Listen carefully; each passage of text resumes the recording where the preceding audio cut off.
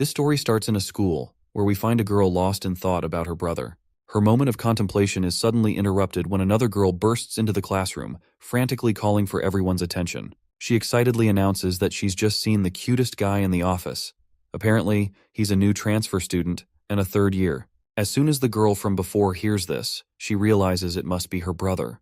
Before we dive deeper into the story, the girl narrates that her brother was thought to have died in a plane crash with their parents, but miraculously, he returned after 10 long years. When she saw her brother for the first time, she could hardly believe her eyes. Their grandpa had the same reaction upon seeing him alive. When her brother looked at her, she was startled, but he just smiled in response and asked if she was his sister Daeon. Suddenly, Daeon is yanked out of her flashback by a bunch of girls trying to bully her. These troublemakers demand that she hand over the gym uniform she's brought with her. Daeon tries to reason with them, pointing out that if she gives up her uniform, she won't have anything to wear. Blondezilla just snickers at this and then starts yelling at her. She's so loud that even the other girls in the classroom can't ignore the commotion she's causing for no good reason. Blondezilla finally crosses the line and smacks Daeon on the head, making it clear that she better hand over the uniform, or else she won't be nice to her anymore. While I wouldn't exactly call slapping someone on the head being nice, I guess no one is about to argue with this over-the-top Blondezilla. Even the other girls in the classroom just look away, not wanting to get involved or stop her from getting all high and mighty. It looks like Daeon has no choice but to face the humiliation and silently comply with the demand. The next scene takes us to third year class 2, where the entire class is being introduced to this new handsome fella, who has just transferred into this school. The teacher mentions that he's been living overseas for a long time and asks everyone to be friendly and help him settle in. All the girls in the class can't help but blush at how hot he is. Even the bullies in the room can't resist sneering, while the other students with average looks feel a pang of jealousy at the new guy's good looks. The teacher directs him to an empty seat at the back of the room, and he makes his way over, ready to get settled in his new spot. As the new guy walks to his seat, we spot a redhead guy named Jae-hyung, and we can tell that he is feeling absolutely annoyed. Let's face it, he's just jealous that this new guy is stealing the spotlight with his looks. The big guy seated behind Jae-hyung gives a subtle signal. Jae-hyung quickly catches on to what his friend is trying to say and decides to take action. He extends his foot out, aiming to trip the new guy as he walks by. But Jae-hyung's plan doesn't go as smoothly as he'd hoped, because this new guy quickly halts, leaving Jae-hyung gritting his teeth in frustration. He had timed his foot extension perfectly, but it still didn't work at all. Meanwhile, the new guy, who goes by the name Jin by the way, just gives Jae-hyung a death glare for his pathetic attempt, though he does not say a word. The scene then flashes back to Jin's past, where we see a blonde guy advising Jin to avoid getting into fights once he returns to Korea. Jin lets out a sigh and responds that he's already aware of this much. The senior perks up to hear this, and curiously asks about how Jin knows. Jin then explains that he wouldn't enter any combat situation without having enough intel about his surroundings. Well, it looks like Jin's response isn't exactly what the senior was expecting to hear, because it sounds way too hardcore. But Jin continues, sharing his wisdom from years of experience. He explains that making a rash decision could cost him his life, and such a mistake would be a rookie move. This makes the senior even more uncomfortable. And our boy goes on to remind his senior that he has survived plenty of battlefields over the past 10 years, because he knows his stuff. Suddenly, Major Kang, the senior, tells Jin to stop and clarifies that he wasn't referring to all this strategic nonsense, but rather, he does not want our boy to engage in fights because he wants to prevent the poor offender from getting beaten up badly. In the present moment, Major's advice lingers in our boy's mind, so he does not say anything to the bully in order to avoid fighting. The teacher then notices Jin standing there idly and asks if everything's okay. Jin simply flashes a pleasant smile, saying he is good, and continues past Jae-hyung, ignoring him. Jae-hyung snickers once again, thinking Jin is just a wimp afraid of getting picked on. Even the guy who tried to trip him earlier smiles, pleased with Jin's reaction. Once Jin reaches his seat, the teacher tells one of the students to help him get ready for the first class. With that, the teacher leaves after wishing Jin a good time studying. The student sitting next to Jin quickly introduces himself as Youngchan Park, and our boy returns the gesture, introducing himself as Ijin Yu. Youngchan then nervously glances over his shoulder to make sure no one's watching, and leans in to whisper to our boy that he saw what Jae-hyung was trying to do. He explains that Jae-hyung Lee is a troublemaker, but there's also another bully to watch out for, which is Hyuk-jin Ju, who's just as bad. Jin takes a closer look at both of the troublemakers, while Youngchan further reveals that the next class is math. Jin thanks his new friend for the heads up, and Youngchan is relieved to see that our boy isn't just another bully. He tells our boy to feel free to ask him anything, and he'll do his best to help out. The math teacher arrives and instructs everyone to open their textbooks. He starts solving math problems on the board. Some students are busy taking notes, while others look utterly bored. Jin takes in the scene, noticing that Young-chan is diligently paying attention, while some students are dozing off or messing around on their smartphones. He also glances out the window and sees a group of students playing in the playground. Jin's mind drifts back to his days as a mercenary. He remembers the heavy rain, feeling utterly exhausted and battered. The chaos of his past life, the constant roar of guns and explosions, seems to have left a permanent mark on his mind. Yet, in the present moment, as he closes his eyes, there's no unpleasant noise. Everything feels unexpectedly peaceful and serene. As dawn approaches, students start heading home. Among them is Dayan, who spots her brother standing nearby. She's momentarily startled and asks if he's been waiting for her. He replies that yes, he was hoping to walk her home. However, he adds that if she has other plans, she's welcome to go on her own. Dayan quickly glances around and insists she has no other plans, but we can tell that she is still really anxious about walking with our boy. Jin then states that if she doesn't have anything pressing, they'll walk home together. Eventually, the girl agrees. Later on the street, the siblings walk side by side, both clearly feeling awkward. Jin tries to break the ice and asks if she's feeling awkward too. Dayan is startled to hear this and quickly insists she's not awkward at all. But Jin reassures her that it's okay, as he's feeling pretty awkward himself. Thankfully, this remark finally makes our girl relaxed a bit. Jin then reveals that he was only 9 at the time of the accident, so he doesn't remember much about his remaining family, including his sister. He points out that it must be pretty strange for her too, since she was only 7 and probably doesn't remember much either. Dayan stays silent, because this is in fact true. Just then, she suddenly hears some familiar voices around the corner, and her feet suddenly come to a halt. When Dayan looks at the source of the voice, she spots one of the girls who bullied her in class. She is apparently the friend of that blonde girl who slapped Dayan in the school today.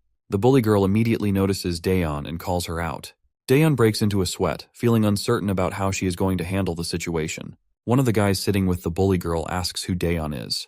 The bully girl reveals that Dayan is the girl Huijin dislikes, and Huijin is the same blonde girl who slapped her earlier. The bully girl also spots her brother walking along with Dayan and starts teasing her, asking if she's out with her boyfriend.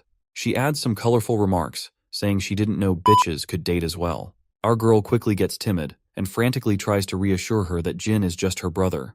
Well, this comes as a surprise to the bully girl, who didn't know Dayan had a brother. After hearing the rude comments, Jin asks Dayan if this girl is a friend of hers. Dayan timidly agrees and admits they know each other from their homeroom. But the cocky girl doesn't let up, calling Dayan a bitch again and asks since when they became friends.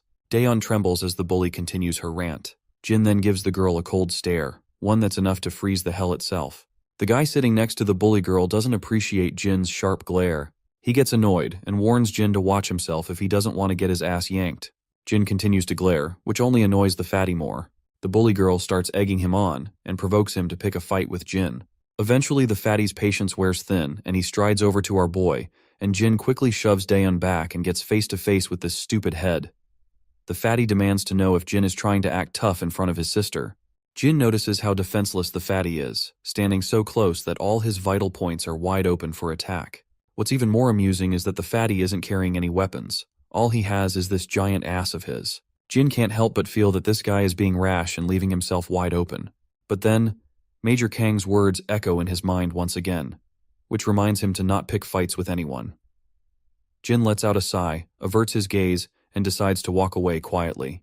But Fatty isn't letting Jin off the hook so easily. He grabs Jin by the collar and raises his hand, ready to deliver a sharp slap to Jin's face. Before he can make contact, Dayan rushes to intervene.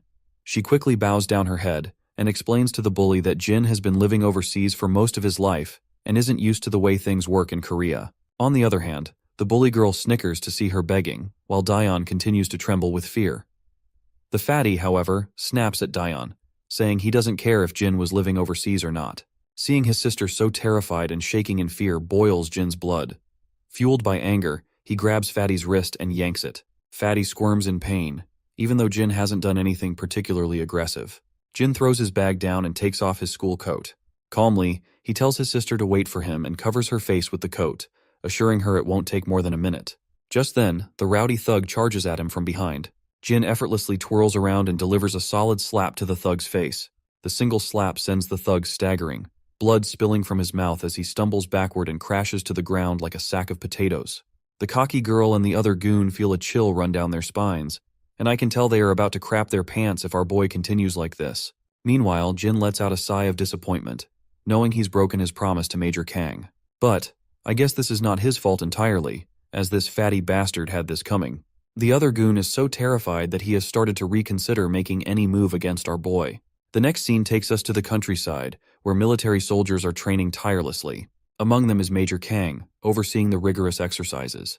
A fellow soldier approaches from behind and reminds Kang that today is Jin's first day at school. Hearing this, Major Kang gets concerned that despite 6 months of lessons on leading a normal life, Jin might struggle to adapt to his normal school life after so many years as a mercenary. But still, Kang feels a sense of pride, and he's confident that the lessons he imparted to Jin will help him thrive in his new life. Well, it turns out Major Kang's teachings didn't quite do the trick, because Jin is making these bullies look like yesterday's trash. The other bullies watch in shock as the injured fatty lies unconscious, eyes rolled back. The bully girl and her sidekick are shaking with fear as Jin strides toward them. In a flash, Jin lunges and lands a devastating punch right in the gut of the other thug, sending him flying and crashing to the ground. The cocky girl's jaw drops in disbelief. When Jin turns his attention to her, his death glare makes her tremble with fear. Daeon pulls the coat off her face, her hands trembling as she takes in the sight of the 2 thugs down for the count. Even though it's only been a minute since she was covered, Jin notices his sister watching him and, after giving the cocky girl one last intimidating look, he walks away from her. He turns to Daeon and apologizes for covering her face so abruptly. The apology only makes Daeon feel more awkward, so Jin tries to lighten the mood by suggesting they grab some snacks from her favorite store. Daeon stammers that it's okay and they don't need to, so Jin decides they should just head home.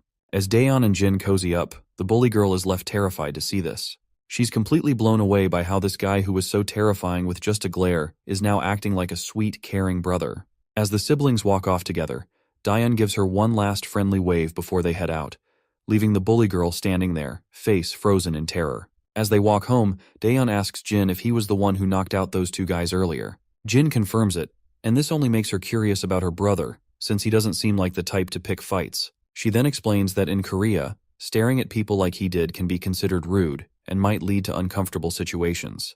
Jin agrees, adding that meeting someone's gaze can be risky depending on who you're staring at, which is similar to where he's from. Confused, Daeon asks why he stared at those thugs earlier. Jin simply replies that he noticed she was scared and he wanted to protect his sister.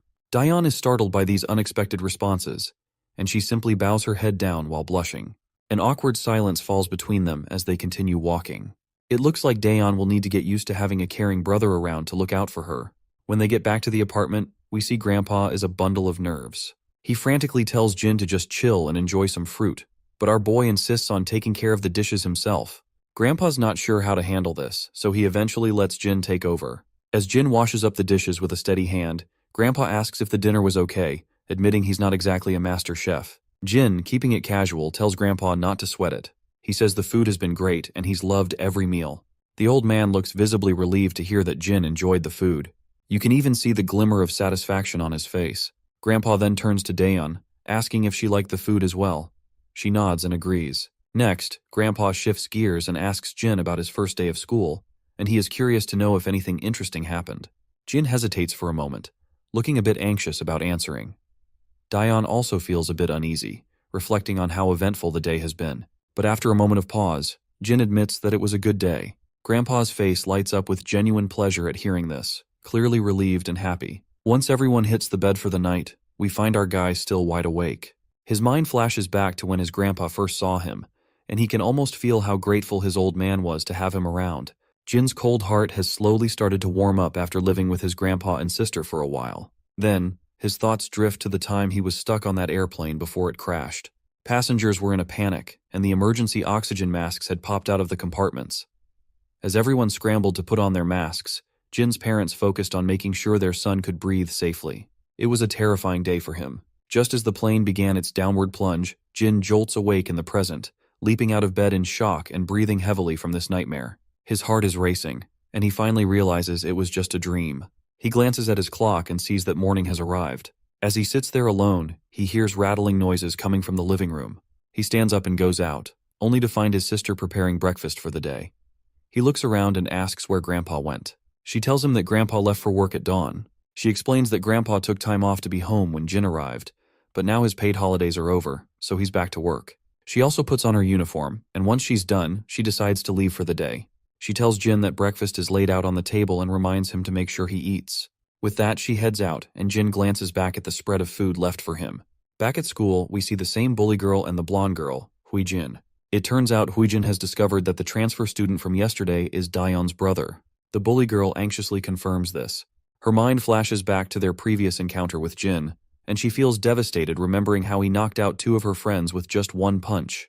Huijin tries to ask why the bully girl is so scared, but the bully girl remains frozen in fear, unable to speak. I have grown tired of calling her a bully girl, so let's just give her an appropriate name, and let's call her Chicken Shake from this point onward. Huijin continues to press Chicken Shake about what happened. Finally, Chicken Shake swallows her fear and says they should stop picking on Daeyeon from now on. The glare Jin gave her is still burned into her mind and she can't shake it off. Despite her fear, she tries to reassure herself that everything will be fine because Huijin and her brother are basically the top dogs, and everyone at school bows down to them. After a while, we see Daeyeon again. As usual, she gets brutally smacked on the head. When she turns around, she sees Huijin and Chicken Shake together, once again there to bully her. Daeyeon quickly asks what they both want now, to which Huijin tells her to come with her for a second. Our girl asks where they are going.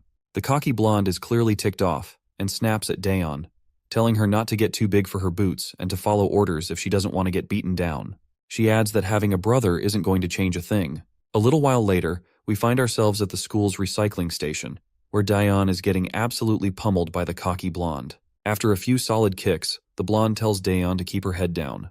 Daeyeon, trying to catch her breath, asks why she's getting beaten up in the first place. That's when Huijin reminds her about her brother. She tells Daeyeon that her brother doesn't have to act like a tough guy and warns her to explain to her brother to stop getting so full of himself. She further makes it clear that they won't be responsible for Daeyeon's brother anymore because he's in for one hell of a ride. Daeyeon, still clueless, asks if that means they're targeting her brother from now on. Huijin quickly confirms, reminding her that the 2 bullies our boy took down were friends of her brother. Since Daeyeon and her brother dared to mess with them, they're not going to get off easy. It's like poking a lion and expecting not to get mauled. Daeyeon's face goes absolutely pale upon hearing this. She yells at the 2 thugs, demanding to know what they're planning to do with her brother. But all she gets in response is a solid slap across the face for speaking out of turn. The slap leaves a bruise on her cheek, but the sting of the physical pain is nothing compared to the ache she feels knowing her brother is in serious trouble. Daeyeon clenches her jaw, steels herself, and bolts out of the recycling station, leaving the 2 thug women behind. The scene cuts back to 3rd year class 2. The atmosphere is thick with anxiety. Even the 2 average bullies in the class are unusually quiet. Everyone's on edge because the school's biggest bully is strolling into the classroom with his entourage, and it looks like the drama with Jin is about to kick off big time. But Jin just sits there cool as a cucumber. The 2 bullies who got knocked down yesterday are also strolling down with their boss. Behind them, the biggest bully of all, the top dog, looms large. Right on cue, Daeyeon bursts into the room like a tornado. She's panting heavily, her face is bruised, and her uniform is smeared with dirt. Jin abruptly stands up from his seat, and his eyes widening in shock as he takes in the sight of his sister's battered face and filthy uniform. The bully boss starts up with some banter, teasing how Jin's sister is worried sick about her brother. He points out how his own sister, Huijin, all she does is whine and nag at him to do things for her. Huijin also strolls into the scene and reminds her brother that she will only feel sorry when her brother actually gets his ass handed to him by someone. Meanwhile, Jin is left visibly petrified seeing his sister so bruised up. But before we can see his reaction, the scene cuts back a little to the past, when students were just starting to gather in the classroom early in the morning. We see the terrified face of Youngchan taking hits to the head from 2 rowdy individuals who are using his face for target practice. Jae-hyung is feeling pretty cocky about his direct headshot and brags to his friend about it. Hyokjin then gets ticked off and demands this nearby student to hand over his eraser. Once the timid student offers his eraser, Hyokjin quickly takes it. He swings his hand with all his might and delivers a precise headshot to Youngchan. He breaks into a happy dance after landing the perfect hit, but Jae-hyung tries to downplay it, saying this was just a lucky shot. The 2 friends go back and forth, trying to outdo each other with their headshot skills. Jae-hyung decides to take another shot, swinging his hand violently and throwing the eraser down at the poor Youngchan. But surprisingly, Jin steps in, and the eraser hits him in the waist instead. The 2 bullies are annoyed by this sudden interruption, and the eraser falls to the ground. Jin then takes his seat right next to the terrified Youngchan. The redhead is visibly ticked off, feeling Jin is finally getting on his nerves. Hyokjin decides to talk some sense into Jin for stepping in, and the redhead quickly agrees. Meanwhile, our boy simply puts his bag on the desk and asks Youngchan if he's alright. The poor fella mutters that he is fine, but we can tell by his pale face he is not fine at all. Youngchan simply leans toward our boy for avoiding any eye contact with those bullies, and asks our boy if they should hang out after school. Jin reveals that he has to walk home with his sister, so he can't hang out. The timid boy perks up at this, and asks if his sister transferred here with him. Jin shakes his head, saying she was already studying here before he arrived. When Youngchan asks her name, Jin tells him it's Daeon. Youngchan is startled to hear this, and Jin notices his sudden reaction, so he asks his friend if he knows her. At first, Youngchan feels reluctant to say anything, but admits that Daeon isn't having the best time at school lately. He explains that she was quite popular back in middle school for being smart and pretty, which attracted a lot of attention from the guys. But then a blonde girl named Hui Jin, who was jealous, started bullying her. Jin asks if no one stopped them from bullying Daeon. Youngchan reveals that the girl who used to bully her, Hui Jin, has a brother named Gisu Kim, who's one of the worst troublemakers at their school. What's even worse is that Daeon is stuck in the same homeroom as Hui Jin, and she gets bullied to the point where every student is amazed that she still has the courage to come to school. Jin puts two and two together and realizes that Hui Jin started bullying his sister just because someone liked Daeon, and that's the only reason she's being targeted. But Youngchan somberly reveals that this is just an excuse, because Hui Jin simply wanted a reason to bully someone. Jin's mind flashes back to several days before, when his grandpa hoped that Jin would have an easier time adjusting to his new school after living overseas for so long. The grandpa then turns to his granddaughter and asks if she's doing well in school too. At that time, little Daeon charmingly assures her grandpa that she's doing absolutely fine, and never shows a hint of the grievances she faces at school on a daily basis. Her grandpa praises her, noting that Daeon is always a brilliant student, and even her teachers speak highly of her. In the present moment, Jin realizes that his sister was just putting on a brave face and hiding her struggles to keep their grandfather from worrying. Then, one of the rowdy bullies kicks the door open, and the entire gang of school bullies saunters into the classroom. Hyokjin quickly asks these rowdy bunch what they're doing in their class. Gisu Kim, one of the top dogs of the entire school, just says he's there to handle some business. Hyokjin's surprised to see Gisu and is not sure what to do. You see, Hyokjin is a small fry, while he can deal with the other bullies pretty fine, but he doesn't want to get tangled up with Gisu Kim. Meanwhile, Gisu's lackeys inform him about Jin. When Gisu sees Jin, he starts shouting at his lackeys, furious that they got their butts kicked by a scrawny little punk. He dismisses his lackeys and provocatively flicks his finger at Jin, telling him to come over. Jin stands up immediately, while the redhead and Hyokjin look totally confused about what Jin did to tick off Gisu, and they're pretty sure he is pretty much screwed now. Meanwhile, Jin stands his ground defiantly and asks if Gisu is actually the big shot here. Gisu sneers, and he finds it fascinating that our boy took his sweet time to figure out who is in charge here. He turns to his lackey and tells him not to just stand there like an idiot and to make a move. But we can clearly tell that the lackey is absolutely scared, but he eventually steps forward towards Jin. But before the showdown starts, Daeon also bursts into the classroom, breathing heavily. In the current time, this is how Jin finds himself looking at his bruised-up sister. Tears well up in Daeon's eyes as she starts apologizing to Jin for putting him into trouble. Meanwhile, Huijin scoffs after seeing those tears and calls her the biggest drama queen ever. Jin, however, tells his sister she has nothing to apologize for. Before she can say another word, he loses it and slaps this lackey across the face with such force that he hits the ground, knocked out cold. The other bullies, who already know how hard Jin can hit, start to tremble. With one lackey down, Jin turns to his sister and says that these bullies are the ones who should be apologizing.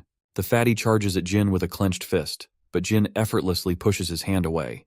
When he spots the exposed throat, Jin delivers a brutal, precise smack to it, like a ninja, leaving the bully spitting and coughing before collapsing to the floor.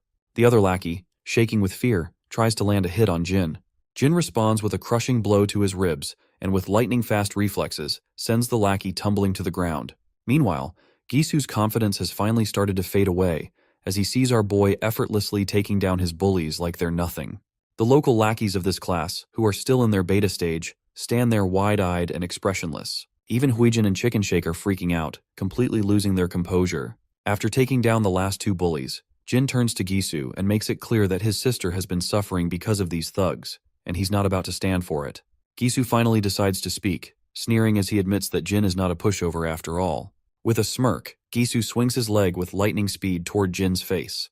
But Jin effortlessly blocks the kick, leaving Gisu absolutely stunned, because he did not expect our boy to react so fast. Nonetheless, Gisu quickly swings his other leg, which is also blocked by Jin quite easily. Jin seizes Gisu's leg, pulls him closer, and delivers a brutal punch to his face. The punch sends blood spraying everywhere as Gisu crashes to the ground like a rag doll. His nose and mouth are bleeding, and he looks up in horror at Jin, who towers above him like a goddamn Death Reaper. Without hesitation, Jin swings his leg again, striking the bastard in the face with a powerful kick that sends more blood splattering. The guy, who was once cocky and full of himself, finally hits the ground, defeated and humiliated. The entire class falls silent, eyes wide in shock as they watch Jin take down one of the biggest bullies in one fell swoop. The two beta bullies are slack-jawed as well, unable to believe that our boy just took down a major player like Gisu so effortlessly. The girls are equally horrified, with the blonde especially stunned, unable to fathom if Jin is really this formidable. Jin starts walking towards Huijin, who is feeling terrified because she does not want to get slapped and face the same brutal treatment. But before anything else can happen, Diane rushes to stop her brother, pleading with him not to do anything anymore. Jin reminds her that Huijin and her crew have been bullying her for a long time, and he also knows that she was targeted by them yesterday as well. Diane's face falls as she realizes her brother has uncovered the truth, and she bows her head in silence. She then suddenly realizes that Jin is fighting for her sake, so she quickly forces a smile, telling her brother that she's fine and he should stop. Her brother hesitates at first, but eventually agrees, deciding to walk her to class. As they leave, the students in the room erupt into murmurs, unable to believe that Gisu, the top dog, was taken down by a single boy. Even the beta bullies admit that Jin is hardcore, and they are feeling a wave of relief that they didn't try to take him on earlier.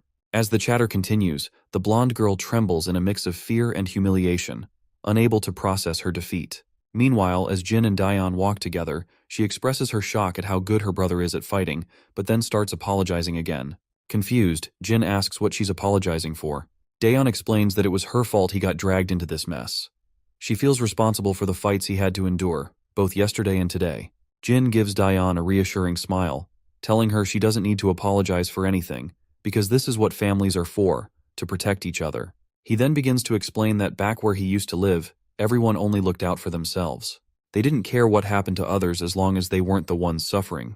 But even those people would act differently when their own families were involved. That is when the scene cuts down into the memory lane, to a chaotic battlefield, with smoke and explosions tearing through the area. Gunfire and bombardments echo from both sides. In the middle of the madness, we see a younger Jin, caught in the mayhem. Among the carnage, he spots one of the opposing soldiers desperately trying to save his little daughter, shielding her from a man who is holding his gun right over their faces. Even in the middle of the violence, the sight of that soldier risking everything for his child left a deep impression on Jin. It made him question what family truly meant and why it was so important. In the current moment, Diane points out that he barely remembers her, so why is he still going out of his way to help? The boy agrees, admitting it's true he doesn't remember her, but insists that doesn't change the fact that they're family. The girl just stands there in silence, but just as our boy's words sink inside her mind, she starts to feel a bit embarrassed. She quickly tells him she's fine and that he should head back to his class. She points out that they're already at her homeroom, so she waves a final goodbye and vanishes, leaving the boy with a faint smile on his face. Back in his room, Jin is still the hot topic of conversation, and he's feeling a bit awkward with all the attention he is getting. The beta bullies then flash him a thumbs up, cheerfully asking what kind of lessons he got overseas because he took those noobs down like they were yesterday's leftovers. They keep showering him with praise, but the boy just sinks into his seat, looking a bit overwhelmed. Even his friend Young-chun chimes in, saying he was actually pretty awesome, which brings a subtle smile to Jin's face. Meanwhile, we shift to the defeated goons, who are feeling pretty anxious after their embarrassing loss. Their boss, in particular, is still fuming, grumbling that there's something different about our boy, because he doesn't fight like your average third-rate thug. His sister tries to cheer him up, reminding him to stop sulking and pointing out that their loss was just a fluke, and Jin just caught them off guard, so she suggests they should try to catch him later. But the bullies stay silent, because they've learned the hard way that our boy is a powerhouse not to be messed with. Still, the blondie reminds her that he's just one guy, and they shouldn't let some dude take us down like this. Her brother finally shuts her up, telling her if she's itching for a fight, she can go take on the boy herself if she thinks it's so easy. Of course, Huijin doesn't like the way her brother's talking to her, so she snaps back that he shouldn't take his frustration out on her just because he got his butt handed to him by some random guy. Her brother is absolutely furious, and it's clear Huijin's words hit him hard. He is seething in anger because we all know that she is speaking some uncomfortable truth. Huijin glares at him one last time, her eyes welling up with tears from the frustration of seeing her brother act like this. Quietly, she turns around and slams the door behind her as she leaves. As she stomps down the corridor, Chicken Shake catches up with her from behind. Meanwhile, Blondie is absolutely fuming. It's incredibly frustrating for her that all those bullies couldn't handle just one guy. She slams the door open as she storms into the classroom, and when she sees Daeon sitting in the classroom, she asks our girl that she must be feeling pretty lucky to have a brother now. She reminds her how she now can go to school without a care in the world, and can just run to her big brother if she gets into trouble. Daeon doesn't say a word in response, which only makes Huijin more annoyed. She thinks Daeon is giving her the cold shoulder just because she has her brother around. She grits her teeth in frustration and makes it clear that she won't let Daeon do whatever she wants just because she has a brother. As dusk starts to settle, students begin heading home, and among the crowd is our girl, looking pretty dejected. She's lost in thought, recalling the scene where her brother stood up for her and fought those thugs. She remembers him saying they're a family, and wonders if this means she can finally go to school without worrying about getting bullied. Her mind drifts back to her miserable days under Huijin's rule, where she was constantly bossed around and obeyed every command like a faithful dog. Whenever she tried to speak up for herself, she'd get slapped down. Suddenly, her brother appears behind her and asks if something's bothering her. She is startled by this sudden call, but our boy reminds her that he'd called her a few times already. But she did not respond. The sister quickly says sorry, explaining she didn't hear him, and then asks if he was waiting for her again. The boy nods, saying he was because he still doesn't know his way back home. So, they start walking together, talking about how they should grab some groceries on the way, since Grandpa always gets super hungry when he's home late. As they walk side by side, that rowdy bitch stands behind them. She's looking utterly mad and just can't handle seeing the smile on our girl's face. This bitch is biding her time, waiting for the perfect moment to make Daeon forget how to smile. In the next scene, we see our duo is shopping around the store. The girl seems to be having a tough time choosing what to get, while people around the store are looking at our duo. Girls in the store can't seem to take their eyes off our boy, and Daeon can't help but notice how much attention he's drawing from the ladies. She knew he was popular at school, but it seems he stands out even outside of it. Out of curiosity, Daeon finally asks her brother if he's ever had a girlfriend back when he was overseas. The sudden question takes him by surprise, and he looks like he's never even heard of the term girlfriend before. Seeing his confusion, Daeon clarifies, saying she means a girl he might be dating. He simply replies that he hasn't had any, which prompts his sister to suggest that he should consider having a girlfriend, especially since he's always attracting girls like a magnet wherever he goes.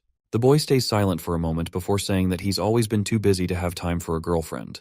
Daeon understands where he's coming from, especially since he's been busy adjusting to a new country. That's when the boy turns the question back on her, asking if she's ever had a boyfriend. The question catches her off guard, and she quickly replies that she hasn't had one either. When he asks why not, she just says she's been busy as well. When they finally get home, we see our boy has been gifted a Samsung Galaxy phone by his grandpa. He's a bit disappointed because he wanted an iPhone instead.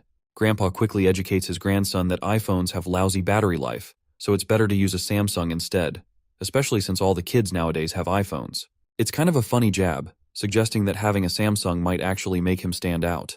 Daeon, on the other hand, is pretty excited because she wanted a Galaxy phone for herself, and she can tell it's the latest model. The boy starts playing around with the phone, while Grandpa reveals that he's already saved Daeon's and his own number in it. Daeon is surprised to find out that Grandpa saved the phone numbers himself since she usually helps with stuff like that. Grandpa quickly clears it up, saying he got some help from the salesperson. He adds with a grin that he's heard how the younger crowd loves to unbox new things themselves, so he hoped our boy wouldn't mind that he opened the box to save their numbers. In response, Jin quickly says he's totally fine with it. Grandpa then apologizes to Daeon, saying the store only had one of those phones, so he couldn't get one for her too. Daeon reassures him it's no big deal, and they end up having a great dinner, chatting and enjoying their family time. Later that night, the boy is still playing around with his new phone, and he is really digging into the Galaxy experience. He starts to think maybe Samsung phones aren't so bad after all, and could be even better than iPhones. The scene cuts to Major Kang, who's busy working at his computer when his phone rings. He picks it up and sees it's Jin, who lets his senior know that he's got a new phone and this is his new number from now on. The senior is a bit surprised by this news, and even the junior standing behind him asks if Major Kang didn't already give Jin a phone. Major Kang confirms that he did. That's when the senior gets tomato red with anger, pointing out that he had given Jin the most expensive iPhone they had, so he is kind of furious that Jin has changed his phone already. The next morning arrives, and Jin comes out of a cozy shower and notices his sister rushing out in her uniform. Before she leaves, Jin asks why she's heading out so early. She tells him she's actually running late and bolts out without wasting any time. She also reminds him that dinner is already set up, so all he has to do is put the dishes in the sink. As she's rushing down the street, she glances at her phone and is relieved to see that she'll make it on time. She had gotten delayed because she wanted to make a delicious soup for Grandpa, and seeing him smile after eating it made it all worth it. She's just happy to do something nice for him. Her moment of happiness is abruptly cut short when she gets a solid kick to her ribs and crashes to the ground. Standing over her are 3 girls, all decked out in hoodies and masks to hide their identities. The one at the front tells Daeon to watch where she's running and accuses her of nearly breaking her ankle. It's clear these girls are just looking for trouble and making excuses to pick a fight. They demand that Daeon apologize for her so-called blunder. The poor girl quickly nods and says she's really sorry. But the rowdy leader isn't satisfied and slaps Daeon across the face and insists she apologize like a whimpering dog. That's when one of the girls with a ponytail suggests they all head to a karaoke spot to blow off some steam. Another girl quickly agrees, saying that they definitely need to relax and have some fun. The ponytail girl crouches down to meet Daeon at eye level. With a smug grin, she invites our girl to join them in their karaoke session, and she is sure that they are going to have a blast there. The second Daeon hears that voice, she instantly recognizes that this is Huijin Kim, and she is definitely here to make our girl's life miserable. Before she knows it, they're all at a dingy karaoke place. The manager, catching sight of these shady-looking girls, can't help but feel uneasy. A while later, we see the manager again, who is pacing nervously toward the room where those girls had their karaoke session. He mutters to himself about how rowdy kids have gotten these days, and wonders what kind of mess those ladies might have left behind, because in their entire karaoke session, all he heard was loud screaming noises. The manager turns the lever and opens the door, only to find Daeon sprawled on the floor, clearly beaten up. Thankfully, she's conscious, and starts to slowly get up. She fumbles with her things, her hands shaking as she gathers her stuff. The manager is utterly confused to see this unexpected sight and decides to call an ambulance, but Daeon flatly refuses and stumbles out the door. Meanwhile, back in the classroom, the teacher is taking attendance and notices that Daeon is still missing. When the students confirm she's not there, everyone is confused since Daeon wouldn't just skip school without letting anyone know. In the background, Huijin Kim is smirking, clearly pleased with herself. Chicken Shake turns to her friend and asks if she thinks Daeon will be okay. In response, Huijin simply tells her friend not to panic. She reminds her that Daeon missing school has nothing to do with them. Chicken Shake nervously agrees, playing along and affirming that it's indeed true and has nothing to do with them. Finally, the school bell rings, signaling the end of the day. As usual, the boy waits outside for his sister, but he can't seem to spot her in the crowd of students.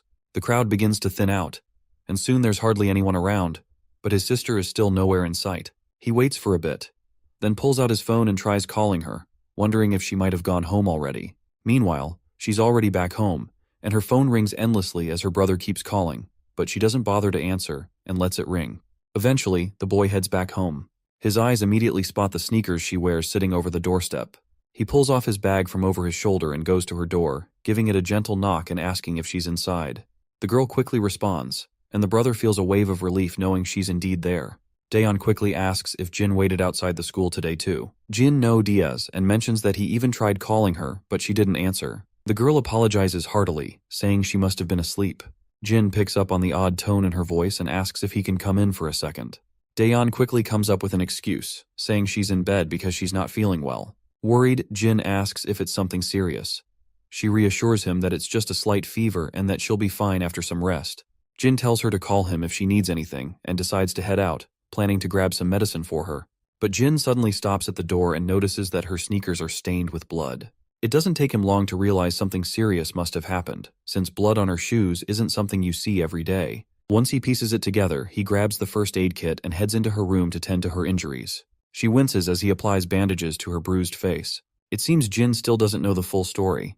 Daeon tells him she fell down the stairs while trying to dodge a bicycle. However, Jin points out that her injuries seem quite severe for a simple accident, and asks if she doesn't want to see a doctor. She hesitates for a moment before insisting she's totally fine. I guess her hesitation to visit the doctor is understandable, because if she goes to the hospital, they'll discover the bruises aren't from a fall down the stairs. The scene then cuts to Daeon's past, where we find ourselves in the principal's office. Daeon is telling the principal that she was beaten up by Huijin. However, Huijin flatly denies the accusations. The police are also involved in the case, and Daeon insists that Huijin was the one who beat her up. She explains that Huijin was wearing a mask and hat, but she recognized her voice and is certain it was her. Besides, Huijin has a history of bullying her at school. But then Huijin, with a sly smirk, asks how Daeon can accuse her when she didn't even see her face. The principal questions Daeon if she saw the face of the person who assaulted her. Daeon responds once again that the assailant's face was covered, but she's sure it was Huijin. At this point, Huijin's mother bursts with anger, She angrily accuses Daeun of calling the police and treating her daughter like a criminal over a ridiculous accusation. The principal tries to calm the furious mother down, but she refuses to listen and makes it clear that she won't calm down. Meanwhile, Huijin's confidence crumbles as she realizes that no one seems to believe her, despite her certainty that Huijin was the culprit. Even the police officers are skeptical. The mother demands that Daeun apologize to her daughter immediately for the accusation. But our girl stands her ground and tells the woman that it was indeed her daughter who assaulted her. The arrogant mother is infuriated by this and decides she will take the matter up with Daeun's parents. She demands our girl to bring her parents to the school right away. This just breaks Daeun's heart. She feels tears streaming down her face involuntarily, while the villain who assaulted her laughs and walks away unpunished. In the present, she feels trapped in the same situation she faced in the past. She believes that raising her voice without solid proof is futile and is determined not to offend her grandfather, who has always been a supportive figure for her. Suddenly, Jin notices her tense expression and puts his hand on her forehead, asking if she's really okay. The girl responds, albeit weakly, that she's fine. Jin points out that while her bones aren't broken, the bruises are pretty severe and will hurt for a few days. She nods and finds it surprising that he's actually quite good at this patching up stuff, because she can tell the bandages are perfectly placed. She then becomes somber, remembering their grandfather. She's worried he might get upset about all this, especially since he has a weak heart. This news comes as a surprise to Jin, and the girl further reveals that their grandfather takes pills to regulate his heart health. In response, Jin promises her that he'll make sure their grandfather won't catch whiff of this predicament, and tells her to just get some sleep. As he begins to walk away, she calls out to him from behind. With a pleasant smile, she thanks him for all his help, and Jin reciprocates with the same warm smile. But once he's gone, her smile fades. She wonders if she did the right thing by not telling him everything. She feels that there's nothing a couple of teenagers like her and her brother can really do about the situation. However, we all know that Jin isn't an ordinary teenager, and I wouldn't be surprised if he already knows who was behind her injuries. Later, we find ourselves in a club where the high-energy music is blasting and people are buzzing. In the middle of it all, we spot the boss bully, Gisu Kim. He's gritting his teeth as he drinks and laughs with his boys. They're all discussing Jin and wondering how a single brat could manage to mess things up for everyone. One thug speaks up, reminding everyone that their downfall was due to underestimating Jin. He insists that they can take him out easily if they plan ahead. Another goon agrees, emphasizing that they can't just let him get away with this. A third adds that Jin won't stand a chance against all of them. Despite their enthusiasm, their boss knows that taking Jin down won't be a walk in the park. He's still seething from the humiliating defeat, but doesn't want to let it slide. He puts his glass down in frustration and reluctantly agrees with his lackeys. He makes it clear that going one-on-one isn't their style, so they might think of a strategic plan to take our boy down with numbers. The lackeys grin like Cheshire cats, clearly excited about their plan. This rowdy bunch may think they've got it all figured out, but they're nothing more than a pack of hyenas destined to get their comeuppance from Jin sooner or later. Just as they're planning their next move, Gisu's phone rings. The caller ID shows it's from someone labeled Little Bitch. It turns out to be his little sister, and it seems like even Gisu agrees with us that she indeed is a bitch. Anyway, she starts yelling at him, asking why he's just sitting around at the club. Gisu tells her to either say what she wants or he's hanging up. The girl insists that he owes her big time. Gisu confusingly asks what she's talking about. She then reveals that he roughed up Daeun earlier today. She tells him they can't let the siblings get away with it, or they'll lose their authority in the whole school. Her brother, feeling a bit proud of his sister, tells her she did a good job. He reveals that they're also planning to get payback on Jin. Just then, someone walks into the club. As the bullies turn to see who it is, they realize it's Jin. He appears to be there to settle some business. Gisu gets absolutely furious at the sight of Jin casually walking into his turf. But Jin just walks toward their table with a calm demeanor. Gisu then feels somewhat relieved that they don't have to hunt Jin down anymore to get their revenge. However, Jin isn't there for a friendly chat either, and without wasting any time, he grabs one of the lackeys by the face and slams him down hard against the edge of the table. Another lackey charges at him, but Jin's hand moves so fast that his single punch shatters all the ribs of the attacker. The bully leader and his lackeys grit their teeth seeing their goons go down. The rest of the crew charges at Jin, but my guy just stays cool as a cucumber. As they get close, he kicks one of them down effortlessly, like a true Sigma male. Next, he grabs this purple head and slams him down on the table with a brutal thud.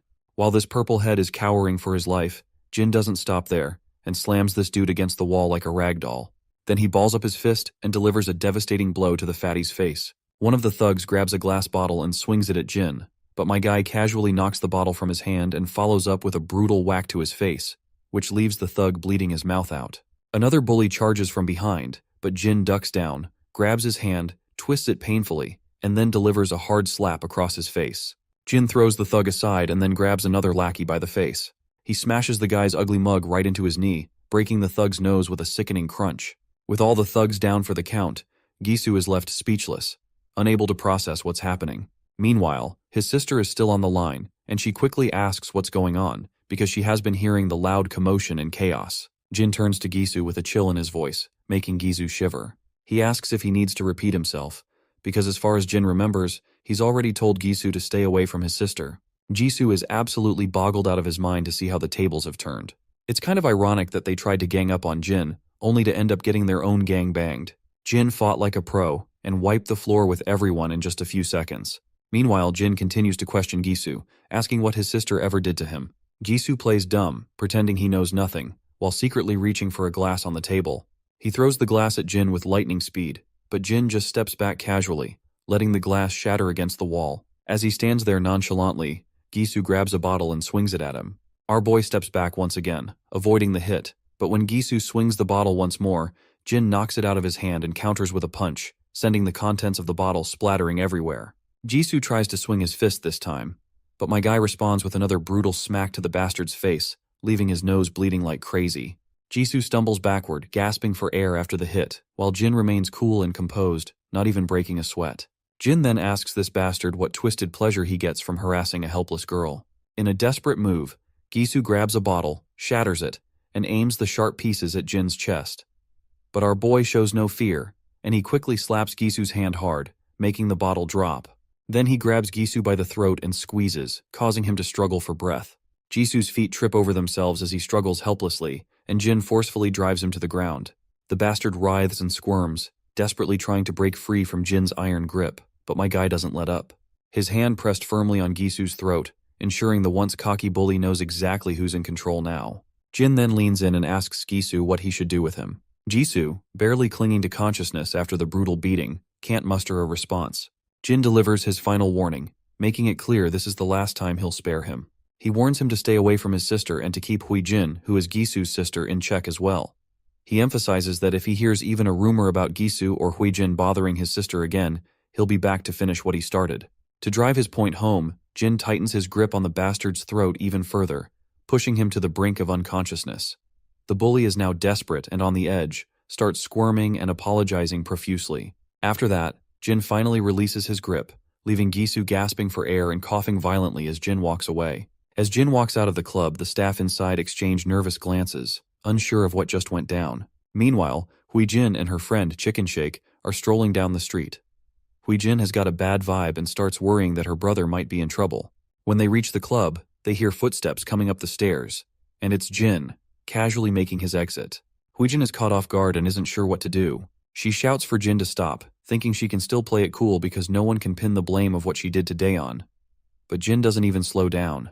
Huijin, now really nervous, starts backing away, trips, and falls hard on her butt. While she's rubbing her sore shoulder, Jin's phone rings. He checks it and sees it's his grandpa calling.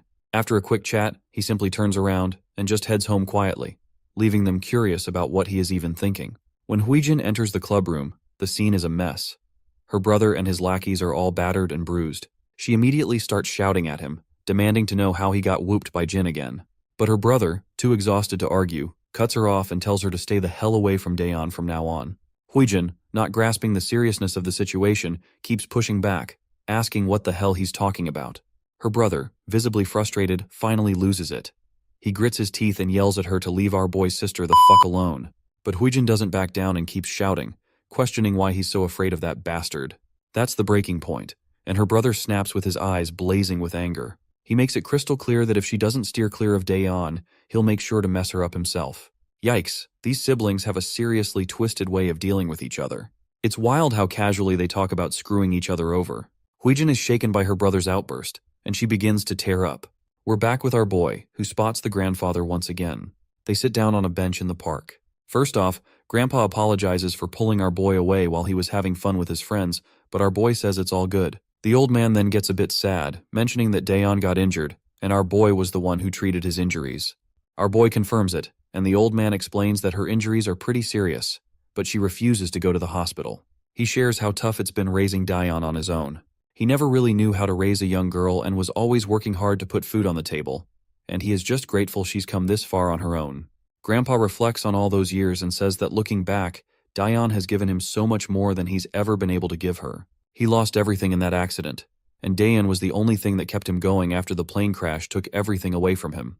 It breaks his heart to see her so hurt and not even tell him the real reason behind it. He wonders if she thinks he's too old to understand.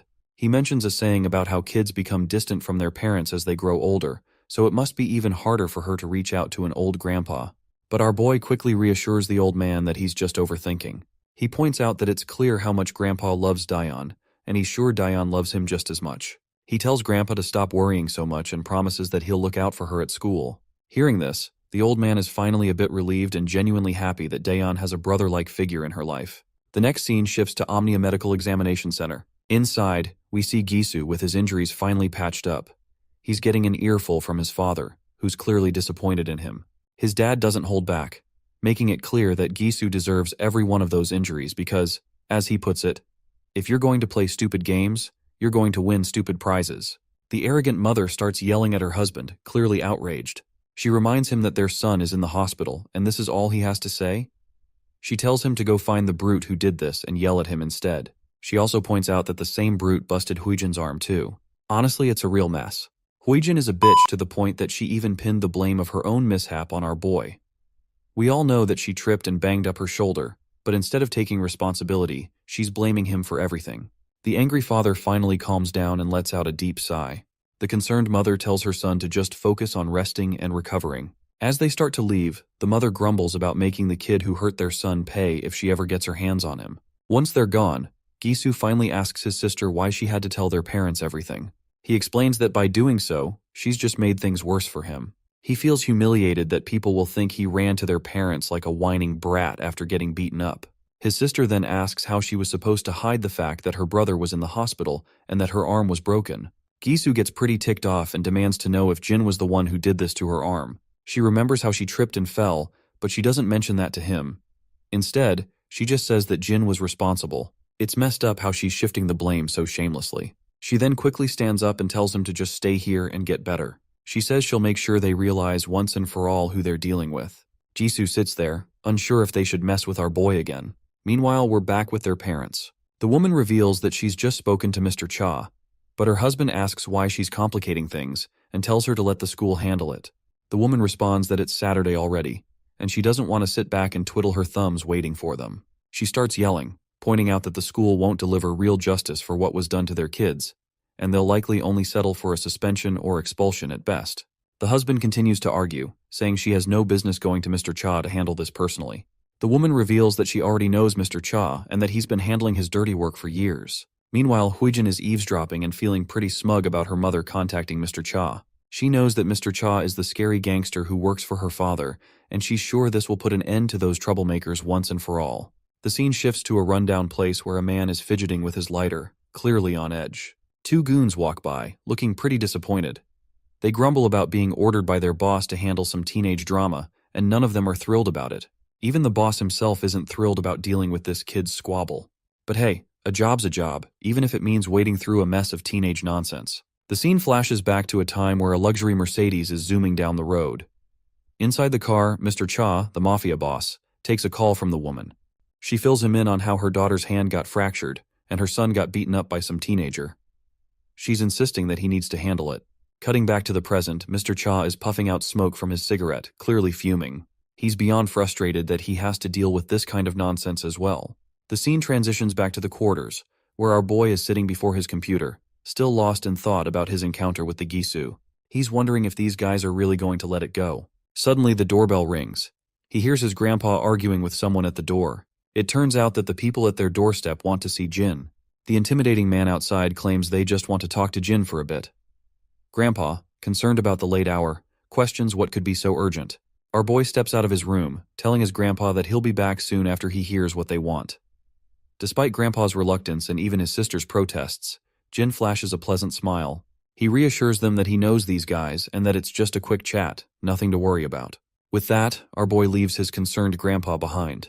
The goons take him to an abandoned construction site, and he wonders who they might be taking him to meet. When they finally arrive, the lackeys report to their boss that they've brought the guy in question.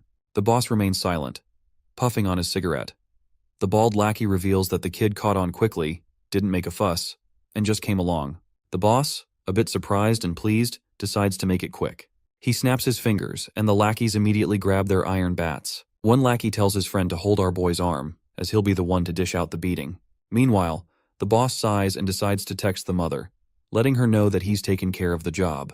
While the boss scrolls through his phone looking for that mother's number, the lackeys ask him why our boy had to mess with the kids of Kim family.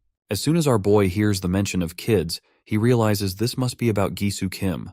The boss, feeling frustrated and annoyed, pauses his scrolling, deciding he shouldn't call her while our boy is present. However, he looks over at our boy and is intrigued by how unfazed and emotionless he appears. Just as the lackeys charge at him, Jin suddenly uses his ninja-like speed. He grabs the bald lackey's hand before he can swing at him and pushes the man toward him, delivering a brutal shoulder smash right to the lackey's face. The boss watches this with his wide-eyed eyes, as he witnesses this flawless execution of the move. Meanwhile, the other lackey, bat in hand, swings at our boy. He ducks, letting the bat swoosh harmlessly over his head. But the lackey tries another swing, but our boy charges at the bat as if it's no big deal, leaving the mafia boss utterly bewildered. With lightning speed, our boy locks the baseball bat in his arm and delivers a brutal punch right under the lackey's chin. Not stopping there, he follows up with a devastating blow to the lackey's chest. Then, with a fierce grip, he grabs the lackey by the neck and throws him down onto the bricks below.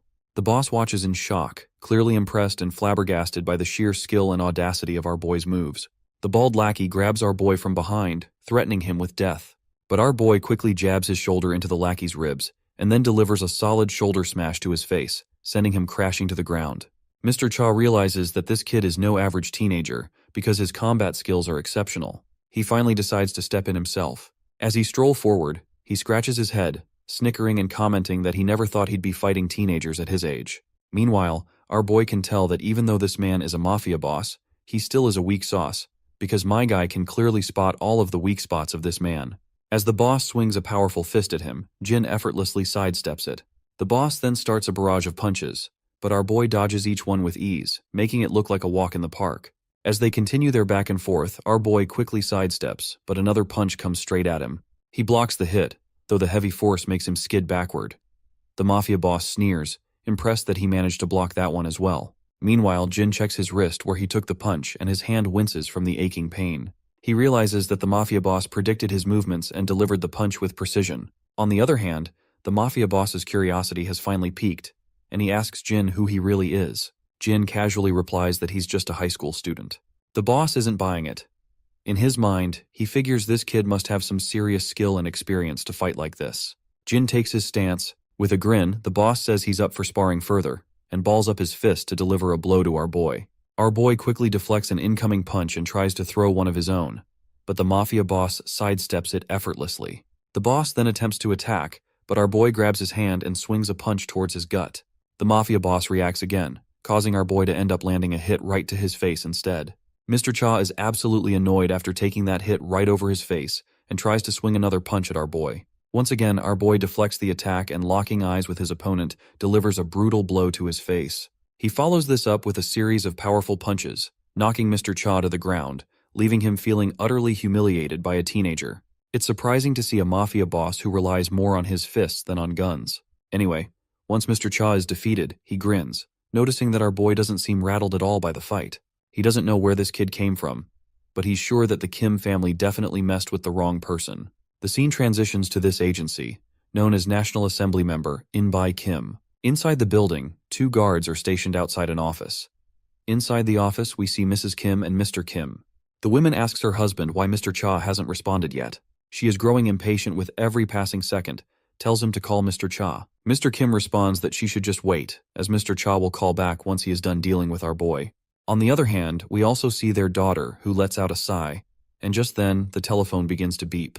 The impatient lady quickly tells her husband to put the call on speaker so she can hear the news herself. Mr. Kim begins by apologizing to Mr. Cha, saying he's sorry for the ridiculous favor his wife asked him to fulfill. But the women, however, continue to argue loudly, insisting that their kids were attacked, so she doesn't understand how it can be called ridiculous. To everyone's surprise, Mr. Cha says that he's the one who should apologize. Mr. Kim asks for an explanation, and Mr. Cha reveals that it seems their children have meddled with the wrong person, because Cha himself also had been defeated by our boy. This news rattles Mr. Kim to the core. As far as he knows, Mr. Cha is the best enforcer in the business, and it's unfathomable that he lost to a high school kid. Just then, the office door starts rattling as someone tries to force it open. Both Mr. and Mrs. Kim look anxiously at the door. When it finally creaks open, they see soldiers sprawled on the ground, leaving the husband and wife utterly anxious and alarmed. Even their bratty daughter jumps out of her seat when they see Jin strolling into the room. The door behind him slams shut, leaving their unconscious bodyguards on the other side. Mr. Cha, still on the phone, quickly realizes that Jin has made it into their place. He leans back, letting out a defeated sigh. He's still trying to wrap his head around the fact that he got beaten by a single high school kid. He's now anxious about how to deal with this mess. Inside the room, Hui-jin jumps up from her seat as Mrs. Kim starts yelling at Jin, demanding to know if he's the kid who beat up her children. On the other side, the man at the desk demands to know how Jin managed to get into his office. That is when this stupid woman begins to grit her teeth in frustration, because she is pissed that her husband is not overreacting like her. The husband remains calm and composed and asks again, more insistently, how Jin got past the security. Jin just shrugs and casually replies that he simply passed the guards blocking the entrance. Mr. Kim is even more shocked and confused, not understanding how Jin managed to beat Mr. Cha and all the security guards. What bothers him even more is how Jin even found out that he's living here. That shithead woman starts yelling again, telling Jin to stop giving them attitude. She quickly begins dialing the emergency hotline to report Jin for assaulting her kids and breaking into the office. Meanwhile, Hui-jin feels a sense of pride in her mother's actions. She believes that involving the police is a good move, thinking that even if Jin has impressive fighting skills, the law will take care of him. The arrogant mother tries to intimidate Jin with her threats, claiming she'll call the police or even the district attorney because she thinks Jin has no idea who he's dealing with. Jin, however, remains calm and responds that he has a pretty good idea. He points out that her husband is a second-term assembly member currently running for office. The woman scoffs, asking Jin if he knows so much about their status. Then why did he assault her kids? On the other hand, Hui-jin smugly sneers, feeling satisfied that they've cornered Jin, and faintly tells him that it's game over. The authorities pick up the call, and the lady starts yelling into the phone, demanding that the officers reach Kim's office right away. But before she can say anything more, she falls silent when she hears something unexpected. Apparently, Jin plays the full footage of the karaoke room where Hui-jin and her lackeys assaulted her sister. The undeniable evidence leaves Hui-jin speechless, her eyes widening in shock as if they might pop out of their sockets. Mr. Kim stays silent, feeling utterly devastated. The screams of Daeon begging for forgiveness echo through the room, as the trashy ladies continued to beat her to a pulp. Seeing the concrete evidence, Mrs. Kim's jaw drops, and she quickly hangs up the hotline, saying she'll call them back later. On the other hand, Hui-jin starts yelling at Jin, demanding to know how he got those files. Jin remains silent for a moment, and then the scene flashes back to the outside of the Kim's residence. Inside one of the rooms, Jin is seen sneaking around the house. He opens a laptop and copies all of the data onto a pen drive. In the present, Mr. Kim grits his teeth in frustration, feeling that his kids are a total disappointment. But Hui-jin quickly tries to reassure her father, explaining that she had a good reason for everything. Mr. Kim, however, angrily tells her to shut up. Jin then reveals that he also has files involving Gisu Kim. He explains to the Kims that their children always save videos of their conquests. He states that he has dozens of clips showing their violent behavior, beating up kids at school, extorting money and valuables from their victims, and even the latest clip of his sister being assaulted by a group of girls at karaoke. Hui-jin is shaking like a leaf with all these truth bombs exploding around her, but her mother quickly jumps in to defend her daughter, claiming that our boy is just trying to threaten them and that he won't get away with it. But Jin reminds her that he didn't start this mess, and what he's doing now is hardly a threat compared to hiring a bunch of gangsters to attack him, and makes it clear that he has recorded all of it too. The father facepalms in utter disappointment and asks our boy if he did all this just because his kids assaulted his sister first. Jin responds that, as a parent, they have the right to take their children's side at all costs, so as a brother, he will do whatever it takes to protect his sister as well. The man understands where he's coming from and points out that they'll cover her treatment and offer a hefty settlement to make amends. But our boy makes it clear that this isn't necessary. The father is puzzled and asks what he means by that. He then inquires if Jin would like his kids to apologize to his sister. Hearing her father, Hui-jin grits her teeth and thinks to herself that she'd rather bite her tongue and bleed to death than apologize. On the other hand, our boy makes it clear that an apology won't undo the time his sister spent in fear and pain. So he insists that if they really want to compensate him, he wants his sister to never have to see Jisoo or Hui-jin Kim again. This demand rattles Huijin's nerves, but her father quickly agrees, stating that he'll have his kids transfer schools or perhaps even send them abroad to study. Naturally, the mother and daughter let out a piercing scream in protest, but the father quickly shuts them down and turns his attention back to our boy, asking if this would be enough to satisfy him. Our boy states that he wants them gone from the school starting tomorrow. In response, the father says he'll inform the school, and once that's settled, Huijin begins to cry, and her tears flow out involuntarily. Just as our boy starts to leave, the father quickly stops him and reminds him that, since he agreed to the demands, he'd like our boy to delete all of the videos he found. Our boy shoots the old man a death glare, and the father can tell from the intensity of his eyes that this kind of deadly glare doesn't belong to a high schooler. Jin makes it clear that he's not a fool, and then begins to walk away, slamming the office door behind him with a resounding thud. Once outside, he finally heads home. His grandpa rushes to open the door and asks if he's okay, while Daeon is seen crying in the background. Jin is startled to see them so worried about him, but he smiles and reassures them that no one hurt him. As he begins to enter the house, the old man points out that the people they encountered seemed dangerous. Jin replies that they just stopped by to talk, nothing more. The sister then mentions that something about those people didn't feel right, and that she and Grandpa were very worried. Jin quickly tells her not to worry about anything other than getting better. Jin then hints to his sister that, from now on, she'll never have to walk down the stairs again because he's taken care of it. Of course, this doesn't make much sense to her at the moment, but she'll likely figure out what he meant soon enough. The next morning, they head to the school. Once inside, they part ways to go to their respective classes. As Daeon enters her classroom, she tries to avoid making eye contact with Huijin. However, her steps falter when she hears students talking about how Huijin won't be coming to school anymore. The entire class buzzes with curiosity about what happened, and one of the girls explains that Huijin and her brother are both going to study abroad. This news hits Daeon like a thunderbolt out of blue, because her biggest obstacle is finally quitting school. The words Jin had said about taking care of the stairs she had fallen down replay in her mind. She quickly realizes that he must have known about Huijin's transfer all along. Daeon rushes out of the classroom in order to talk to him about this. When she finds him and calls out to him, he turns around, but as soon as she tries to speak, she's at a loss for words and remains silent. Jin simply smiles and says, "See you later," leaving Daeon to tear up. She manages to reciprocate with a soft, "See you later," before she breaks down, her emotions overwhelming her. A while later, we find ourselves in an apartment where a blonde girl is asking her friends if it's true that Huijin is moving overseas. One of the other girls confirms that it's true, saying she was shocked when she first heard but has no idea why they're leaving suddenly, as Huijin never mentioned anything about moving abroad. The blonde girl then turns to Chicken Shake, who is sitting silently and seems too preoccupied with herself to respond. One of the girls snaps her out of her reverie and asks if she has nothing to say about it. This rattles the timid girl to her core, and the blonde girl asks her directly if Huijin is really moving overseas, figuring that since they're in the same class, Chicken Shake might know more about it. Timidly and nervously, the girl confirms that it's true, and that their teacher announced it to the class earlier. The blonde girl then asks if she tried reaching Huijin directly. Chicken Shake admits she did, but Huijin didn't pick up the call. Hearing this, all the girls start to believe it might be true. Meanwhile, Chicken Shake nervously checks her phone, biting her nails in anxiety. The last message she got from Huijin was that her mother was going to take care of our boy, and ever since, Chicken Shake has been freaking out, wondering if Huijin's sudden move has anything to do with him. Just then, Huijin herself arrives in the room, looking absolutely furious. The girls are shocked to see her, and Huijin just takes a seat on the sofa, grumbling about how she barely managed to sneak out of the house. The girls ask Huijin if she's really moving overseas. Frustrated, Huijin grabs her head and says it just happened, but she explains she'll be back after one semester. We then flash back into the past, where her dad told her to spend a semester abroad, promising he'd sort everything out by the time she gets back, because he doesn't want those videos going public either.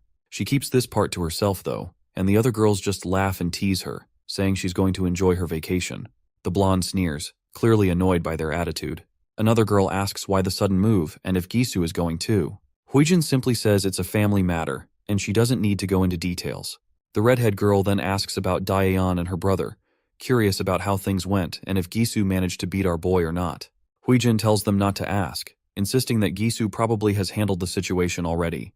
However, we all know that she just doesn't want to admit that her brother and his lackeys got thoroughly defeated by our boy, as it would be too humiliating. She grows even more agitated thinking about how pleased Daeyeon will be to see her leaving the school. This irritation sparks an idea in her mind, and she decides to mess with Daeyeon one last time, asking her friends to help with her plan. Her friends question whether it's really necessary, and even Chicken Shake jumps in shock and expresses her reluctance. But Huijin insists they should consider how cocky Daeon will be without anyone to bully her. She plans to deal with Daeon before she leaves Korea, wanting to make sure she gets her revenge. Chicken Shake grows increasingly anxious and terrified as Huijin continues to reveal her twisted plan. Huijin gets cocky, boasting that Daeon's grandpa is a security guard somewhere, and she plans to have her mom get him fired. She believes this will teach Daeon a lesson not to mess with anyone from the Kim family. This is seriously messed up. Daeon is just an innocent girl, and Huijin's plotting is enough to make anyone sick. But before this trash woman can act on her disturbing thoughts, her face goes pale when she sees a figure standing before her, cloaked in a hoodie with a mask over their face. It doesn't take long for her to recognize that it must be Jin. However, Jin pulls a classic card move and asks her who Jin is, questioning how she can be so sure when he's wearing a mask and she can't see his face. He casually explains that he's just here to check if everyone's having a good time and is quite pleased to see that everyone from the karaoke room video is present. One of the girls starts trembling and asks what he's talking about. That's when the boy reminds them he's referring to the place where they all filmed his sister getting beaten up. Huijin's face turns ashen as she realizes he might have been there waiting all along just to mess with her. Chicken Shake is visibly sweating and trembling, clearly aware of what might come next. The other two girls just sit there, utterly silent. The boy starts to shut the door, asking why no one's singing, since he thought everyone here loved to scream along to loud music. With that, he slams the door shut, leaving us with no clue about what he might do next. The scene takes us to the hospital, where the Kim family is gathered. The father, In-by Kim, is clearly annoyed, asking where Huijin went. Her brother explains that she stepped out to say goodbye to her friends. In-by's irritation grows as he asks why she left when she was supposed to stay put until they had everything sorted out. Just then, a guy bursts into the room, quickly turning on the TV and telling his master he needs to see what's going on. On the screen, it's clear that our boy has already made the videos of what Huijin did go viral. The footage is spreading fast, and the situation is quickly becoming a public spectacle. The entire Kim family falls silent as they watch the news.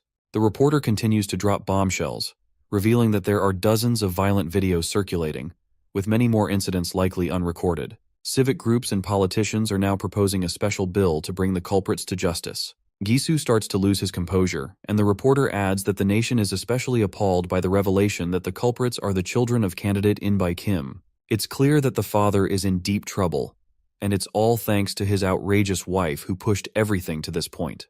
Given Huijin's plan to make our grandpa jobless, it seems they're getting exactly what they deserve. We cut back to our boy being grilled by Mr. Cha, who demands to know why he went ahead with his plan when he had already come to terms with the Kim family. Our boy's mind flashes back to the past, where we find him learning all about the Kim family's deep political connections. He reveals that it was highly unlikely everything would have gone smoothly, so he did what he felt had to be done. In the present, he admits he did not honor the agreement they had. Mr. Cha questions whether he really thinks the Kim family would just let him walk away.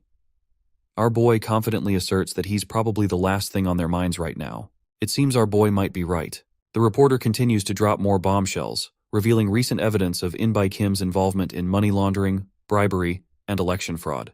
The evidence is so damning that even his fellow party members are calling for a strict investigation, with everyone trying to cut ties to avoid any damage to their party. As soon as Mr. Kim hears this, he slumps down on the bed like a lifeless doll. Back with Mr. Cha, he seems to suspect that our boy has dug up some data about his past as well, and Cha does not want to get exposed to the law just like the Kim family. So he quickly asks who our MC really is.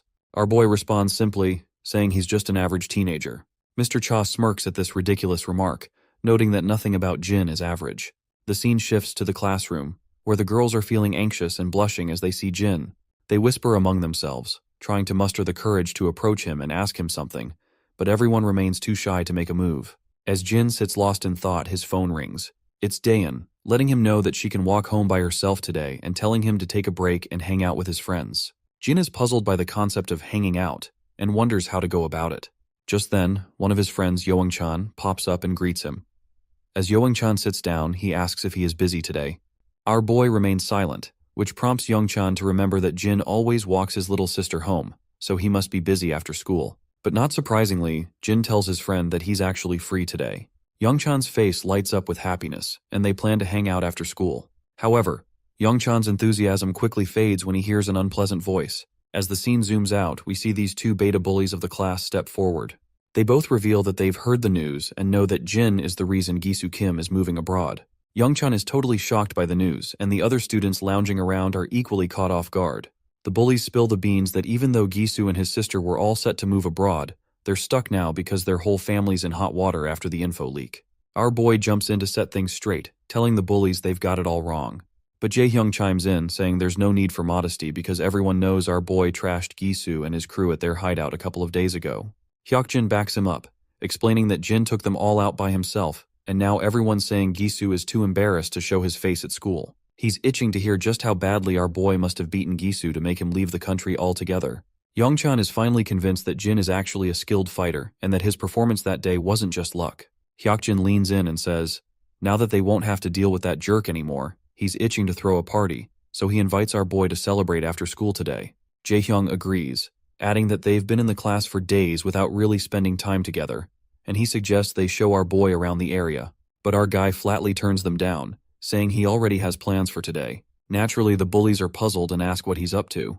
With a pleasant smile, Jin replies that he's planning to hang out with Youngchan. That's when Jaehyung starts creeping in with his disgusting grin, leaning toward Youngchan and saying he'll join their hangout. Hyokjin also leans closer to the terrified guy and expresses his desire to join in as well. After forcefully making Youngchan agree, they start to walk away, saying they'll meet up later. Our boy quickly asks his friend if he really wants to let these goons join in, and the poor guy stutters a positive response with a pale face. The teacher finally arrives in the classroom, and she's brought along 2 transfer students. One of them is a plain-looking guy, but the real standout is a stunning beauty with striking black hair. Youngchan's eyes immediately light up at the sight of her, and our boy quickly asks if he knows who they are. Youngchan explains that everyone knows this girl. She's Yeona Sin, and her grandpa owns SW Corporation, the biggest company in Korea. The guy next to her is Seokju Ko, and there are rumors that he's been with her since they were kids and is seen as her associate and bodyguard. The teacher notes that since everyone's familiar with these two, she won't waste time on introductions. She reveals that both of them have been studying in the US for the past 2 years and will be joining the class starting today. The beta lackeys don't seem too thrilled about these 2 newcomers in the classroom. With just Jin before, their chances to rule the classroom were slim to none, but now, with these 2 around, they're not so sure they can even think about bullying anyone. Meanwhile, Youngchan was curious about the 2 extra desks in the class, but it's clear now who they're for. He can't help but think Yeona looks even more stunning than he remembered. Even the students in the class can't keep their eyes off her. As Seokju behind the lady walks forward, he could not help but notice our boy, and their eyes lock for a moment. Yeona too can't resist but glances at him while she is walking past him. Once both of the newcomers take their seats, Seokju tells Yeona that our boy wasn't in the evaluation report he received a week ago, and he wants to double-check. Yeona is intrigued and glances at our boy once more, and we can tell she is clearly curious about him. Our boy notices Yeona glancing at him, and when he looks back, he finds her smiling. However, he just turns his gaze away again, which seems to irritate her since she didn't get a reciprocating smile. Meanwhile, Youngchan continues their conversation and asks if he has any particular place he wants to go. Jin says he's okay with anywhere, so Youngchan suggests hitting the game room. Well, it seems like the word gaming room triggers some memories for our boy, while his friends explain that it's nearby and just upgraded their PCs. That's when we flash back to the past, where we hear the authoritative tone of a senior telling a group of soldiers that they will begin today's portion of their practical life training program. He explains that there's one thing every Korean teenager must know, and that's the gaming room. This is the first time our boy has heard about the gaming room. The senior further explains that gaming rooms offer personal computers for a fee, and both students and adults can use them. Curious, our boy asks what people do there. The senior explains that while some users browse the internet or watch X-rated videos, most people are there to play games. For the average high school student, over 90% are playing some kind of computer game. The senior then introduces some of the most common games. First up is Legends of League, followed by Battle Royale. Back in the present, our boy reflects on how he can finally make use of the Major's intel. Meanwhile, Youngchan adds that they'll also grab some ramen at the game room and maybe check out koinka afterward. Well, it seems like koinka is yet another term our boy picked up during his military days while learning about practical life. The senior explains to him that high schoolers frequently visit coin karaoke, also known as koinka. These establishments basically allow for sing-alongs with just a few coins.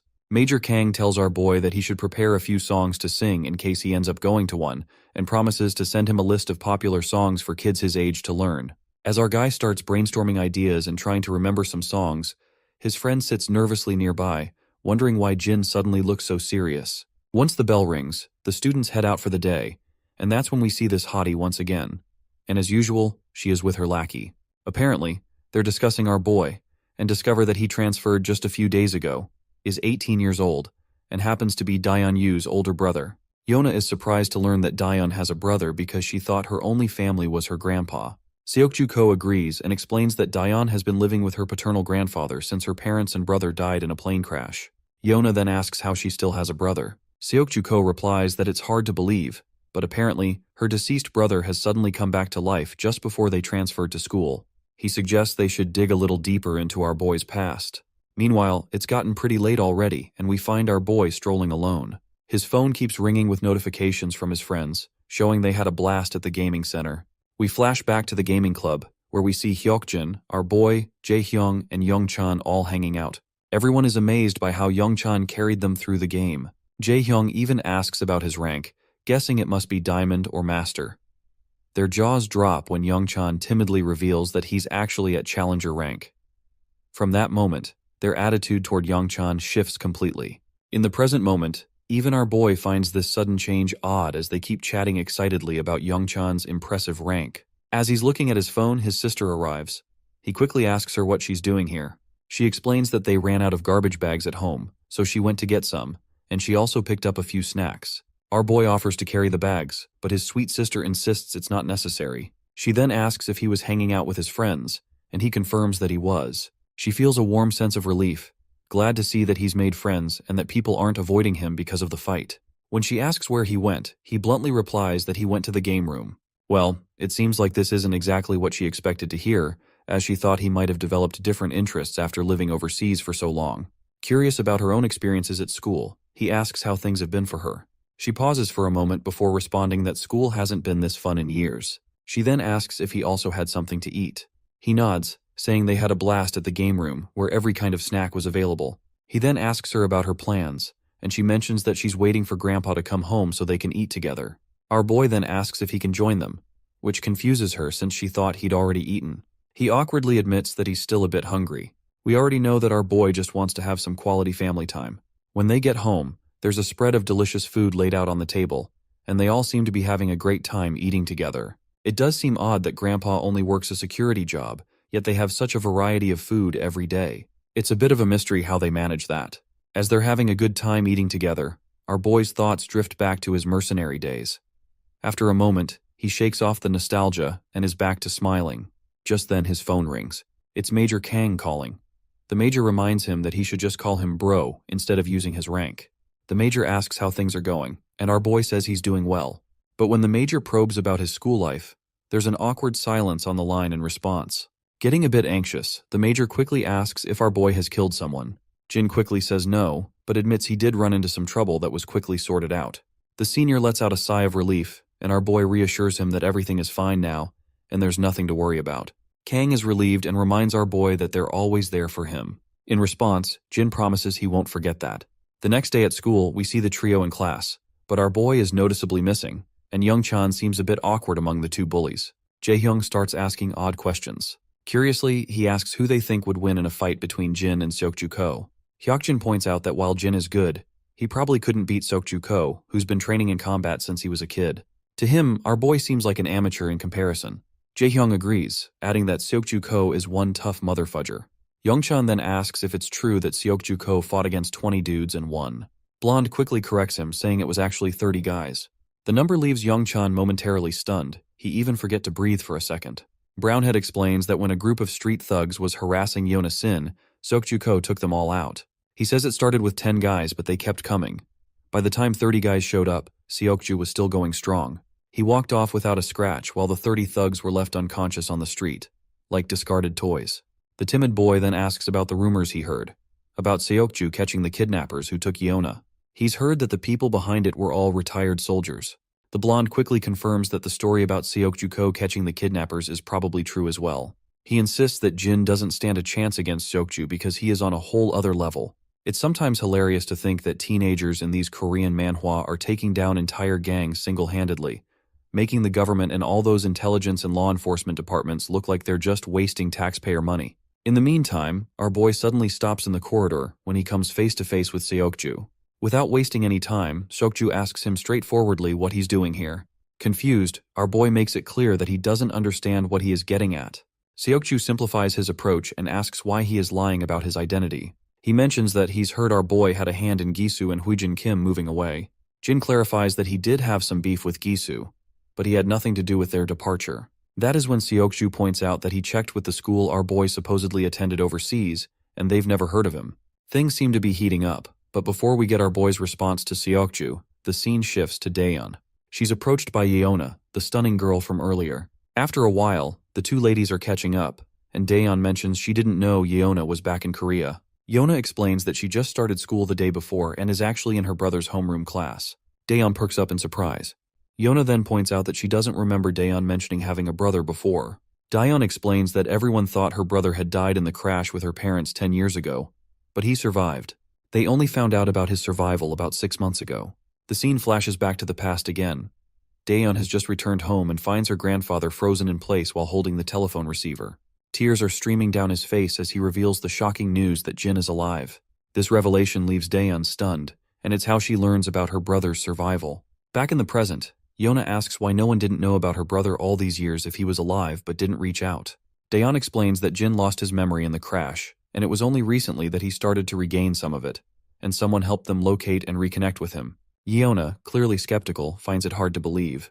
Daeyeon confirms that Jin only has faint memories of having a grandfather and a younger sister. After the interrogation, Yeona flashes a pleasant smile and comments that their grandfather must have been overjoyed to get his grandson back. Yeona comments that their grandfather is indeed overjoyed, explaining that after receiving the call, he cried for hours and then took time off work to enroll in cooking classes. He wanted to improve his Korean cooking skills, thinking that Jin might not have had much of that growing up. Yeona comments that their grandpa must really love his grandkids, and Daeyeon smiles, agreeing that he definitely does. But then Yeona throws a serious question her way, asking, is she absolutely sure Jin is her brother? Daeyeon looks a bit surprised but quickly gives a positive response, saying Jin is definitely her brother, and they even took a DNA test to be sure. Our girl then asks why Yeona is so interested in her brother. This question clearly catches Yeona off guard. Since she is not sure what to say, she quickly asks, almost frantically, if her brother has a girlfriend. We then cut back to our boy, who asks Seokju what the hell he's talking about. Seokju repeats his question, asking what's so important about this school that our boy had to forge his records just to be here. Jin responds by asking if he's being accused of having fake records. Seokju confirms this, saying they must be fake because, according to his research, Jin never lived in that city, and the school he claims to have attended doesn't even have a record of him. Our boy then asks about the proof, and reminds Seokju that if he's claiming the records are fake, there must be some evidence to back up the claim. Seokju is momentarily at a loss for how to counter this question. He discovered the discrepancy by digging around and talking to people connected to the school overseas, but he has no tangible proof. He's amazed at how Jin handles the situation without flinching or showing any sign of being startled. Then, our boy finally asks why Seokju is running a background check on him. In response, the blackhead explains that he can't just sit around and watch a suspicious kid who might pose a threat to his mistress. A silence falls between them for a moment, but then our boy finally answers, saying he came back home. Seokju is baffled by this vague response, so our boy clarifies that he was asked what he came here for, and his answer is simply that he returned from overseas for his family. With that, our boy starts to leave. Seokju stares after him with skeptical eyes, thinking that since he already suspects our boy has forged his records, it won't be long before he figures out his true identity. Once the class begins, we see Jaehyung quietly immersed in playing video games, while the blondie scrolls through his phone idly. Our boy Jin notices that both Seokju and Yeona are absent from class.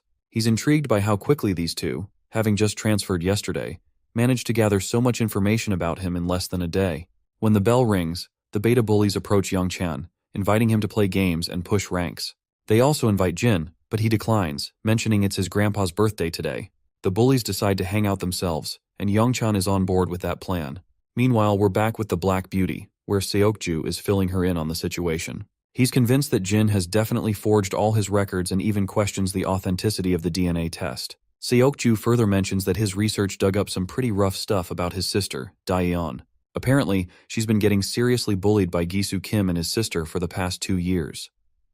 When Yeona asks just how bad it was, Seokju says it's enough to make anyone wonder how she endured the bullying all these years. He explains that the videos of her assault weren't exactly publicized, but he is pretty sure that the assault she faced was just as serious. Yeona's pretty blown away and can't help but think about how messed up kids these days can be. Seokju adds that Jin's already knocked out Gisu Kim and his crew twice, and saved her sister from the bullying.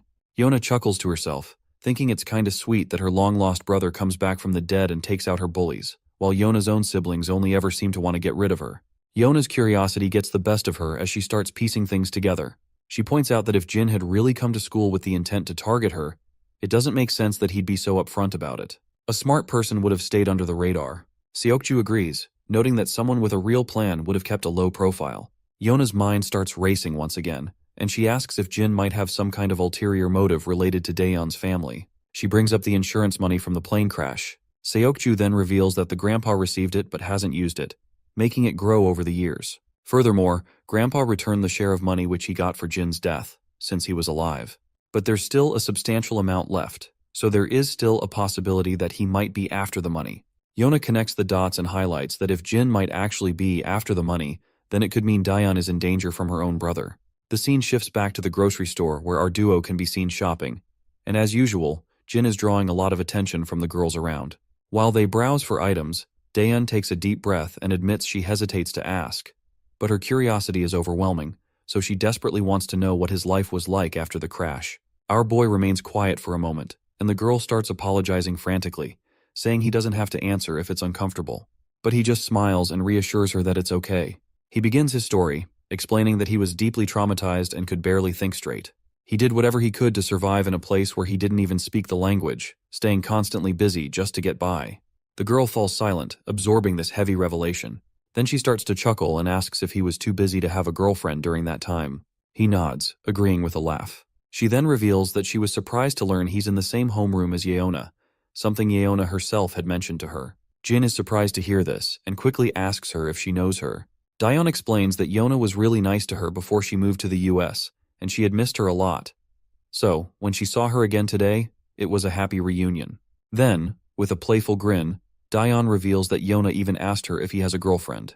And of course, our boy just gives a somewhat typical reaction upon hearing this. Later, back at home, the birthday celebrations are in full swing. The siblings present their grandpa with a gift. As he unwraps it, he discovers a high-quality wallet inside, and his face lights up with joy. He's genuinely touched and feels a bit guilty for the low pocket money they have, thinking they must have spent more than they could afford. But his granddaughter just smiles warmly and reassures him that they had more than enough to get him a gift. And besides, it wasn't too expensive. The old man's hands tremble with happiness as he holds the wallet. With his voice thick with emotion, he tells them that the biggest gift he could ever ask for was already given to him when Jin came back home safe and sound. Nothing could ever top that. Suddenly, the sound of a phone ringing grabs everyone's attention. Daeyeon rushes to her room to answer it. While she's chatting on the phone, Jin tries to eavesdrop quietly. That's when he hears the girl mention she's heading out to the convenience store for a bit. The old man questions why she's going out at this late hour, and it turns out she is heading out because Yeona stopped by for a quick chat. Well, we can tell that Jin definitely senses something is off. Later that night, Jin is digging into his computer, trying to uncover all he can about SW Corporation, which Yeona's family owns. He's curious why Yeona seems so interested in him, and why they're running a background check on a random transfer student like him. Jin reflects on his conversation with Seokju when suddenly he hears a call from his grandfather. When he steps into the living room, his grandpa mentions he's heading out for a bit too. Our boy asks if he's going after Daeyeon, and the old man kinda agrees. He adds that he just needs some fresh air. Jin smiles and tells his grandpa to stay put, and he'll go check on her instead. But the old man insists on going out by himself. Jin then reminds him about the early job he has in the morning, and finally, our boy decides to head out on his own. Later, we see both girls chatting away about their studies and other topics. Yeona shares her experiences studying abroad and suggests that Daeyeon consider studying outside as well. In response, Daeyeon admits she never really thought about it before. When Yeona asks why, Daeyeon explains that it costs a lot, and she'd need to be away for several years, which means she wouldn't get to be with her grandpa for a while. Yeona finds this a bit strange, so Daeyeon further elaborates, explaining that she doesn't want her grandpa to be alone, especially since he's not in the best of health these days. However, she's grateful that her brother is always around, as his presence really helps her feel better. Meanwhile, Yeona's having a hard time bringing up the real reason she came over, since Daeyeon seems to really trust her brother. She's not sure how to bring it up without causing problems. We then flash back a bit, where Seokju tells Yeona that someone from the supposed overseas school confirmed that Daeyeon's brother never attended there. They even looked at his photo and verified he was never a student. Plus, the current resident at his false address gave solid proof that he never lived there. Seokju's also checking out some other leads, so Yona decides she needs to meet with Daeon to discuss what they've found. But Seokju reminds her that while they have proof the records were forged, they can't yet prove that he isn't Daeon's real brother. Yona's concerned because the records from the decade he was missing are basically fake. Since she's now living with him, it's a big deal that can't be ignored. She thinks Daeon deserves to know the truth about the records and wants to at least fill her in on what they've found so far. In the present, Yona is struggling to bring up the main topic she came here to discuss, even though it's her primary reason for visiting. Just as Daeon expresses how happy she is to be chatting like this after a long time, we also see our boy making his way toward the both of the girls. However, Seokju steps in front of him, but Jin simply tries to walk past him, but the newcomer quickly tells him to stay put. In Seokju's mind, he's sure Jin must be here because he's worried they're going to share everything with Daeon. So he quickly blocks our boy's path and tells him that the both girls are just catching up and asks him to give them some time alone. Suddenly, a high-speed Volkswagen comes barreling toward them. Before anyone can react, the car slams into both of the boys, knocking them down like bowling pins. They hit the ground, as the Volkswagen screeches to a halt right where the two girls are sitting. Jin tries to stand up, but it's clear he's severely injured, especially around his head. As he struggles to focus, his groggy eyes catch sight of some shady people from the van trying to abduct both of the girls. Without wasting a second, Jin starts sprinting like a madman, but his efforts are in vain. The kidnappers have already taken the girls, and there's no way he can outrun a car, so they're left behind, helpless. The both of them quickly look at each other and, in their anger, grab each other by the collars. But after exchanging a few heated words, they realize neither of them is behind the abduction, so they let go. The black-haired guy immediately pulls out his phone and calls the security team at SW Corporation, urgently reporting that Yona has been kidnapped. He tells them to track her down using the security footage. Meanwhile, Jin starts walking off, and the black-haired guy quickly asks him where he's going and if he's actually not behind all this. Jin simply replies that he doesn't have time to argue with anyone. Seokju points out that SW Corporation's security is already on it and will find the girl soon. Until then, Jin will need to stick with him so they can confirm his identity.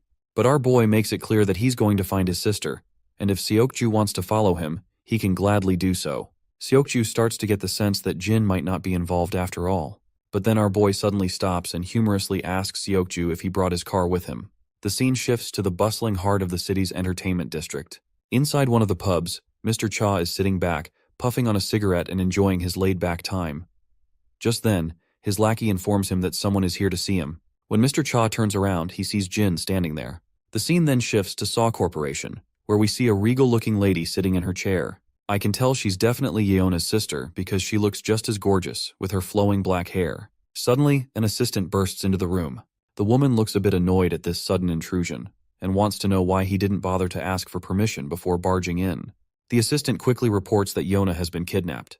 The news surprises the lady, but surprisingly, she doesn't seem too troubled by it. In fact, she starts to smile faintly and seems to think that the rumors must be true after all. Not entirely sure what she's referring to, but let's roll with it. She then asks if their grandfather is still planning to go after the company. The assistant states that he is not sure, so she leans back, hoping that if he continues to pursue them without backing down, Yuna will eventually die. It's definitely something she's looking forward to. The scene transitions back to the pub, where we pick up the story with our main character meeting with Cha, and Seokju is also tagging along with him. Seokju already seems to know about Cha as he recognizes him from their database, and is curious about how our boy knows this gangster. Cha starts by asking what our boy wants. In response, Jin simply says he needs some intel. Cha lights up another cigarette and scoffs, asking why he would bother to help him. Our boy cuts to the chase, revealing that the granddaughter of Saw Corporation has been kidnapped. Well, that is something Cha definitely was not expecting to hear. However, he quickly brushes it off, saying it's not their problem and that they don't deal with such issues because it would be incredibly risky to mess with Saw Corporation. Our boy asks if Cha has any leads to offer. But the mafia boss makes it clear that there's no reason for him to share anything, especially since he's already in a difficult situation thanks to our boy. That's when our boy reveals that his younger sister was also taken along with Saw's granddaughter. Cha finally realizes he's in a tough spot now, as messing with our boy's sister is like messing with John Wick's dog. Both are equally dangerous. So he then starts explaining, and mentions that some people speaking broken Korean were asking around for untraceable warehouses, as well as for burners, cars, and a few extra hands. The offer was tempting, but he turned them down because dealing with this kind of trouble isn't something you can easily wash off. He adds that he's heard another crew took the job, and all he knows is they're working out of Incheon. That's all the info he's got. It wouldn't be surprising if Seokju had already figured out who's behind this mess. Meanwhile, our boy starts to walk away after giving a final thanks. But then, the mafia boss tosses his phone to our boy and tells him to save his number. Jin cluelessly looks at him, puzzled about why he'd need his number. The mafia boss gets a bit agitated and clarifies that he'll need it to contact him once he digs into the warehouse for more info. With that, our boy starts entering his digits. He also asks if the bike outside the door belongs to him. Cha knows exactly what our boy is planning to do with it, so he feels hesitant to respond. But eventually, my guy takes the heavy bike, and before leaving, he tells Seokju figure his own way out to get there, because he's taking the bike. Seokju questions whether he is going to trust this shady half-baked info and going to chase those kidnappers based on that. Our boy explains that he doesn't have time to waste, because Yeona will probably be safe until the kidnappers get what they want, but there's no telling what they might do with Daeon. Seokju gets the logic behind Jin's reasoning and stays quiet, and he can tell that he is a quick and sharp thinker. Seokju then tells him that he's already passed the info to his security team and will follow him in his car. Jin just gives a cold response, saying Seokju can do whatever he wants. With that, he puts on his helmet, revs up the gas pedal, and speeds off through the streets. The scene then switches back to the girls, where we see Daeon waking up with a headache and, as she becomes aware of her surroundings, Yeona quickly apologizes, saying it's probably her fault that Daeon got dragged into this. Daeon's mind starts to recall the recent event, and she is shocked to remember that they have been kidnapped, and Yeona sadly confirms it, adding that she didn't expect this to happen so soon after returning to Korea. Just then, the kidnappers arrive, and Yeona coldly asks them why they had been abducted. One of the kidnappers snaps at her to shut up and stay quiet, and it'll be over soon enough. Of course, it does not take her long to realize that these filthy people must be planning to use her as leverage against her grandfather. One of the lackeys then asks the boss what they should do with Daeon, who was kidnapped simply because she was with Yeona. Unsurprisingly, the boss decides she is useless to them and orders his lackeys to get rid of her. But Yeona immediately speaks up, insisting she won't let them harm Daeon.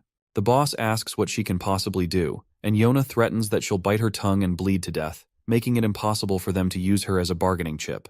The mafia boss finds it hilarious that she's willing to risk her life for someone she barely knows. He further taunts her, urging her to go ahead and try biting her tongue. Well, the mafia boss should have been more careful with his words because Yeona doesn't hesitate and bites her tongue, leaving blood pouring from her mouth. The boss yells in surprise, while the other lackey watches in silence, clearly startled to see her steel-like guts. The boss quickly stands up and tells her that her guts have bought her some time. The lackeys ask what the next order is. The boss tells them to get rid of Daeon later and instructs them to stuff her mouth shut so she can't make any noise. The scene then flashes back to our boy and Seokju. It looks like they've arrived at the location Mr. Cha mentioned. Seokju points out that the location seems legit because SW security tracked the minivan footage to this area. As our boy starts to move forward, Seokju tells him to stop and wait for backup, since he sent their coordinates to SW security and they should arrive soon. But our boy reminds him that Daeon doesn't have much time left, so he gotta make it quick. There's no room for argument, so they proceed forward and spot a bunch of goons patrolling the area. Suddenly, our boy leaps over one of the goons, grabs him by the throat, and starts choking him out. The lackey eventually loses consciousness, and our boy quietly drags him into the shadows, adding him to a pile of other goons he's already taken down. Seokju is also helping out, and he's blown away by Jin's ability to take down opponents silently. He's so impressed that he asks Jin who the heck he is. Jin just casually replies that he's an average student at the same school. The scene shifts to SW Corporation, where we finally meet the big boss, the grandpa of the company. He's getting a report from the black-suited guy about the kidnappers' demands. The guy explains that the kidnappers want SW Corp to cancel their recent contract. If SW Corp doesn't respond within an hour or refuses to comply, they'll kill Miss Yeona. The old man asks about the security details, and the black-suited guy says that SW security will reach the location where Yeona is being held within 50 minutes. Back at the shady location, we hear two lackeys chatting. They're curious about their client and why they're making them do this kidnapping. One of them says their boss has already made it clear that it's none of their business and they should just follow orders. Just then, one of the lackeys gets a smack right on the head and crumples to the ground. He turns around, wincing, to see Jin, who's already taken out the other guy. After they're done with the goons, Jin asks his fellow how many he's knocked out. Seokju says the guy he left behind makes it 5 in total. Jin then does a quick mental tally and realizes they've taken down 14 guys, meaning the enemy have got plenty of muscle and resources. Seokju is blown away that Jin managed to take down 9 guys while he struggled with just 5. Finally, Jin asks the black head who's pulling the strings, The guy lets out a heavy sigh and says they don't really know. Apparently these kinds of incidents pop up now and then. This kind of thing also happened when they were in America. He never thought it would happen again so soon after coming back to Korea, and feels like he should have been more on the ball. Jin points out that the real mastermind must be with Yona right now, so he decides to push deeper into the location. Before he moves on, Jin asks Seokju if he'll be okay. Seokju looks puzzled and asks, "Okay? About what?" Jin explains that he was pretty banged up when that van ran over him. The blackhead just shrugs it off, saying our boy should focus on his own injured leg instead. Suddenly, someone starts shouting, asking where all the lookouts went. Another one jokes that maybe everyone went to take a dump. But then another questions why they'd all need to take a dump together. As they walk forward, they finally spot their guys lying unconscious. Before the confused goons can figure out what's happening, Jin delivers a brutal knee smash to one's face. Jin then turns to the thin mustached goon, grabs his hand, and delivers a savage kick to his leg, followed by a brutal smack to his head. With that, both goons are out cold. Jin decides to split up, but before they part ways, Seokju calls out to him. When our boy turns around, Seokju says that once they're out of this mess, he owes Jin an official apology. Back with the boss, he's hearing the commotion outside and tells his lackeys to check it out. We see our ladies with their faces covered in clothes to keep them from screaming. As Jin walks down, he runs into the lackeys. The guy in the mask points out that he has seen Seokju in pictures, so he can confirm that this brat definitely is not him. He then questions our boy how he came inside. Jin stays silent in response, and he quickly figures out these are the guys behind the kidnapping. Meanwhile, the masked guy orders his lackeys to just get rid of this brat. Just before we see Jin take out the goons, the scene cuts to Seokju, who's hiding in the storeroom, looking around cautiously. There, he finds both ladies tied up, and thankfully, no one else is around, so he figures they must all be out looking for Jin. He sneaks over to the girls, quickly pulls the mask off Yona's face, and she asks if the security team has arrived. Seokju tells her they're on their way. Yona is shocked to hear this and asks how he found them out here. That's when the mafia boss chimes in, and he is thoroughly pleased to hear that the security team won't be arriving anytime soon. The boss then says he must be Seokju from SW Corporation, and he's heard a lot about him. He adds that this brat has been quite the pain, always lurking around Yona and ruining their plans. The mafia boss makes it clear he has no clue how Seokju found their hideout, but he's certain it wasn't smart to come here alone without backup. One of the lackeys suddenly lunges at Seokju, but my guy sidesteps the attack and throws a punch of his own.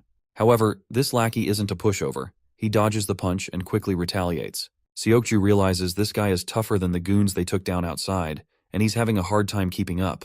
But then, Seokju lands a brutal whack and follows up with a devastating punch to the lackey's gut, leaving him doubled over in pain. To finish things off, Seokju delivers a powerful leg swing, and the lackey finally looks like he's down for the count. Just when we think it's over, the thug tries to swing back in retaliation, but Seokju meets him with a devastating knee smash to the back, and the guy quickly starts to crumble. The scar-faced boss notes that he knew Seokju had been trained from a young age, but he didn't realize he was this impressive. Even the two girls are shocked by what they're witnessing. But the mafia boss isn't here for a duel of pride. With those words, the lackey pulls out a blade and starts slashing at Seokju, landing several brutal cuts across his body. The boss grins under his mask, saying he didn't expect this brat to fight empty-handed, which makes dealing with him a lot easier. The lackey charges at Seokju again with the dagger and begins swinging left and right like a madman. Seokju does his best to dodge, but he's still taking deep, painful cuts that leave him struggling to move. The boss pulls out his own dagger and starts juggling it in the air, clearly enjoying himself as he eyes the girls. As soon as Seokju sees this, he immediately knows Daeon is in serious trouble. The poor girl is already terrified, just imagining what's about to happen. Before Seokju can react, the bastard throws his dagger straight at her, aiming to end her life. But at the last second, Yona leaps in front of Daeon, and just as the dagger is about to hit, Seokju jumps in front of both girls, taking the blade straight into his back. The mafia boss scoffs at Seokju, mocking him as a pitiful bastard who's only good for the empty praises people give him. He then orders his lackeys to leave Yona alone and kill the other two.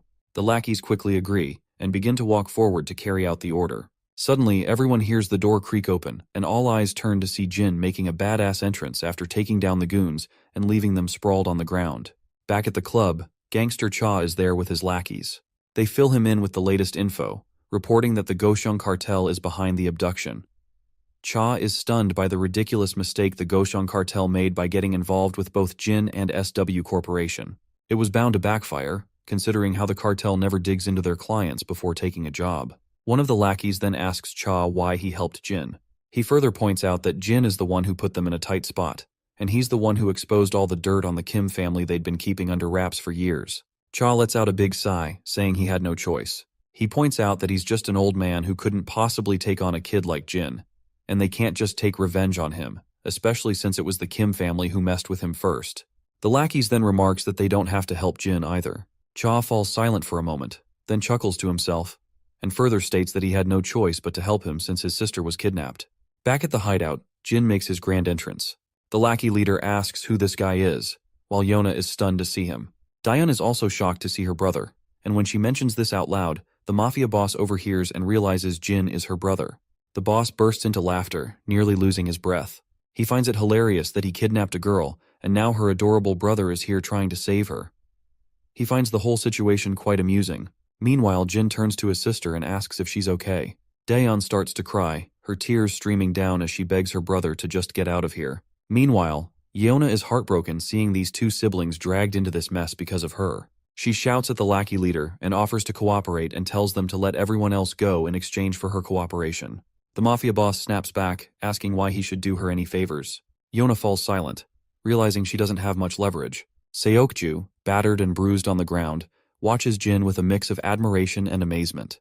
Despite the tense situation they are in, Jin doesn't seem to flinch. Finally, the lackey leader orders his goons to take Jin down. He says they've already given him enough time and it's time to finish this. The lackey steps forward, dagger in hand, ready to take down Jin. But before he can make a move, Jin quickly deflects the attack, grabs the lackey's wrist, and drives the dagger into the lackey's own chest. The mafia boss is utterly stunned by this turn of events, and Seokju watches in shock as well. Daeon is also blown away by the sight of her brother's skill, and her brother quickly tells her to close her eyes. The girls quickly comply, shutting their eyes tightly. Jin then slashes the lackey, leaving deep, bloody gashes across his body. Blood splatters everywhere as the lackey collapses to the ground, covered in his own blood. Yona is still trying to process what just happened, because it's all too overwhelming for her. Meanwhile, Seokju is left in absolute awe, realizing Jin isn't just swinging his knife around aimlessly. Instead, he has expertly severed the lackey's muscles and ligaments to neutralize him. The mafia boss is also quite amazed to see this, and comments that he doesn't seem like a brother at all, but more like a bodyguard. Jin keeps advancing toward him, and the boss retracts his previous statement quickly. He admits that Jin must be more than just a bodyguard because no ordinary kid could wield a knife like that and maintain such a cold gaze. He then brushes it off, saying it doesn't really matter because he's still planning to kill Jin anyway. He swings his dagger at him, but my guy quickly ducks down with a godspeed, and the boss keeps on swinging his dagger left and right. As the mafia boss lunges at Jin with his dagger, Jin easily blocks the attack with one hand and swings his own dagger at the boss. The boss, quick on his feet, steps back just in time to avoid the brutal hit. The two engage in a deadly dance of blades, each strike more vicious than the last. But this time, Jin's blade finds its mark, slicing through the boss's hand, leaving it temporarily useless. The mafia boss, now in pain and disbelief, demands to know who Jin really is. But my guy remains silent, his expression unreadable as he prepares for the next round. Without hesitation, the mafia boss charges at Jin again. This time, Jin effortlessly grabs his wrist, and with a quick motion, slashes through the boss's other hand. After delivering a few brutal cuts, Jin follows up with a crushing punch to the lackey's face, leaving him staggering backward with a bloodied nose. The mafia boss, now enraged and desperate, grabs a gun and aims it directly at Jin. But before he can pull the trigger, Jin throws his dagger with deadly accuracy. It embeds itself in the boss's shoulder, causing him to wince in pain. Seizing the moment, Jin launches himself at the boss with lightning speed. He delivers a devastating slap under the boss's chin, sending him crashing backward like a sack of potatoes. The mafia leader, now thoroughly beaten, collapses to the ground, his pride and power shattered. The others watch in stunned silence as Jin stands tall like a total badass, his presence alone making Yona and Seokju tremble slightly. Jin steps forward, gently telling his sister to open her eyes. When she does, she sees him standing right there, a reassuring smile on his battered face. Without missing a beat, he tells her he's here to take her home. Yona is momentarily shocked by his injured appearance and places her hand over his wounds, asking if he's okay. Jin, with a warm smile, reassures her that he's fine, despite the injuries. His calm behavior and comforting words make her emotions overflow, and she starts to cry uncontrollably. Jin does his best to comfort her, his own heart aching to see her so upset. Yona is deeply moved by the compassion Jin shows for his sister, observing them with admiration. The next day, we are at SW Seoul Medical Center. Jin sits quietly in the corridor, his handsome face drawing the attention of passing nurses. His phone buzzes with a message from Jae-hyung, who's curious why Jin isn't at school. Jin replies that he's got an errand, and as he checks his messages, he sees his friends excitedly discussing their hangout and teasing him for missing out. Jin smiles as he reads his friends' messages, feeling a warm connection despite missing out. He leans back in his seat, letting his gaze drift around the corridor. His eyes fall on the room across from him, marked with a sign that reads, Psychiatry Department. The scene transitions to later that night. After Jin's intense battle with those Goonies, the police and authorities arrive at the scene. They round up all the criminals present, and doctors begin tending to Jin's sister. Yona approaches Jin and tells him that he should take his sister to the hospital, and promises to take care of the bill. Jin looks puzzled and asks why, given that his sister seems to be unharmed. Yona explains that even though Daeyeon doesn't appear injured at the moment, she may have sustained unseen injuries. The trauma of the situation is significant, and she emphasizes that it's crucial to ensure Daeyeon gets thorough medical attention. She also mentions that she recently discovered Gi-soo and Huijin Kim had been harassing Daeyeon, and while she's relieved they've been penalized, the resolution for the victims is still incomplete. She further explains that speaking with a counselor could be beneficial for Daeyeon after the traumatic experience. This is why we are waiting outside a psychiatrist's office rather than an emergency ward. As Daeyeon exits the room, she approaches Jin and asks if he's been waiting long. Jin reassures her that he just came here a few minutes ago. He then inquires about what the doctor said.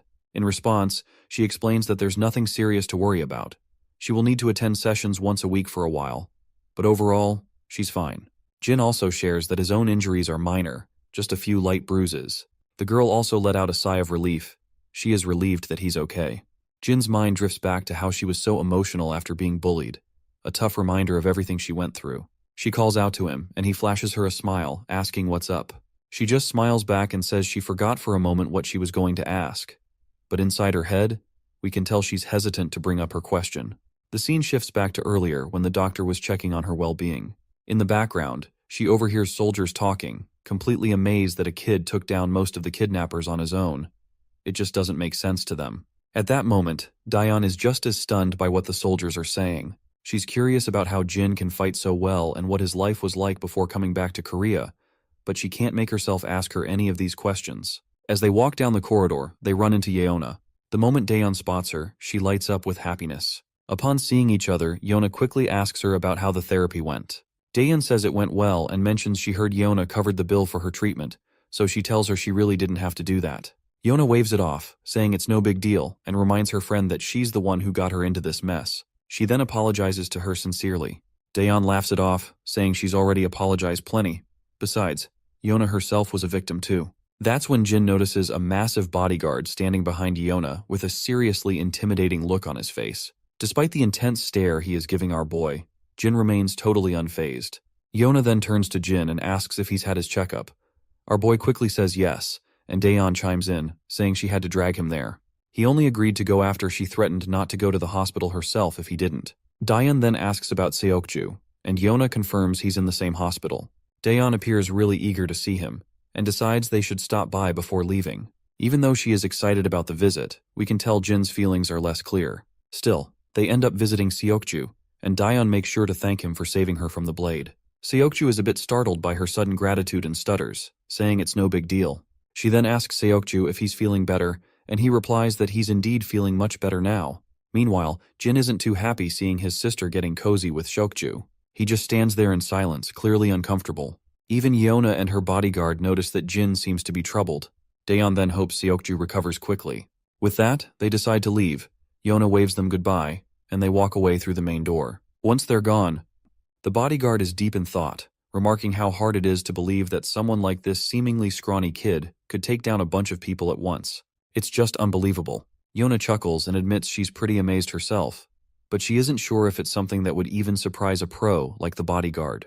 The bodyguard shrugs and says it's not just about the kid beating up a group of guys, because there appears to be something way deeper about our boy. The bodyguard explains that our boy quickly and quietly neutralized over 10 guards, which is no easy feat. Even a trained pro would struggle to do that without some kind of backup. What's even more mind-blowing is that he didn't kill any of them. He just made them unfit for combat. And judging by the cuts on the 2 men found in the cargo container, his knife skills are insanely advanced, especially considering those guys were retired soldiers, not just a bunch of common thugs. He wraps it up by saying that, based on Seokju's report and the state of those thugs, It's pretty clear that Jin Yu is a highly trained pro with a ton of combat experience. Both Seokju and Daeon are completely blown away by this. A while later, we catch up with Daeon and Jin. Daeon quickly apologizes, feeling really ashamed that she always seems to need his help. Jin tells her she doesn't need to apologize at all, and that he should be the one thanking her. Daeon is startled to hear this, and Jin continues, saying he understands what it feels like to have a family now. You see, it is for the first time in his life he put someone else's safety above his own without any calculations. Something he'd never experienced before coming to this country. So, he's starting to get what family really means. We then see the same woman with short black hair again, and I will say it once again, she's likely Yona's sister, and she looks utterly distraught that Yona was rescued safely. The reporter details that there is suspicious rumor going around. He elaborates that while Seokju played a key role in the rescue, the exploits of another student who accompanied him were even more extraordinary. She asks how that's possible, and the reporter responds that even the chairman has taken an interest in this student, and we already know that this student is our boy, of course. The woman is shocked and wonders if these rumors might actually be true. We see Jin once again doing some hardcore pull-ups. As he works out, his mind flashes with images of the people he fought that day. Just as he's lost in the intensity of the exercise, Daeon knocks on the door and mentions that she's brought some fruit.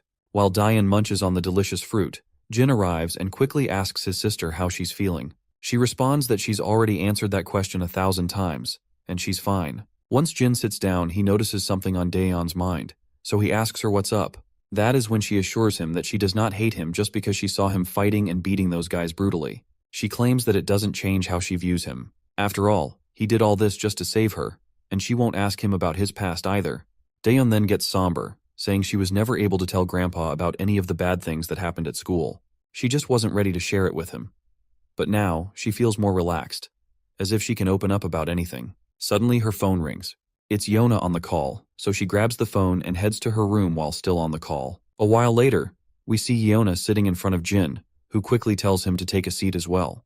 Jin sits down and asks why she wanted to see him. Yona explains that she wanted to apologize for putting Daeon in such a dangerous situation. Even though she's already apologized before, she wanted to say it to him personally. She explains that Seokju will also come to apologize in person once he's better. She also wants to thank Jin for saving her as well. Jin makes it clear that he only went to rescue Daeon, not Yona. She shrugs, saying that it doesn't change the fact that she was saved thanks to his intervention. Once she's finished, Jin asks if there's anything else she wanted to say. Yona admits that she also wanted to let him know that they will stop investigating his background, so she is hoping that he is not too mad that they tried to dig into his past. She then lets out a sigh and explains that she couldn't ignore the fact that all of his documents were forged. After a recent kidnapping attempt in America, it raised some red flags for her. She's been in many tough situations since she was little because of who she is. She says that although they never figured out the truth behind his fake records, she won't be investigating it further. Jin starts to leave, saying if there's nothing else, he'll be on his way. Yona looks startled and asks if he could spare a couple of hours because her grandpa wants to meet him and thank him in person. While Jin is heading back, he replies that there's no need for that since he wasn't there to rescue her in the first place. Yona falls silent, and Jin heads home, walking down the dimly lit, gloomy alleys late at night. As he walks, we see a familiar person over that street. As the scene zooms in, we see that this is one of Mr. Cha's lackey, who has been brutally shot in the gut, and it does not take long for our boy to recognize who this man is. The man is barely holding on to his life, but makes sure to start berating Jin, blaming him for putting his gang in danger. He explains that they were already struggling after Jin exposed the Kim family. Then, their boss also helped our boy by tipping off the location of the Goseong cartel, which stirred up trouble between the Goseong cartel and their gang. Mr. Cha's turf is now under attack. His friends and lackeys have already been killed, and the Goseong cartel leader made sure to personally visit Dushik Cha. When Goseong finally faces off with Cha, he throws a verbal jab, asking why he doesn't just give up before making a fool of himself in front of his men. Cha responds with a jab of his own, pointing out that he's already sent most of the crew on a weekend off. Yet Goseong brought his entire platoon of lackeys. Then another guy in a coat chimes in and tells Cha that he really shouldn't have stirred up trouble by messing with the Kim family. And when it was not enough, he tipped off Goseong and his men recently. Our gangster throws another brutal jab, and this time, Goseong himself loses his cool, and he is going absolutely bonkers to what just Cha said. He furiously orders all his lackeys to charge at Cha, and the gang rushes at Cha like a pack of wild dogs, ready for a fight. But our beloved gangster isn't just any weakling. He deftly ducks, letting a punch zoom past over his face, and retaliates with a devastating blow that leaves his attacker reeling. Another lackey tries to swing at him, but ends up taking a brutal hit right under the chin, crashing to the ground in a pool of blood. Gosung grits his teeth in frustration while Cha continues to drop lackeys as if they're mere flies. Suddenly, Cha takes a brutal jab with a stick from behind. He groans in pain but quickly recovers, throwing a punch in return that sends his assailant crashing down for the count. Even though Cha manages to take out a bunch of guys, the sheer number of lackeys is overwhelming. It's clear that despite his skill, he won't be able to take them all down like this. Our beloved gangster takes his stance, knowing he's up against copious amounts of people, and is furious that Goseong brought so many guys when he knew Cha does not have most of the men in the club. He can't help but smirk when he thinks about our boy, and wonders if he has saved his little sister by now. With the speak of the devil, Jin arrives outside the club. The lackeys standing guard tell him to get lost, but Jin isn't about to take orders. He delivers a brutal kick to one of them, sending him crashing to the ground and leaving the other two speechless at Jin's audacity. He then dismounts from his bike, and the two remaining lackeys try to take a swing at him. But Jin effortlessly grabs one's hand and delivers a devastating smash to his face, leaving blood splattering everywhere.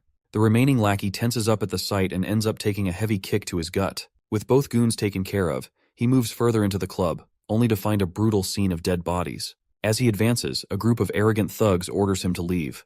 But our boy remains unfazed and keeps walking toward them. One of the thugs steps up, yammering some nonsense, but my guy quickly silences him with a single blow, sending him crashing to the ground and leaving the others utterly terrified. Despite their fear, the thugs recklessly charge at him, and our boy begins to deliver blows, taking them down one after another. The scene switches back to Gangster Cha, who is now exhausted after knocking out a bunch of thugs. Goshong is absolutely livid, unable to believe that Cha is holding his own for so long by himself. On the other hand, Goseong's assistant feels a sense of relief that they only attacked Cha while he was alone. Otherwise, it would have been a massacre. More lackeys charge at our gangster, but he quickly takes out the one in front of him. Before he can fully move around, he receives a devastating punch to the face. Cha responds in kind, delivering a powerful punch back with equal force. At this point, Cha is barely hanging on. Even Goshong reluctantly admits that he is a tough nut to crack and deserves praise for his efforts. However, he makes it clear that Cha looks like he's at the end of his rope and should just give up now. They'll make it worth his while. Cha spits out a mouthful of blood and asks why he should do that. Wiping the blood off his face, he decides he's going to finish what he started, no matter what. We can tell that the big cheese is not impressed by Cha's gutsy display, and the swarm of lackeys surrounding the place are visibly shaking to hear his bold statement. Suddenly, there's a commotion at the entrance, with the lackeys screaming their heads off. Goshong, bewildered, asks what the hell is going on and why his men are screeching like dogs. They turn around, initially seeing nothing, but then they hear footsteps. Out steps Jin, and the entire crowd of lackeys is stunned to see a kid in their midst. Cha is equally shocked to see him, and quickly asks what the hell he is doing there. To which Jin casually responds that he's just there to return the motorcycle he borrowed. Well, Cha was literally not expecting to hear this kind of crap while they are surrounded by death itself. Meanwhile, Goshong's assistant sneers once he realizes that Cha knows this kid, so he promptly orders his lackeys to take Jin down as well. The lackey proudly complies, and begins to walk toward our boy as if he is about to scold the toddler. Cha then tells them that it would be better if they just leave him alone. But the assistant insists they can't just let Jin go since he's seen everything. Cha snaps back once again, saying they should pray to God that Jin feels generous enough to let them go, not the other way around. The assistant has no clue what this stupid head is yammering about, but he soon gets a wake-up call when Jin takes down one of his guys with a single punch. Our boy then follows up with a kick that cracks another lackey's leg and a headbutt to another, sending him sprawling. One of the thugs tries to swing a bat at Jin from behind, but Jin quickly grabs his hand and delivers a brutal smash to his face, leaving him bloodied. The bat clatters to the ground. Goshong is completely blown away by Jin's display, and Cha just smirks, saying it's their fault for not listening earlier. He adds that even though Cha himself is tough, he wouldn't stand a chance against this kid. The big cheese simply commands his lackeys to take Jin down, and they quickly charge at him. But as usual, Jin effortlessly takes them down, making them look like amateurs in the process. Growing impatient, the big cheese shouts at his lackeys to stop letting a little punk beat them.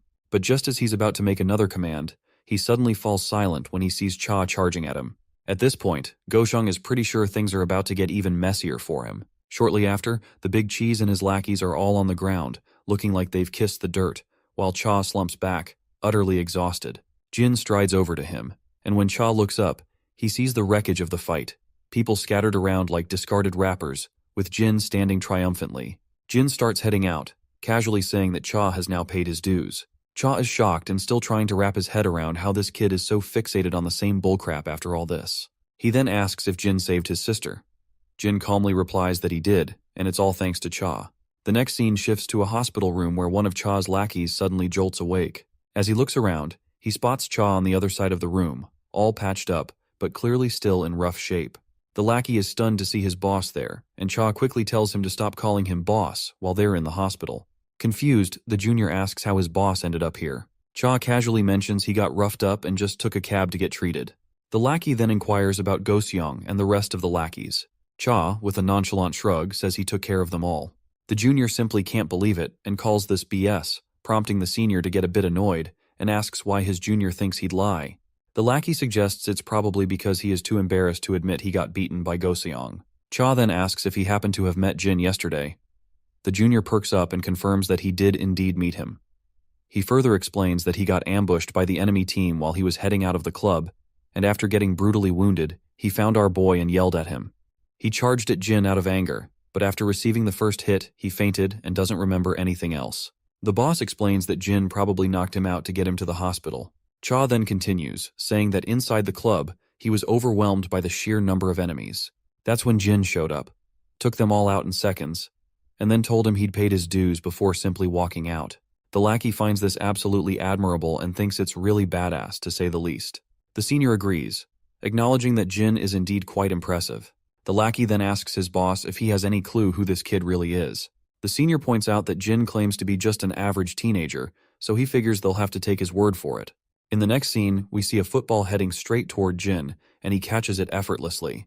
The referee immediately announces it as a handball, leaving everyone on the playground absolutely shocked. His friend, visibly annoyed, reminds him that he's not supposed to grab the ball because he's not a goalkeeper. Jin is confused about why he's getting an earful, apologizes anyway. Suddenly the bell rings, and Jin's friends call out to him, asking if he has time to hang out since today is the only day Youngchan doesn't have lessons after school, and they're planning to do some gaming together. Jin tells them to go ahead, and that he'll meet them at the location later, because he needs to walk his sister home first.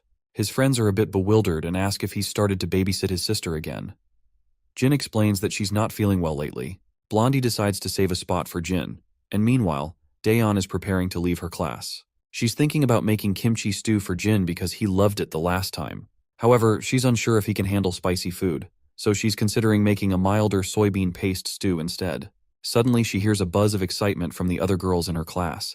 They're all gathered by the window, swooning over Jin. Some find him hot, while others are hoping he'll become their boyfriend. The girls even turn to Daeon and ask if her brother is dating anyone. Daeon is caught off guard by their dripping enthusiasm about her brother, so she hesitates, and then reluctantly says that he mentioned he's not dating anyone. As the ladies dash back over the window, Daeon smiles faintly, clearly pleased that her brother is well known among the girls. Walking outside the school, she wonders why Jin doesn't have a girlfriend, and if he might not be interested in girls at all. Suddenly, she hears some voices nearby and discovers that it's Jin with his friends. Startled, she quickly tries to greet them as politely as possible. One of the more bashful lackeys blushes at her cuteness and just waves in response to her greeting. The boys decide to head off to the game room, hoping Jin will meet them there. Once they're gone, Daeon asks if Jin is hanging out with his friends. He confirms that he is, but adds that he'll stop at home first. When she asks if it's because of her, Jin explains that he just left something at home, but she still insists that she can walk home on her own since it's still bright outside. However, Jin claims that he really needs to pick up something he left at home. She then points out that he doesn't need to go out of his way for her, just like she told Yona when she offered to have security escort her. All she wants is to lead a normal life. Jin stays quiet, but agrees to her request, saying he'll do as she says, though he suggests they still walk home together from time to time. Daeon pouts, saying he worries too much, but Jin explains he's not just worried, he actually enjoys their walks. In the end, she finally agrees to keep walking with him. As they're walking, Jin suddenly stops when he spots that same woman with black hair which we suspect to be Yona's sister. Anyway, she greets Jin, but he doesn't bother to respond to her greetings. Meanwhile, Daeon is just as clueless about the woman with the black hair.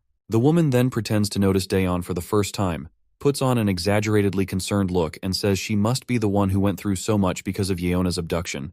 Daeon is seriously confused by now and asks who she is. The woman introduces herself as Yeona's cousin and says she's here to thank Daeon for helping Yeona, and offers to treat her to dinner if she has some time.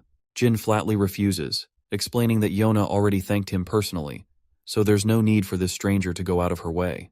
The woman is bewildered by his bluntness but tries to continue the conversation, saying she also has a proposition that could benefit both of them. Once again, Jin firmly declines, saying he's not interested. He then just starts to walk away, leaving this arrogant woman absolutely fuming. But before he's completely out of sight, Daeon makes sure to bow her head and give her one last polite nod. Meanwhile, the lady is seething with rage, and her guard asks if he should bring him back forcefully, but the lady says no. It seems her ego's been bruised more than we thought, and she's practically boiling over with anger. Next up, we're in the gaming room where everyone's glued to their TV screens. While they're all deeply immersed in their game, Youngchan decides it's time to take a dump. As he's heading down the hall, he accidentally bumps into a cocky punk. This guy immediately starts threatening Youngchan, barking at him to watch where he's going. Youngchan, poor guy, is practically shaking and stumbles out an apology. But Mr. Cocky isn't done. He's about to slap Youngchan across the face. Just in the nick of time, Jae-hyung bursts onto the scene and saves his friend from getting slapped. Jae-hyung strides over cockily, telling the cocky punk to get over it, because there's no need to make a scene over a little shoulder bump. He quickly spits out the lollipop he was sucking and locks eyes with the punk, and tells him to not take them for a bunch of goddamn scaredy cats.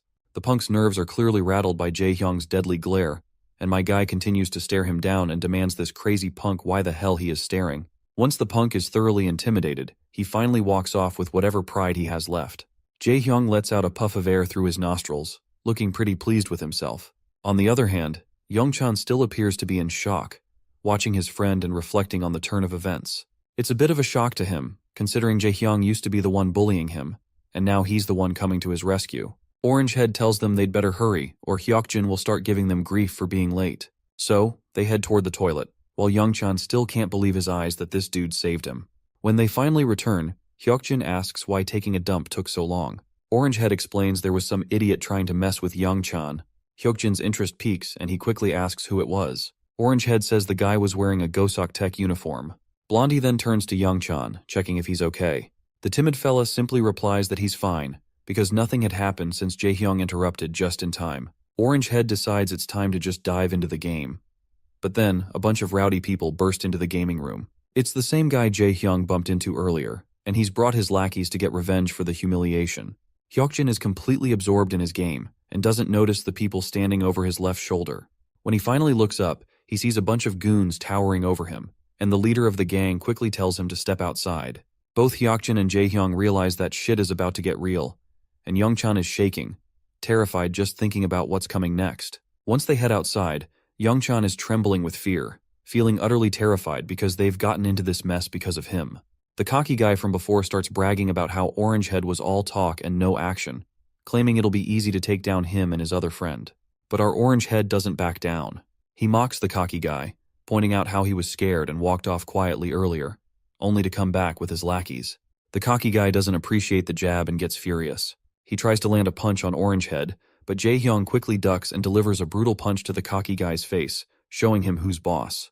The cocky leader staggers backward, and Youngchan, on the other hand, is practically panicking, convinced it's all his fault they're caught up in this mess.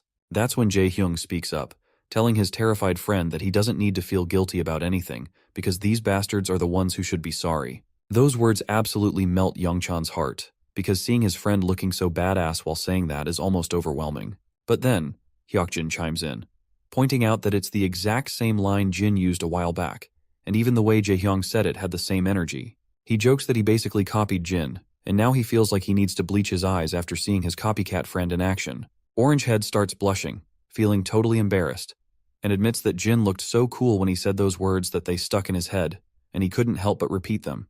While the trio is caught up in their own back and forth, they momentarily forget they're actually facing off against a gang, and they are too distracted to pay much attention to the goons. But soon enough, the lackeys charge at them, because they are not here just to be simply ignored in the middle of the fight. The Orangehead stands his ground. As soon as one of the thugs reaches him, he delivers a powerful kick to the guy's gut, sending him stumbling backward. Another goon tries to swing at him, but Orangehead responds with a brutal whack, taking him down. Youngchan, who's not exactly a fighter, is more or less panicking on the sidelines, unsure of what to do. Hyokjin, however, is in full battle mode, taking down goons left and right. He turns to Youngchan and tells him to stay back and just watch from behind. Orangehead agrees, pointing out that while Youngchan might be a pro gamer, he is out of his element in this fight, so they have got things under control. Youngchan is completely blown away by this. He can't believe they're fighting because of him, and yet they're telling him to stay back. The goons are squirming and quivering on the ground after taking a serious beating. Our boys, on the other hand, are starting to struggle a bit, exhausted from the fight and outnumbered. Eventually, Jaehyung takes a solid hit to the gut and feels the pain. He's sure that he is screwed because the cocky guy is about to land a punch right on his face, but before the punch can connect, Youngchan jumps onto the cocky guy, grabbing him tightly like he's found his brother from another mother. They both crash to the ground, and the cocky guy starts shoving Youngchan aside. But Youngchan holds on tightly despite the fear. That's when Orangehead takes his chance and swings his leg, delivering a devastating blow to the cocky guy's head. The impact leaves Youngchan a bit teary-eyed from the sheer brutality he's just witnessed, something he's never experienced before. Orangehead stands tall, looking like a boss after giving the cocky guy the final kick. He glances at the guy who's clearly down for the count. Hyukjin can't help but jab at Orangehead, noting how Youngchan had to step in to save the day. Orangehead quickly gets embarrassed and defensive, saying he was just about to take the guy down himself. They turn to Youngchan, who's on the verge of tears. Orangehead immediately asks if he's okay. The timid fella quickly reassures him that he's fine and apologizes for causing all this trouble. The scene shifts to our boy finally making it to the game room, only to find it empty. He tries calling his friends, but no one picks up. Just then, he hears someone calling his name. He turns around to see his friends, who eagerly tell him he missed all the action. The beta bullies start bragging about how they just whooped some Goseok Tech guys. They head inside, and as they climb the stairs, they point out to Jin that while he might not be familiar with the Goseok Tech guys, they're pretty tough, but not a match for them. As they head into the gaming room, they're shocked to find a bunch of people lying unconscious on the ground. The beta lackeys are blown away by the sight and quickly ask who took down all these Goseok Tech guys. Our boy casually points out that he came looking for everyone and was jumped by these guys when they saw his uniform. The three of them are absolutely stunned to realize that our boy took out all these men single-handedly. After their mindless fun at the arcade, the group heads out to grab some grub.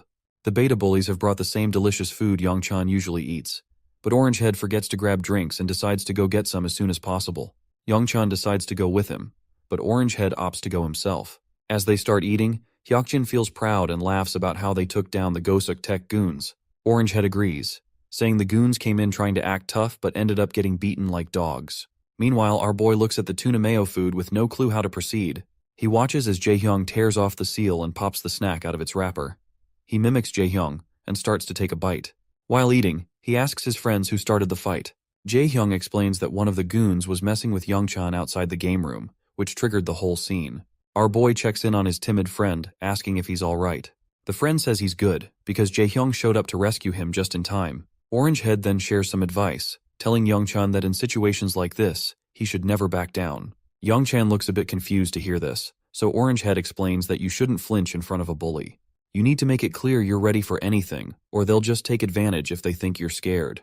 Hyukjin agrees, saying you've got to show you won't take any crap, or they'll just walk all over you.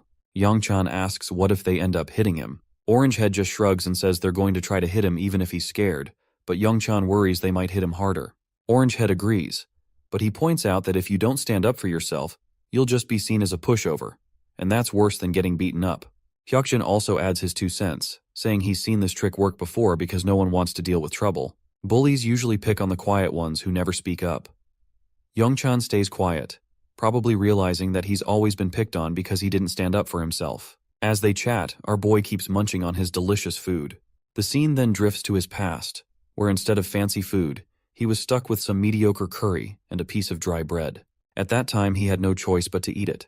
What made it worse was that there were always strong guys around him, bullying the weak and taking their food. One day, a cocky guy demanded our boy hand over his food, but Jin wasn't having any of it, so he fought back and left a gruesome mess behind. His memory makes him reflect on how the same pattern of the strong preying on the weak seems to repeat itself, both in his past and present situations. That's when Youngchan finally musters up his courage and says out loud that he doesn't like either of the beta bullies. The 2 bullies choke on their food, their breath caught in their throats at hearing this. Youngchan continues, saying he hates them because they bullied kids in class, including him. Orangehead looks curious and asks when they even bullied anyone. He points out that they only joked around sometimes, nothing more. The blondie also agrees, saying that they never physically hurt anyone in class or made anyone do their dirty work. Compared to some of the other guys, like Gisu Kim, they're practically saints. But Youngchan stands firm, saying that even though they might just be joking or playing rough, it's still a form of violence to others. The beta bullies are stunned, because they are not sure what to think of it. Youngchan further continues, explaining that it's the same kind of violence no matter how big or small. He resents them for being so cruel without a shred of guilt. Once he is done speaking, he points out that since beta bullies told him to stand up for himself, he spilled everything he had in his mind to try it out. The beta bullies are completely thrown off by Youngchan's words. The blonde one is at a loss and says no one's ever told him anything like that before.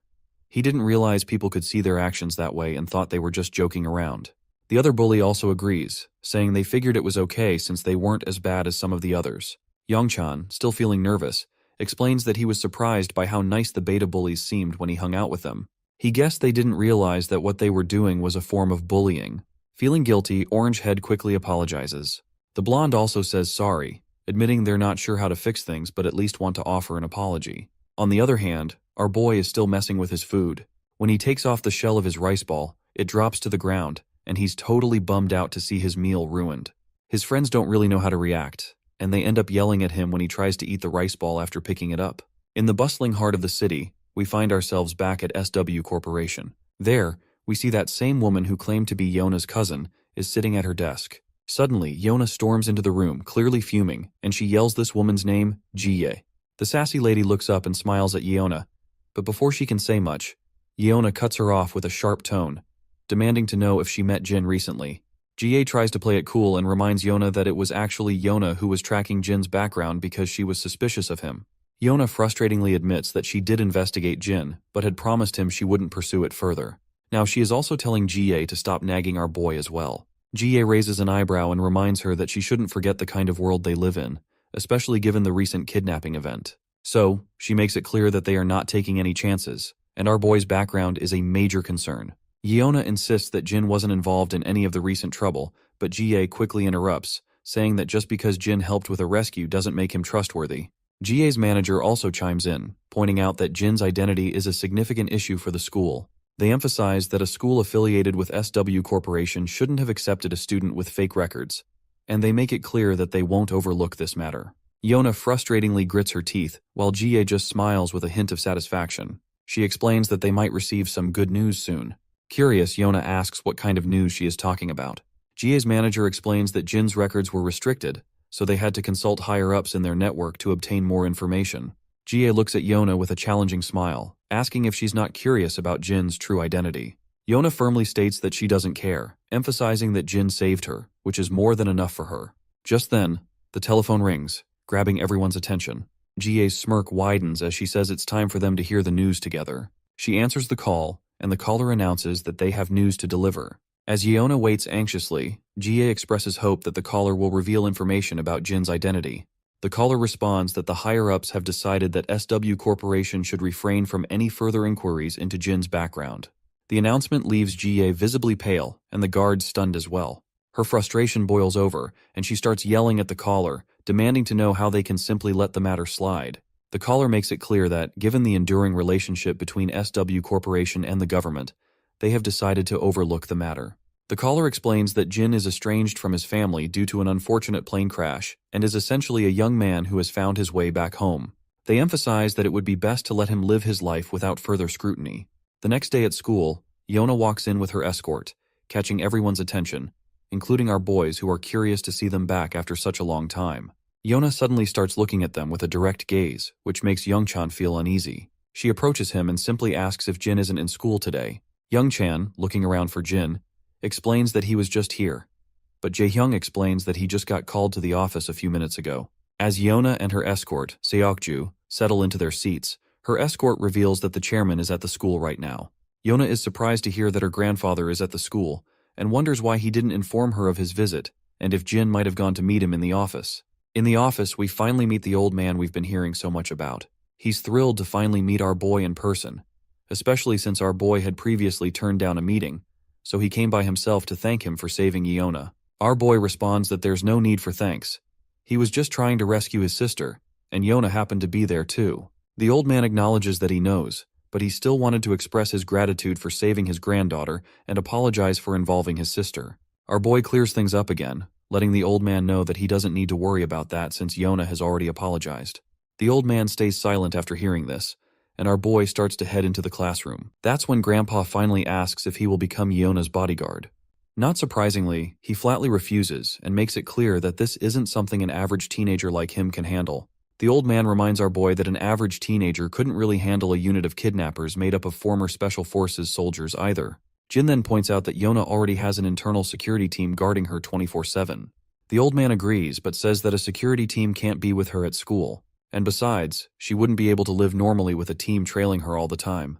He explains that Seokju was in charge of her security, but the recent incident made him realize he isn't the right person to protect her, so he's thinking of giving the job to our boy. Jin starts to walk away again, saying he can't help.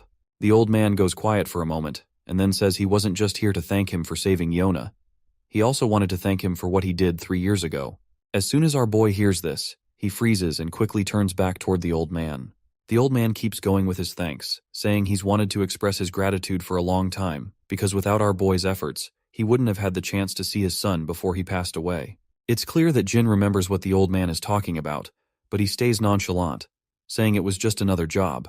The old man insists it was a dangerous job that no one else would take on. Thanks to our boy's success in the mission, he was able to see his son again, and his son spoke about Jin often. The old man reveals that his son was worried and asked him to find out why our boy had become a mercenary. So, the old man tried to track him down but couldn't find any leads. Now, as fate would have it, they're face to face, and he adds that Yona is his daughter. Jin's mind quickly flashes back to the past, recalling the man mentioning that he had a daughter around his age. Still, Jin makes it clear that he can't be Yona's bodyguard. However, he adds that he won't turn a blind eye if something happens to her. The old man is a bit taken aback but then smiles and says that would be more than enough. He then adds that there's one more thing he'd like to request. He points out that he would like to hear Jin's thoughts on the security team at SW. Jin asks what he means, and the old man explains that SW's security team is part of a long-standing and proud tradition, maybe too proud for their own good. They believe that Yona's recent kidnapping would have been contained even without Jin's help.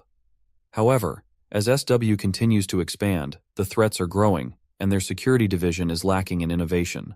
The old man wants Jin's honest assessment of their skills, and it will be a paid assignment, of course. Jin lets out a sigh, feeling like all of this is just a drag. He then finally heads back into his classroom. As soon as he enters, Yona greets him, but he clearly ignores her and walks to his seat as the teacher starts the class for the day. Jin sits quietly in his chair, thinking about the old man's words. He realizes that Yona's father must have died since the old man mentioned he'd seen his son before he passed away. The scene then cuts back to the past. We see Jin as a mercenary, with all the site workers gathered around eating. Jin is munching on some kind of food bar when a voice calls out to him, asking how a kid like him ended up working as a mercenary. It's clear this man is Yona's father, and after he sees our boy's face, he comments that he didn't realize Jin was so young. Jin quickly covers his face and starts to walk away, but the man offers him his platter full of delicious and appetizing food. He tells Jin to throw away his trash and eat this instead, saying that what he eats really matters at his age. Meanwhile, the other mercenaries chat about how their new client seems really wealthy and explain how they're building roads, a school, and a clinic in the town they're all stationed in. As they chat, Jin listens quietly. While he's on guard duty, the man walks up to him again, offering him a chocolate bar. Jin just looks away. Later that night, the man offers him food once more, but Jin turns away again. On a particularly rainy day, the man brings an umbrella and coat, but Jin refuses them as well. One day, as Jin is packing up his stuff to leave, the same man approaches him again. He says he'll miss having Jin around and invites him to stop by if he can since they'll be there for at least another month. The man then tosses a bag to Jin, explaining that he's packed some snacks and basic medical supplies inside. Finally, Jin speaks up and asks why he's giving him all this. The question catches the man off guard, and he's surprised to hear Jin speak Korean. He adds that he tried speaking in Jin's native language and in English before, but didn't get a response. The man explains that he's giving these things because he has a daughter around Jin's age, and he reminds him of her, so he can't help but worry. Later, we found ourselves in a rundown place where conflict is ongoing. We then see Jin with his fellow mercenary. His fellow informs him that the town where Jin was stationed as a guard has been taken over by a resistance group. He explains that they were waiting for the foreigners to finish their construction so they could take over the buildings, and most of the people at the site had been killed. Jin is jolted out of his flashback by the sudden ringing of the bell, and he notices Yona calling out to him, asking if he's free right now. A while later, they're in the lounging area, where Seokju is bowing his head in respect and offering a late apology in person. Jin tells him there's no need for that, as he understands the reason behind his actions. Yona then says she's pretty sure Jin will deny it, and explains that Grandpa asked her to invite him on his behalf. Jin agrees without hesitation, leaving Yeona quite puzzled to see that he actually agrees without protest for the first time. The scene then shifts to Jie, who is gritting her teeth in frustration. She's fuming mad that the higher-ups aren't releasing Jin's true identity. Just then, her manager enters and mentions that the same student has arrived, which shocks Jie a little. In the SW Corporation's men's locker room, Jin is getting suited up in the company's dress code.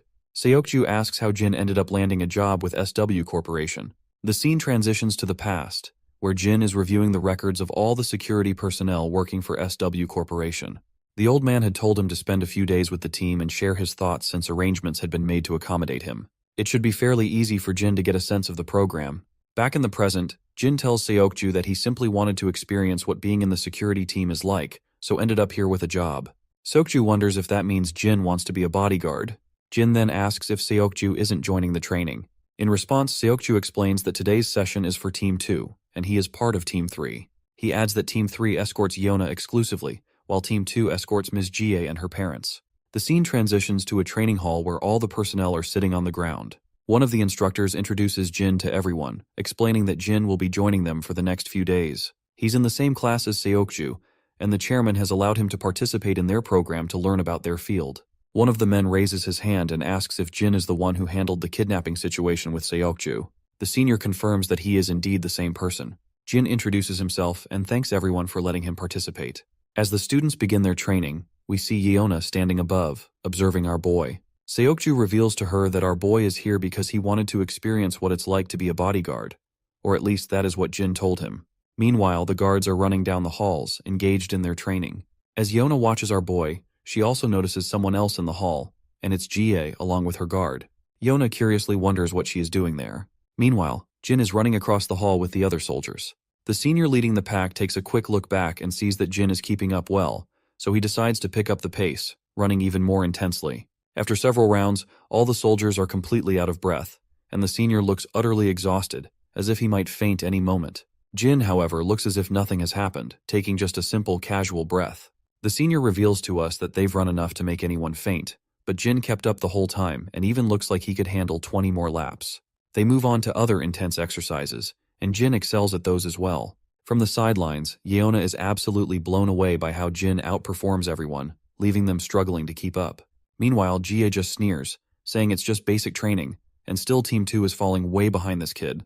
As our boy stands there, the senior is wondering where in the hell they found this kid. He's questioning if he's been trained somewhere before because he's just too good. Then the senior notices Jie standing nearby, and his face goes pale as soon as he makes eye contact with her bodyguard. He realizes he's going to catch flack from Jie and her bodyguard later for falling behind compared to a high schooler. Suddenly, one of the juniors raises his hand and points out that he's heard this student played a critical role in Miss Yeona's rescue, so he wants to test the kid's skills himself. The senior gets angry and asks if he really wants to spar with a high school kid, yelling at his junior for being out of his mind. But the senior finds himself completely blown away when the kid himself volunteers to fight and says he doesn't really mind. The senior, completely at a loss for words, scratches his head in frustration and reluctantly agrees. He tells his juniors to get the protective gear for our boy. Before long, our boy is decked out in his gear, and the other guy facing him gets suited up too. Yeona wonders if this will be okay, and Seokju points out that it's hard to say, given how tough the other guys are. Even Jai thinks it would be pretty hilarious if this high school kid actually won. She mentions she's heard the kid has extraordinary fighting skills, but her bodyguard assures her that he's still no match for his men, because these guys have been highly trained in all sorts of combat, long before they started working at SW. The senior tells both of them to just take it easy, especially telling his junior to go a bit easy on the kid, and the junior agrees. The senior then tells them to get ready, so the junior takes his stance and reminds our boy that he's not against those chumps he has beaten before, so he better be careful. Our boy doesn't even flinch at the jab and simply takes his own stance. As soon as the senior signals the start of the fight, the junior lunges at our boy with an incredible burst of speed and swings a punch right at his face. But our boy quickly steps back. The junior swings again with full force, but Jin dodges effortlessly once more. Yeona, growing anxious, points out that the soldier wasn't supposed to go that hard during a sparring match. But the soldier, however, keeps coming at Jin, swinging his fists left and right. Jin continues to dodge every attack effortlessly. Then, Jin quickly kicks the junior's leg, causing him to stagger. Seizing the moment, our boy balls up his fist and throws a brutal punch. But the soldier quickly raises his hands to block, avoiding a direct hit. The fatty mocks our boy for his futile attack and gets ready to hit him with a punch of his own. But Jin quickly deflects the incoming fist and counters with a brutal blow right to the bastard's face. That display of power leaves Yona breathless, and even her guard finds it pretty impressive that Jin struck precisely where the fatty's face was exposed. As the fatty writhes in pain, Jin grabs him by the head and delivers a vicious knee smash to his face, leaving him bloody and beginning to collapse to the ground. Jie is absolutely blown away by what just happened, while Jin stands there as the clear winner, with his opponent slumped unconscious on the ground. He removes the protective gear from his head, and both the senior and the other soldiers are stunned by the turn of events. Seokju notes that they were clearly instructed to take it easy, but this was just too intense. Jie speaks up again, questioning if this kid is really the 19-year-old they claimed he was. Meanwhile, her bodyguard is fuming at the top of his head, as Team 2 is part of his crew, and he is not at all happy to see one of his soldiers going down like flies after being beaten by a teenager. The other soldiers drag their incapacitated buddy off the ground, while Jin remains the center of attention. By now, the senior has no doubt about Jin's role in saving Yeona from the kidnappers. Meanwhile, Jie's bodyguard is giving his soldiers death glares. They're all panicking, especially the senior, who's sweating bullets because he's sure he's in big trouble. Then, another soldier, Beomseok Choi, raises his hand and volunteers to spar with Jin too. The senior reminds him that they've already lost to a kid once, and doesn't want to look foolish by losing again. But Beomseok, brimming with confidence, says he's really itching to fight Jin after seeing his impressive skills. The senior points out that they can't all just rush at Jin, but Jin says he's totally fine and not exhausted at all. He even adds that he hasn't moved around enough to be tired. This freaks everyone out a bit because after taking down one of their top soldiers, he's practically saying he hasn't even broken a sweat. Seokju lets out a sigh, clearly not surprised by our boy's antics. Beomseok finally steps into the ring, face to face with Jin. While stretching his muscles, he casually asks our boy where he learned to fight like that. Jin then asks if Beomseok isn't going to wear his headgear, to which the soldier confidently replies that he doesn't need it. He tells Jin to go ahead and use one if he wants to. But Jin was only asking for the guy's sake. He doesn't care about headgear either. So he just tosses it aside, surprising Beomseok and even Yeona. That's when Beomseok starts getting cocky, calling Jin a punk and saying he likes his spirit. Jie then curiously asks her bodyguard what he thinks will happen this time. In response, he admits they made the mistake of underestimating Jin earlier, but he's confident they can take him down now. He takes major pride in his men, who train tirelessly every single day. Not to mention, our boy is about to face the ace of the team this time. Jie cracks a smile, eagerly anticipating how Beomseok will handle Jin. Meanwhile, Yona's bodyguard is starting to think Jin might actually lose this round. In a weapon-free fight like this, it all boils down to physical strength, and Beomseok Choi is a jacked-up dude. There's no telling what kind of rigorous training Jin has had, but nothing can make up for the raw strength Beomseok is rocking. As the fight begins, Beomseok, full of bravado, takes his stance and swings at Jin, but our boy casually sidesteps the punch with ease. Jin tries to land a punch on Beomseok, but this dude isn't here to mess around. He dodges Jin's attack quickly and counters with a punch of his own. Jin also tilts to the side to save him and throws another punch, but Beomseok grabs Jin's fist and smirks. He acknowledges that Jin's punch is stronger than he expected based on his appearance. But Jin isn't interested in mid-fight chit-chat. He throws another punch, but Beomseok blocks it effortlessly. He gives Jin props for his great timing, but smirks and scoffs that no one can break his guard with pesky blows like that. But that's where he's dead wrong. Jin quickly swings his leg and lands a solid kick to Beomseok's thigh. The cocky guy is now totally stunned, and the senior's jaw practically hits the floor to see our boy making a hardcore comeback. Then Jin follows up with another brutal kick to Beomseok's leg.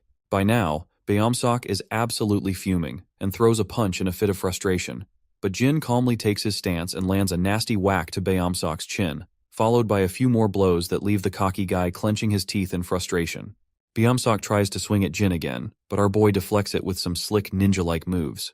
Then, he delivers a solid slap to Beomseok's throat, making him cough up and spit. With a heavy thud, the once muscular guy drops to his knees. The first shocked face we see is Yeona's, quickly followed by Jie and her bodyguard. Meanwhile, Jin just stands there while the muscular guy coughs violently on the ground. Yeona's bodyguard is blown away by how strategically Jin broke Beomseok's upper guard. By striking his knee and then immediately going for the neck, he effectively narrowed the gap in their physical strength. Further attacks on vital points would have completely neutralized Beomseok's advantages. Jin then asks if anyone else is itching for a throwdown, but it's clear no one's eager to step forward. That's when the senior chimes in, telling Jin he shouldn't go for the neck or knees when sparring. Jin, looking genuinely puzzled, asks if there are rules to sparring and apologizes if he broke any since he wasn't aware. The senior quickly clarifies that there aren't really any specific rules, but it's just something he felt like mentioning. Well, deep down, the senior feels like he is just trying to save his sorry face after getting his butt handed over by a high schooler. After witnessing the entire battle, GA is absolutely certain that it wasn't just a stroke of luck that Jin was able to rescue Yona, and she wants her bodyguard's take on the matter. The man, clearly pissed off after seeing his soldiers drop like flies, reluctantly admits that from basic training to serious combat, Jin excels in every aspect. GA smiles thoroughly at this, and then quickly tells everyone to move on to the next course. Everyone is startled, especially Yeona, who has no clue what GA even means by that. GA then walks over to Jin and reminds him that since he's here to experience real security duties, it's finally time to see what it's like to be a real bodyguard. Jin listens intently as she explains that since he's paired with Team 2, he'll be escorting her, and she's looking forward to his service. Yona, however, can tell from a mile away that this woman is cooking up something shady.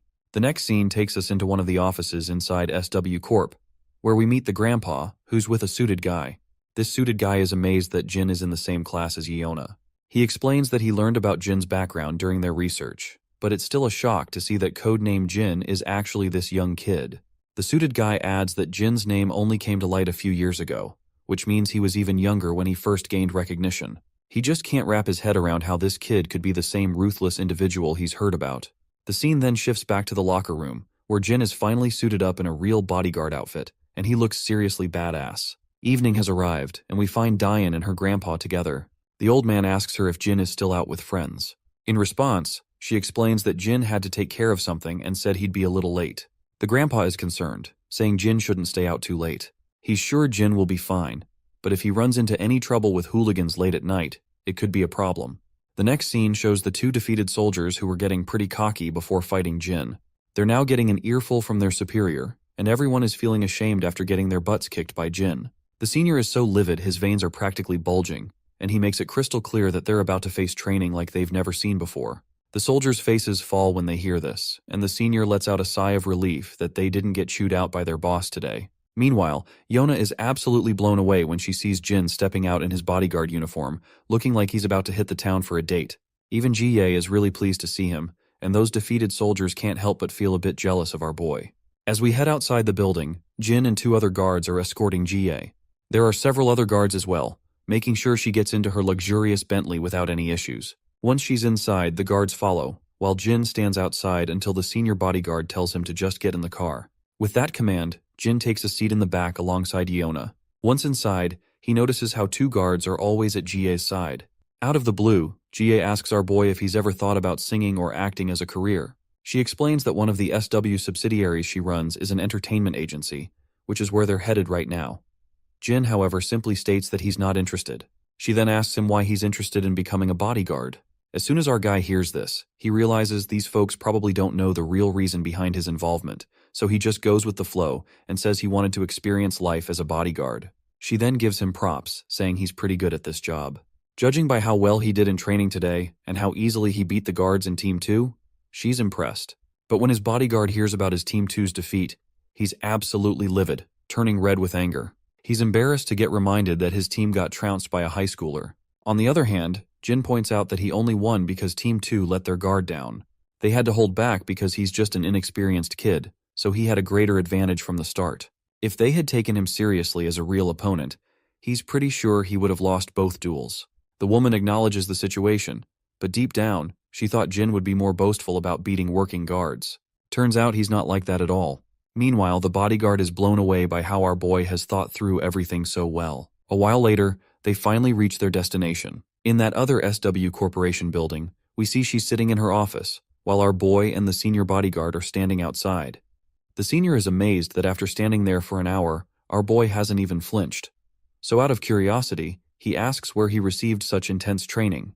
Our boy simply looks at him and stays silent. The senior asks again where he picked up those moves from the sparring session, because this isn't something you can just pull off by luck.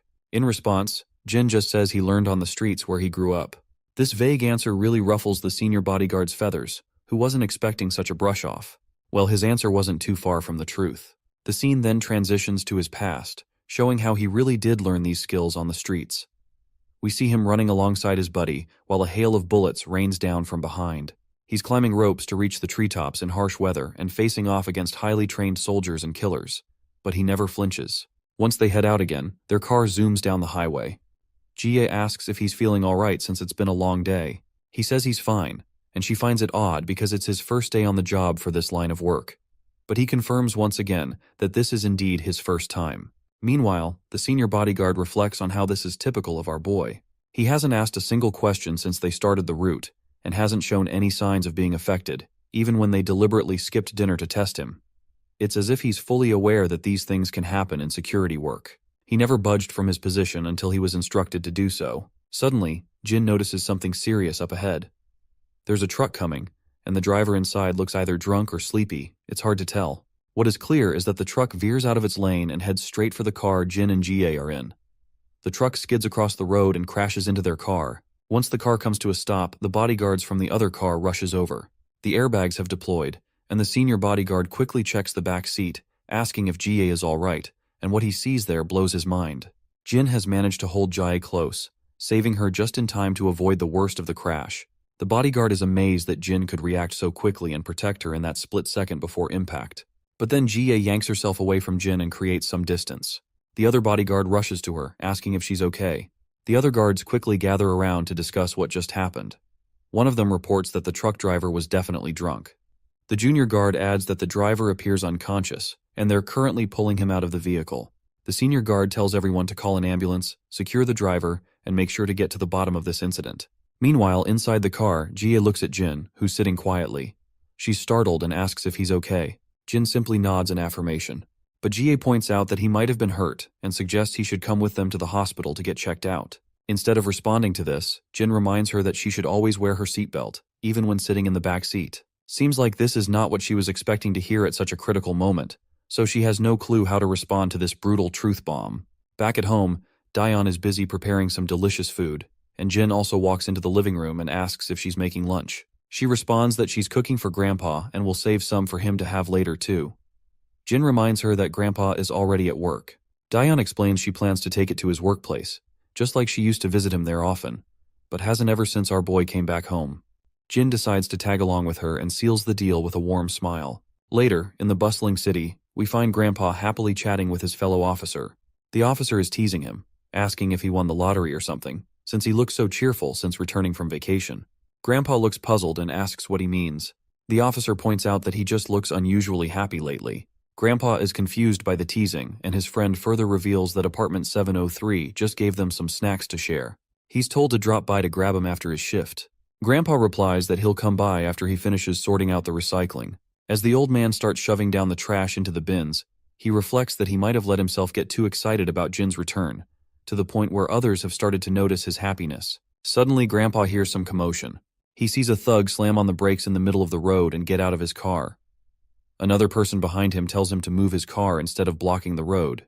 But this cocky guy just gets out of his sports car, holding 2 disposable glasses. With a smug attitude, he uses every name in the book to tell the other guy to shut up, saying he'll be back in a minute after tossing these glasses. The man in the car is visibly scared by the thug's attitude. The thug strides over to Grandpa and drops the 2 disposable glasses into the dustbin, but he's so careless that they just fall to the ground instead of making it into the bin, leaving Grandpa with extra work. The old promptly picks up the scattered trash. Meanwhile, the thug's girlfriend, who's still in the car, tells her boyfriend to throw this bag of trash as well. Reluctantly, he grabs the trash bag and throws it from a distance, not bothering to walk over to the bin. As expected, Grandpa ends up picking up the mess left behind by the inconsiderate duo. The thug zooms out of the place in his car, and just as Grandpa is busy putting the garbage to its rightful place, he hears a familiar voice and turns to find his children arriving to visit him. Although Grandpa is thrilled to see his children, he still asks what they're doing there. They reveal they brought lunch for him, but he insists they shouldn't have gone to the trouble. He can just buy something nearby. Daeon looks around and notices Grandpa is sorting out the recycling. He agrees, saying it's better to take care of it before it piles up and gets out of hand. The charming girl offers to help with the job, but Grandpa quickly tells her she doesn't need to get her clothes dirty. Daeon, however, has already made up her mind and brushes off his concern, saying she'll just wash them later. So they start sorting out the trash, with our hero quietly standing behind, beaming with happiness to be with the family. After a while, we see the girls blushing while looking in a certain direction. It wouldn't be surprising if they're admiring our boy's handsome face. In the background, we catch sight of Mr. Cha and his lackey, who have finally been discharged from the hospital and have been walking out from his apartment. Suddenly, Mr. Cha perks up when his eyes wanders at front and spots our boy sorting out some trash and he has no clue what the hell he is doing there. Cha's lackey recognizes the old man and realizes he's the grandpa they saw when they went to get the kid. Hearing this, Cha quickly pieces it together and figures out that the girl must be our boy's sister. Seeing our boy smiling so warmly, Cha finds it fascinating that he knows how to smile after all, and he can finally see that he really does look like an average teenager. The lackey suggests they go over and say hello, but Cha decides against it, saying guys like them usually just end up ruining moments like that. Instead, he decides they should grab a bite to eat. We then see the sweet family having their lunch in the park. The three of them are enjoying themselves, eating and chatting away. Once they're done, Daeun waves goodbye, and they decide to head out. Once the evening strikes, the old grandpa is also done with his duty, and walks to his home while smiling pleasantly. Then, he notices that same Corvette he had seen in the noon when that thug came to throw that trash. The old man approaches the thug and reminds him that parking there isn't allowed because it blocks the entry and creates a hazard for children, so he suggests parking in the lot instead. The thug sneers and asks why he should listen to an old guy like him, making it clear he'll park his damn car wherever he wants. The old man tries to reason with him, but the blonde woman beside the thug threatens him, saying he's just a guard and wonders if he's trying to get fired. The old man keeps his smile and calmly explains that he knows he's paid by the residents, which is why he's asking them to park elsewhere to avoid causing trouble for others. The thug scoffs and says he won't park in the tiny parking lot because if another car scratches his, who's going to reimburse him for the damages? Grandpa is left without an answer, and the blonde woman sneers, doubting that Grandpa could cover the cost of the car. That's when Mr. Cha's lackey grabs the thug by the neck from behind. With a terrifying tone, he asks if this thug has no manners when speaking to his elders. The stupid head groans in pain and demands to know who's behind him. Cha's lackey leans in with a face that could scare ghosts and simply asks why he wants to know. The thug is absolutely terrified by the look Cha's lackey is giving him. The lackey yanks the thug away and tells him to shut up and move his car. He makes it clear that if he ever catches him giving this gentleman trouble again, he's going to make sure both of them get a serious beatdown. The disgusting couple quickly hops into their car and speeds away. Cha's lackey then smiles at the old man and asks if he's all right. Grandpa, unsure how to respond, simply says, "Thank you." The man then reminds Grandpa that Jin is his friend and that he saw Jin working with the old man earlier today. Grandpa's mind perks up and remembers that this man is the same guy who came to their home one day to meet Jin. The scene cuts to Mr. Cha's turf, where the lackey meets up with his boss. Cha's in good spirits despite his fractured hand, glad he can still enjoy a drink with his other hand. The lackey mentions that if he hadn't stepped in, Grandpa would have had even more trouble from that little punk. Cha chuckles and gives his friend a nod for his solid work, noting how disrespectful punks can be these days. Suddenly Jin barges in abruptly and he looks quite terrifying at first glance. Cha immediately starts sweating to see our guy this serious, because Jin is the last person he would want to mess with. He asks Jin why he's giving them this insane look. By the way, we've been referring to this man as Cha's lackey for a while now. Since we don't know his name yet, let's give him one and call him Muscle Man. Jin pulls out his phone and shows a selfie of Muscle Man with Grandpa. Grandpa also had told our boy that one of his friends lives in the apartment where he works. Muscle Man starts blushing, feeling pretty pleased as well as embarrassed with himself. Meanwhile, Jin looks absolutely furious and asks Muscle Man if this is some kind of threat. Cha and his lackey are terrified that Jin is taking this the wrong way, and they definitely don't want to get on the bad side of our MC. As our boy's anger boils over, Muscleman starts to stagger and quickly tries to explain that it's just a gesture of goodwill, begging Jin to listen before taking any action. The scene then shifts to SW Corporation, where GA is asking her guard how the kid is doing. The guard remains silent for a moment, but then points out that the kid should be finishing up his training session with Team 3. GA then asks if Jin was taken to the hospital to get checked out and what the doctor said. The bodyguard reports that Jin had a few bruises but nothing serious to worry about. GA reflects on how Jin saved her just in time, and we can tell that she has a soft spot in her heart for him. She tells her bodyguard to check in on Jin just in case, as you never know what symptoms might develop after a car accident. She's concerned that if the media finds out the crash was staged and Jin gets hurt, it could create a real problem. Well, I already had a hunch from the start that the accident was staged because they just wanted to assess Jin's caliber. We then see Jin again, donning his school uniform back. Seokju asks him what's going on, noting that Jin seemed to be holding back compared to his last session. Jin points out that he does not want to get on the bad side of everyone. He then asks Seokju why he's still hanging out with the security team, since he initially thought Seokju had already finished his security training and moved on. Seokju sighs and explains that, contrary to what Jin might have heard, he was never an official guard. He only started because of his family and because he grew up with Yeona. Since he was good at being a bodyguard, he stuck with it. He admits that after seeing how Jin rescued Yona from kidnappers, he realized he's not as skilled as he thought he was and felt he needed to improve. Seokju mentions that he got all his training from SW but is curious about where Jin learned his moves, because he seems like a trained professional. Jin simply responds that he learned it on the streets where he used to live. Seokju senses that Jin isn't telling the full truth but decides not to press him further. After they finish preparing in the men's locker room and head out, they find Yona standing outside, eavesdropping. Jin doesn't bother to engage with her and continues walking, but Yona quickly speaks up, asking if he's not planning to try more field work today. Jin looks confused, and Yona blushes as she explains that she thinks it would be a good opportunity to hang out, and it won't take too long. Jin remains silent, and both her guard and Seokju stay quiet as well after hearing her odd wish. Later, a bunch of guards are stationed outside while Yona and Jin stop by a stall to grab some food. Yona excitedly explains that she missed cup noodles and triangle kimbaps so much while she was in the US. As Jin looks at his triangle kimbaps, he has a flashback to an unpleasant memory where his food fell out of the wrapper and hit the ground. Seokju looks a bit bewildered by the rundown spot they've chosen for eating. Yona notices and asks Jin if he's not going to eat anything. Our boy then replies that he doesn't think he should eat with her since he's supposed to be guarding her. Yona is startled by this, and Seokju quickly explains that Team 3 is responsible for escorting Yona right now, and their job is to blend in as her companions while guarding her from close by. Yona charmingly agrees and tells everyone to just dig into the food. Meanwhile, Seokju reflects on how Yona picked the convenience store near his home on purpose because she knew he would decline if she took him somewhere nicer. Yona then brings up the accident that happened while Jin was escorting Jaye and asks if he's okay. Jin replies that he's fine, all while staring at his triangle kimbaps inside the packaging. Yona then asks if Jie gave him a hard time, noting that Jie is known for being super demanding and harsh. In response, Jin simply says everything went smoothly. Yona finds this hard to believe, as it doesn't sound like Jie at all. She comments that Jie only smiles when she's insulting others. As they chat, Jin looks at Yona's pleasant personality and finds himself drifting back into his memories. He remembers her father, utterly exhausted and injured, with Jin himself panting heavily, gun in hand, scanning for enemies.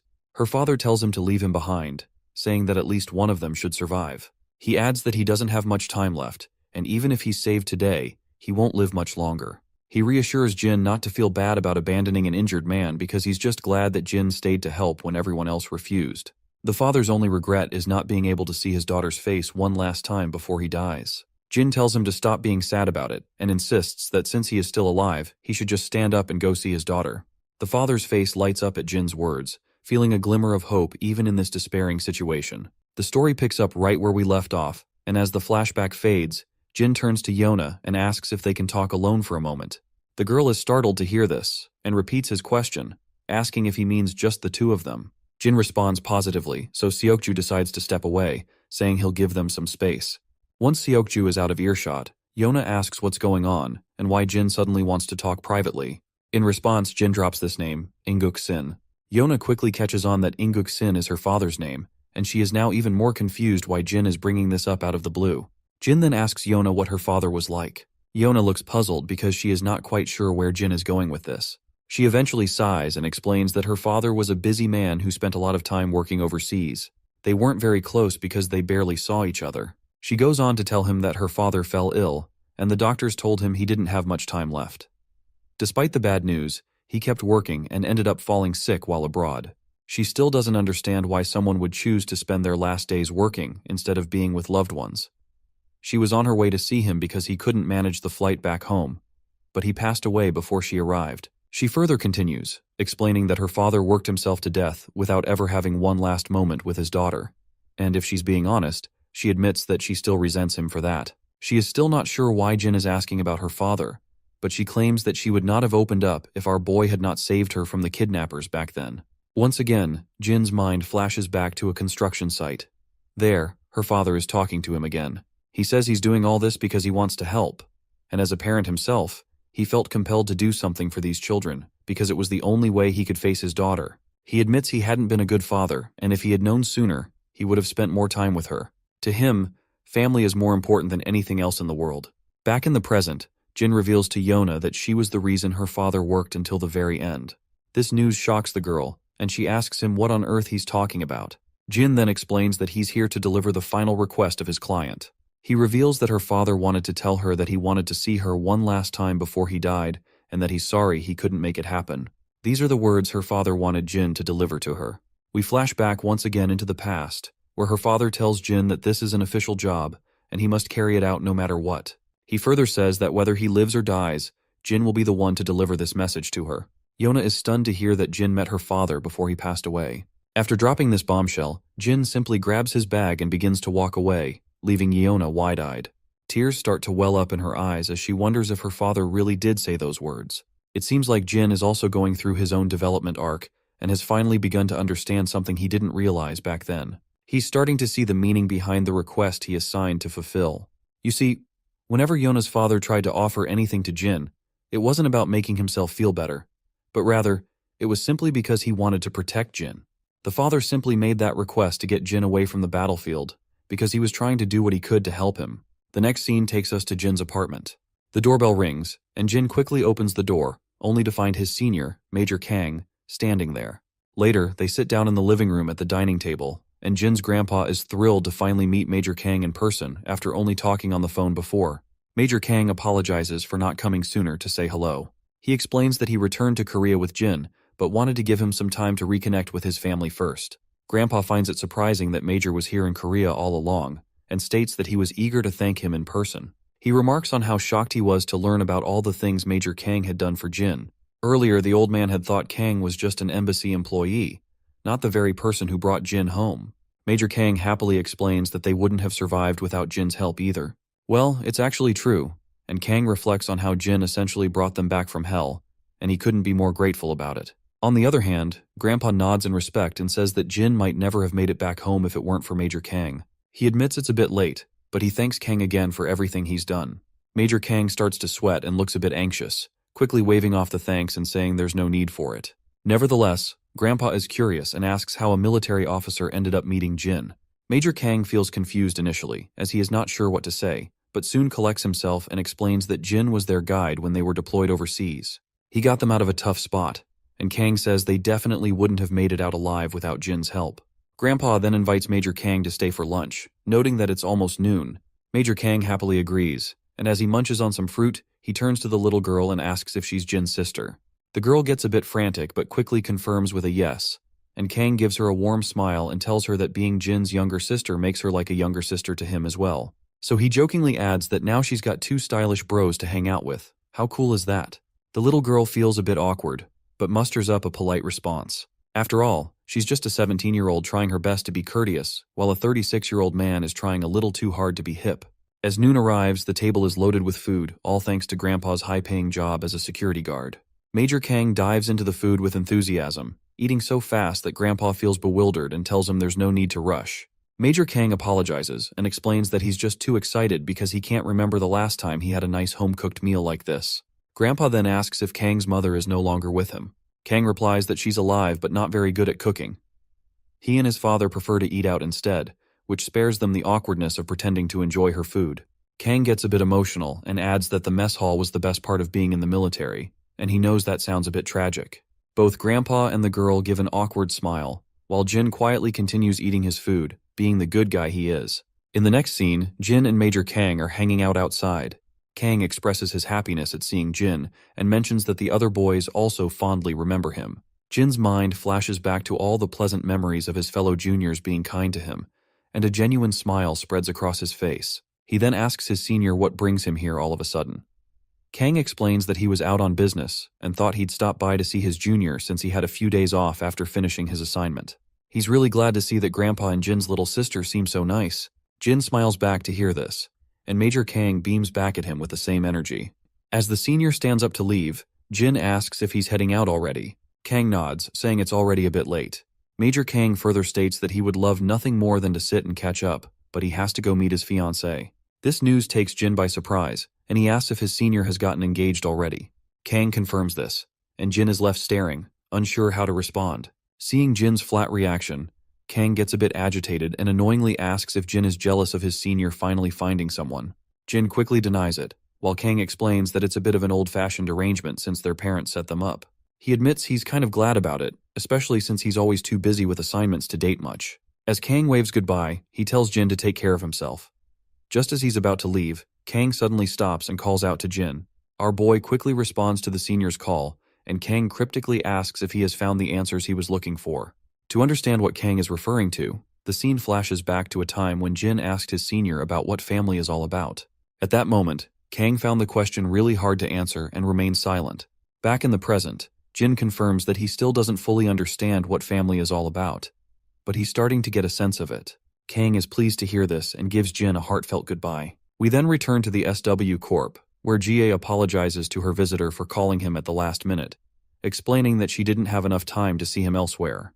Well, to everyone's surprise, the visitor appears to be Major Kang himself, and he quickly reassures her that there's no problem at all. In fact, he's the one who called her out of the blue and is just glad she could spare some time for him. As she takes her seat, she comments that she's heard Major Kang has been dispatched overseas a lot lately, so it must be quite busy for him. The man scratches his head and modestly says he's sure he's not as busy as she is, as he's just scrambling around trying to be useful. She tells him not to be so modest, knowing well how tight his schedule is. Kang grins sheepishly in response, while she thinks to herself that she never imagined she'd end up with a military man, and they wouldn't have even met if their parents hadn't arranged it. She then wonders how many times they've seen each other, and Kang responds that it's exactly 14 times. She then points out that this much time is just far too little given the fact that they had been engaged for over a year. She then remembers another think, and she states that she has a favor to ask. The man quickly perks up and tells her to just say the words. That is when she slides across the profile of our boy, and when he looks at the document, she points out that it's about this boy in the picture, and she wants him to look into his records. Of course, Kang doesn't need to look into anything since he already knows everything about Jin, but he remains silent about it. She then mentions that this boy is Yona's class fellow, and that they've discovered Jin's records are fake. She's been trying to investigate it herself, but the authorities won't let her, so she thought it might be better to leave it in Kang's hands. Kang, however, apologizes and makes it clear that he won't beat around the bush, and he can't help her with this. GA's eyes widen in surprise, and she remains silent for a moment. Then, she turns her head away, a bit annoyed, and tells him that if he doesn't want to tell her anything, he doesn't need to get all dramatic about it. The poor guy trembles with anxiety and nervousness, as he surely doesn't want to upset her. A few days later, Jin receives a phone call informing him that Major Kang and his men, who were on a mission, have now gone missing. The scene flashes to Major Kang and his soldiers, carefully treading their way with guns pointed. But then, we also see the enemy soldiers in the woods somewhere. One of the enemy soldiers reports that Kang and his team have been driven into the target zone. The boss flashes a big grin to hear this pleasant news, and he is looking forward to hunting them down. Back with Jin, he asks the caller if Major Kang is in danger. The caller confirms that Kang is indeed in danger.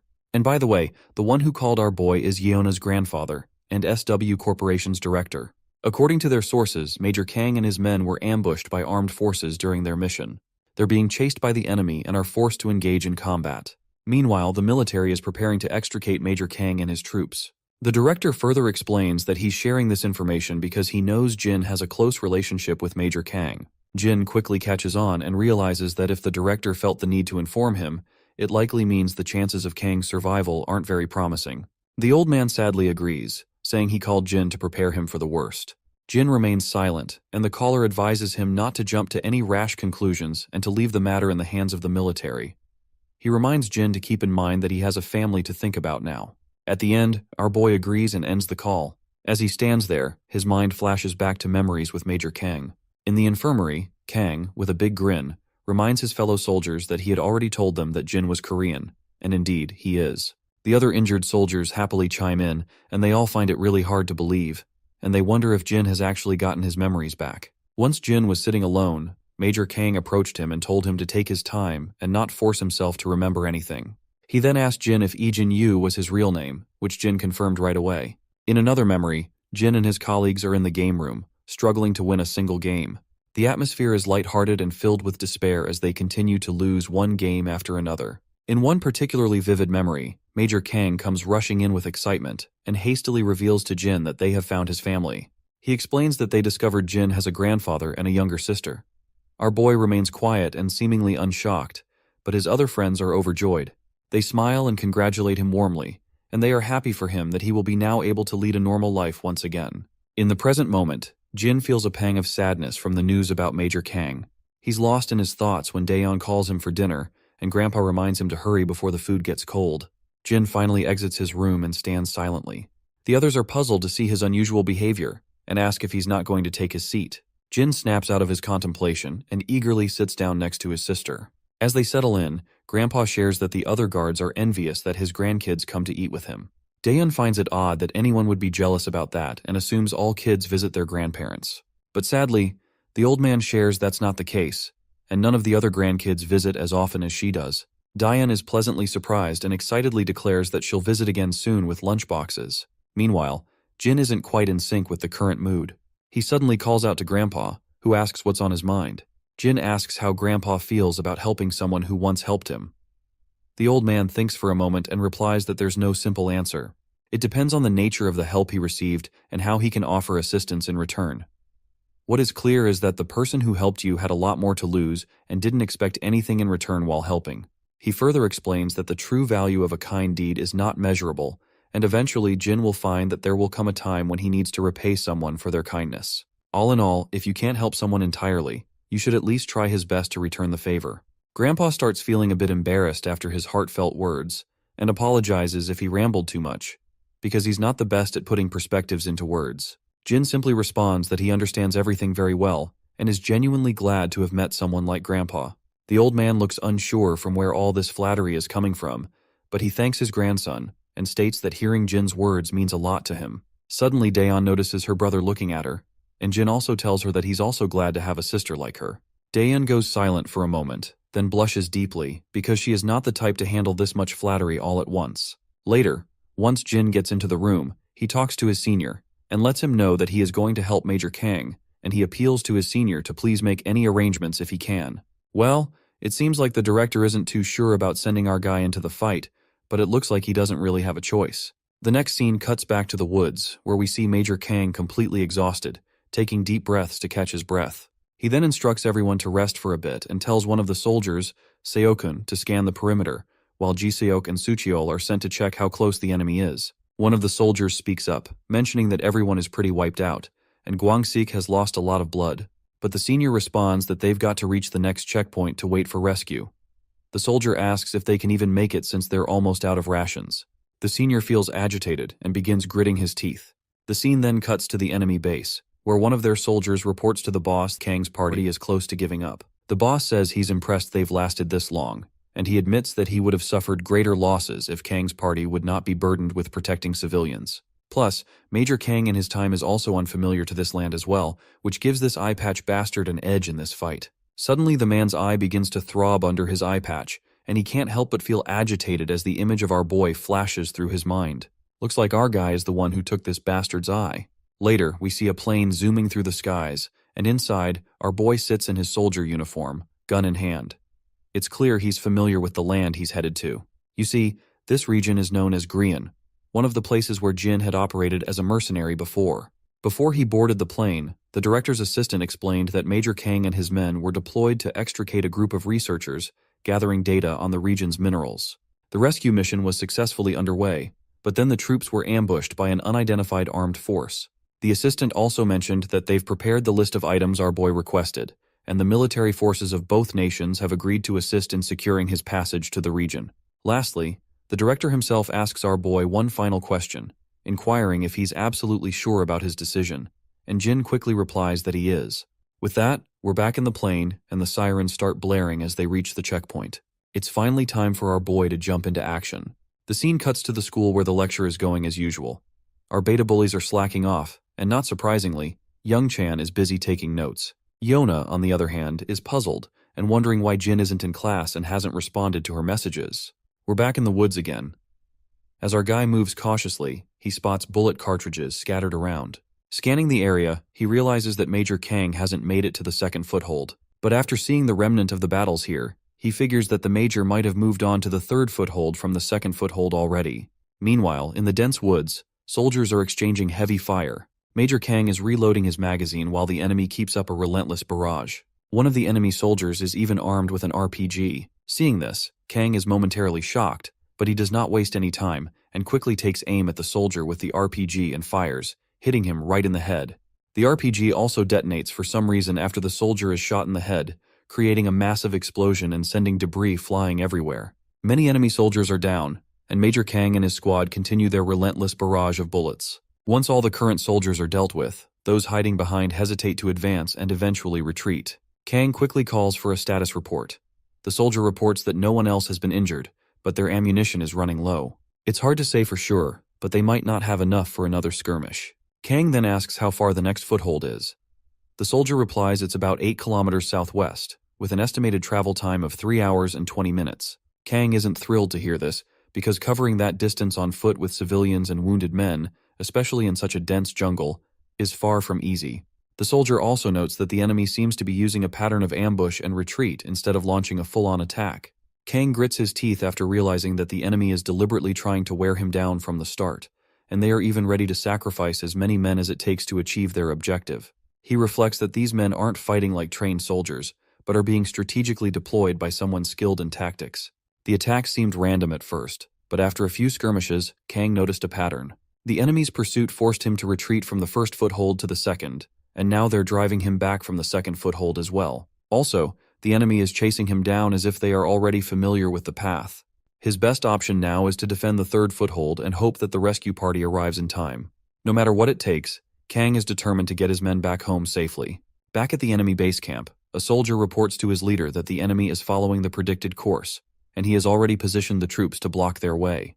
The man with the eye patch grins, not surprised by this development. After all, there aren't many routes the enemy could have taken. Suddenly, a mercenary bursts into the tent, asking how many more of his men will have to die needlessly. He questions why the eye patch guy won't just let them charge in full force instead of sacrificing themselves just to retreat.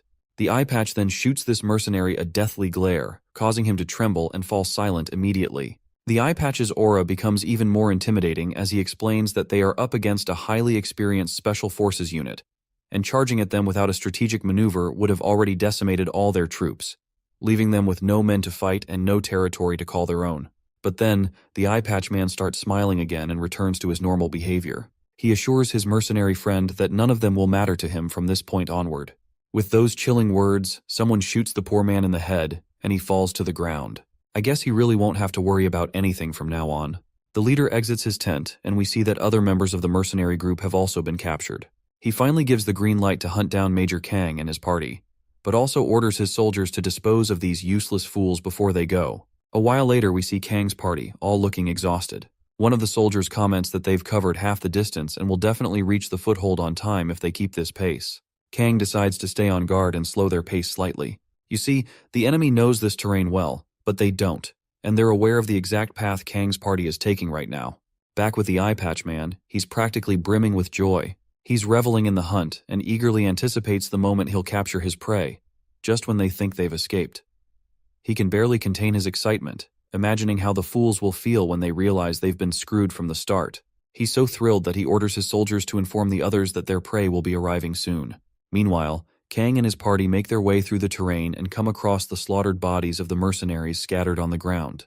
Every one of them is dead, and Kang is left bewildered, with no clue about what's happening. It seems like our boy is the one who took all those soldiers down. Back at the enemy base, a soldier delivers some bad news to the leader.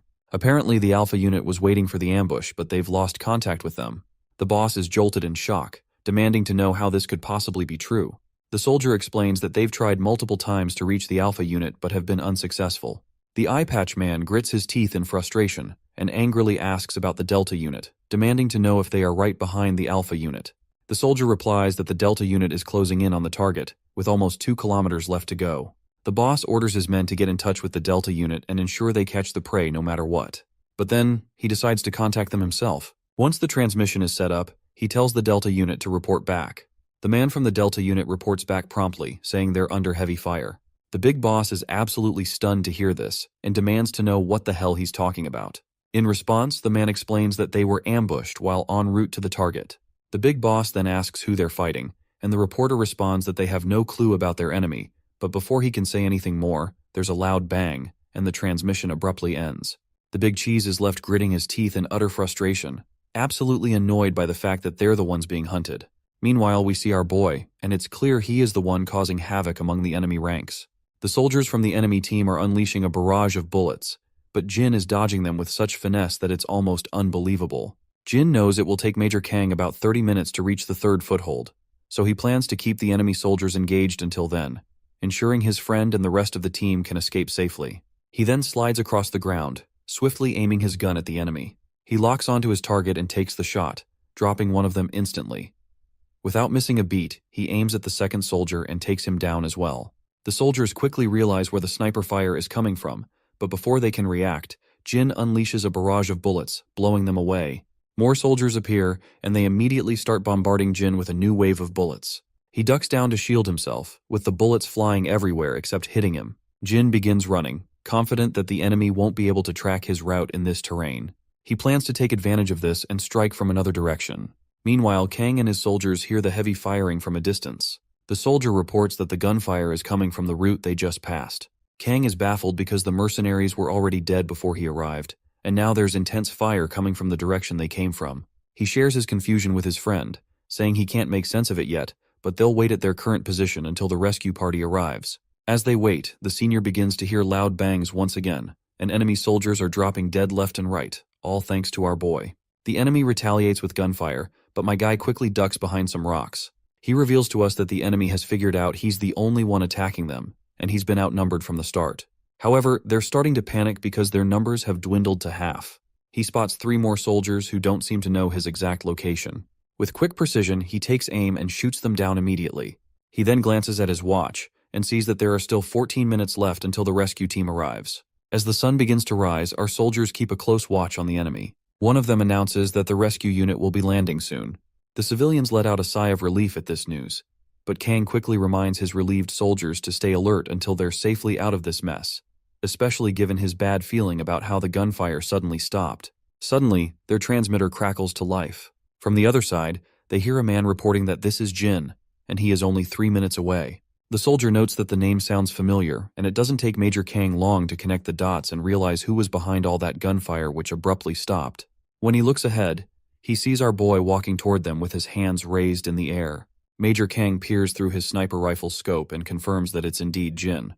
The other soldiers can also confirm it's Jin, but they have no idea what he's doing here. Major Kang is still in utter disbelief, and he surely does not want to believe his eyes. Right on cue, the rescue helicopters arrive on the scene. Kang rushes over to Jin, grabbing him by his shirt, and sternly demands to know what the hell is doing here and why he came. Jin remains calm and simply says he knows this region better than anyone. Kang reminds him that he doesn't need to be here anymore since he's transitioned from a mercenary life. In response, Jin explains that this is exactly why he came, because he did not want to live a regretful life. You see, ever since our boy heard that Major Kang and his men were in danger, he knew that he would regret it for the rest of his life if he didn't come to their aid. Kang just gets even more furious, reminding Jin that he's just a kid. Despite his anger, he pulls Jin into a tight hug, tears streaming down his face once his emotions overflow his mind. Finally, the chopper lands, and the rescue team quickly spreads out to tend to the survivors and offer aid. Meanwhile, back with the eye patch guy, his lackey reports that the Alpha unit has been wiped out and 17 out of 20 Delta troops are dead. Although he's not completely certain, he's confident that Alpha was annihilated instantly and Delta was ambushed while on the move. The eye patch guy grits his teeth in utter frustration after hearing the report. I guess his anger is understandable, because everything was going according to his plan, and his prey was moving just as he expected, and there were no reinforcements nearby. All he had to do was wait for the moment to strike. But somehow, someone managed to destroy Alpha and nearly wipe out Delta as well. The only combat he's seen like this was from someone who messed up his eye. And as he remembers Jin, his eyes begin to throb once more, and it finally clicks into his mind that our boy must be behind all of this mess. His lackey quickly notices the eye patch guy's unusual behavior, and the eye patch points out that this is exactly the kind of combat that 001 was known for. The lackey reminds him that 01 was terminated years ago, but the boss tells him to check again.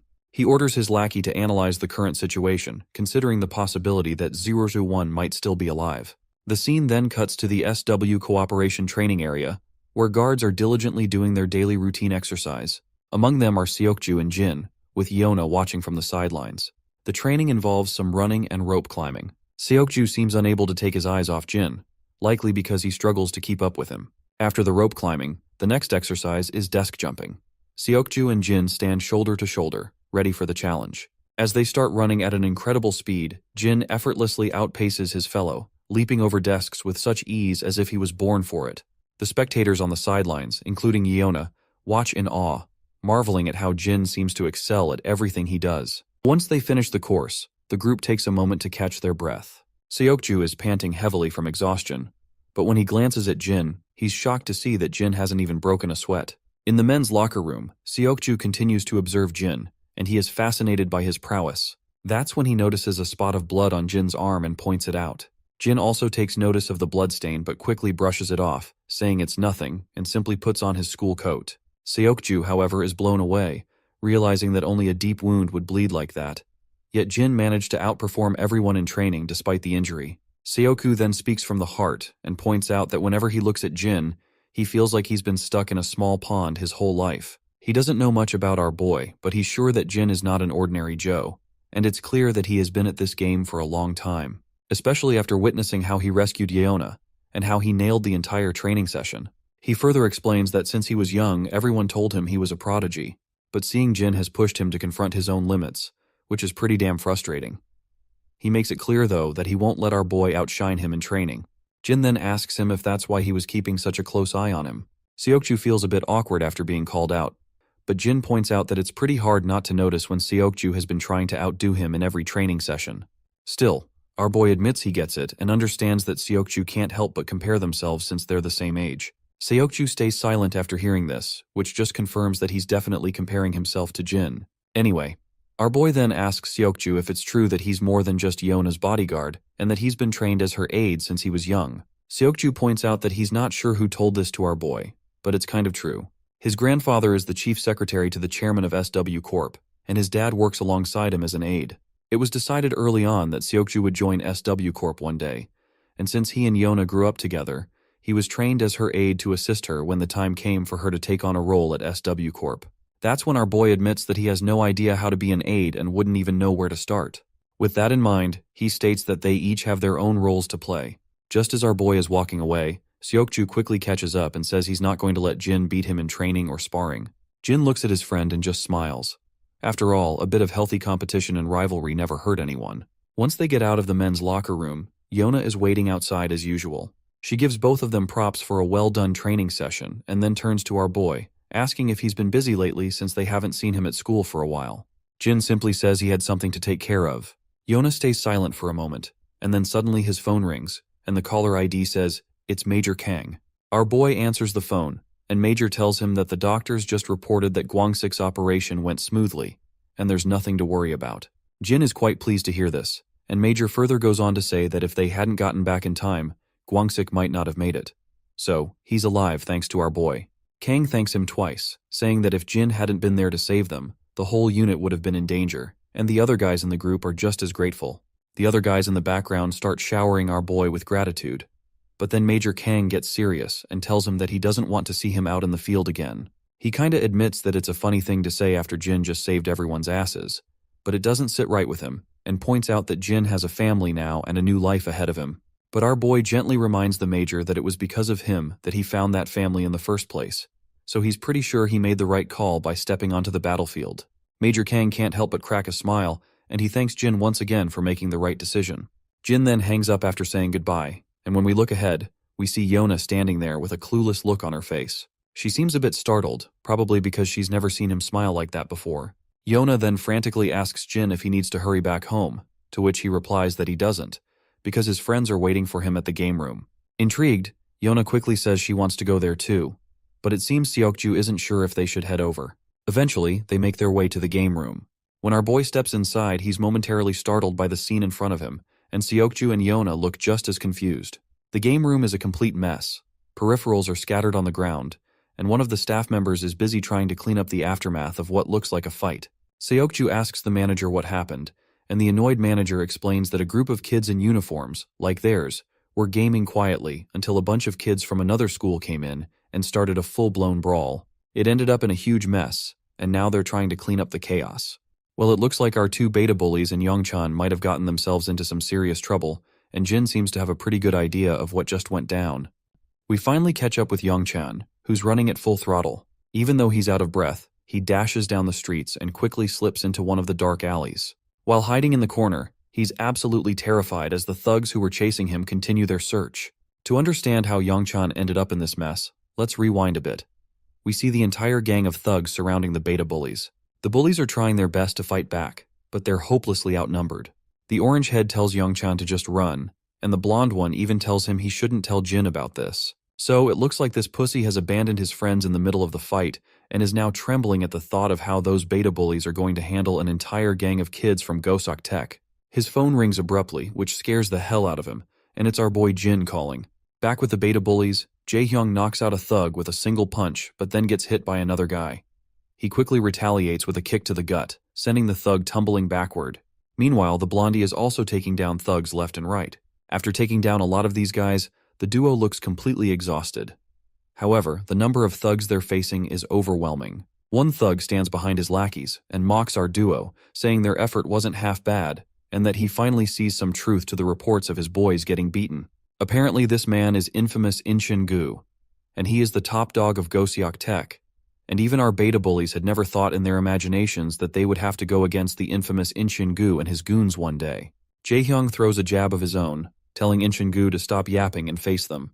Incheon is clearly annoyed to hear this, and responds with a furious glare, while Orange Head continues to taunt him, asking if he's afraid of embarrassing himself in front of his boys. Incheon takes the bait and charges at them like a raging bull. As soon as he swings his fist with incredible speed, Orange Head sidesteps it effortlessly.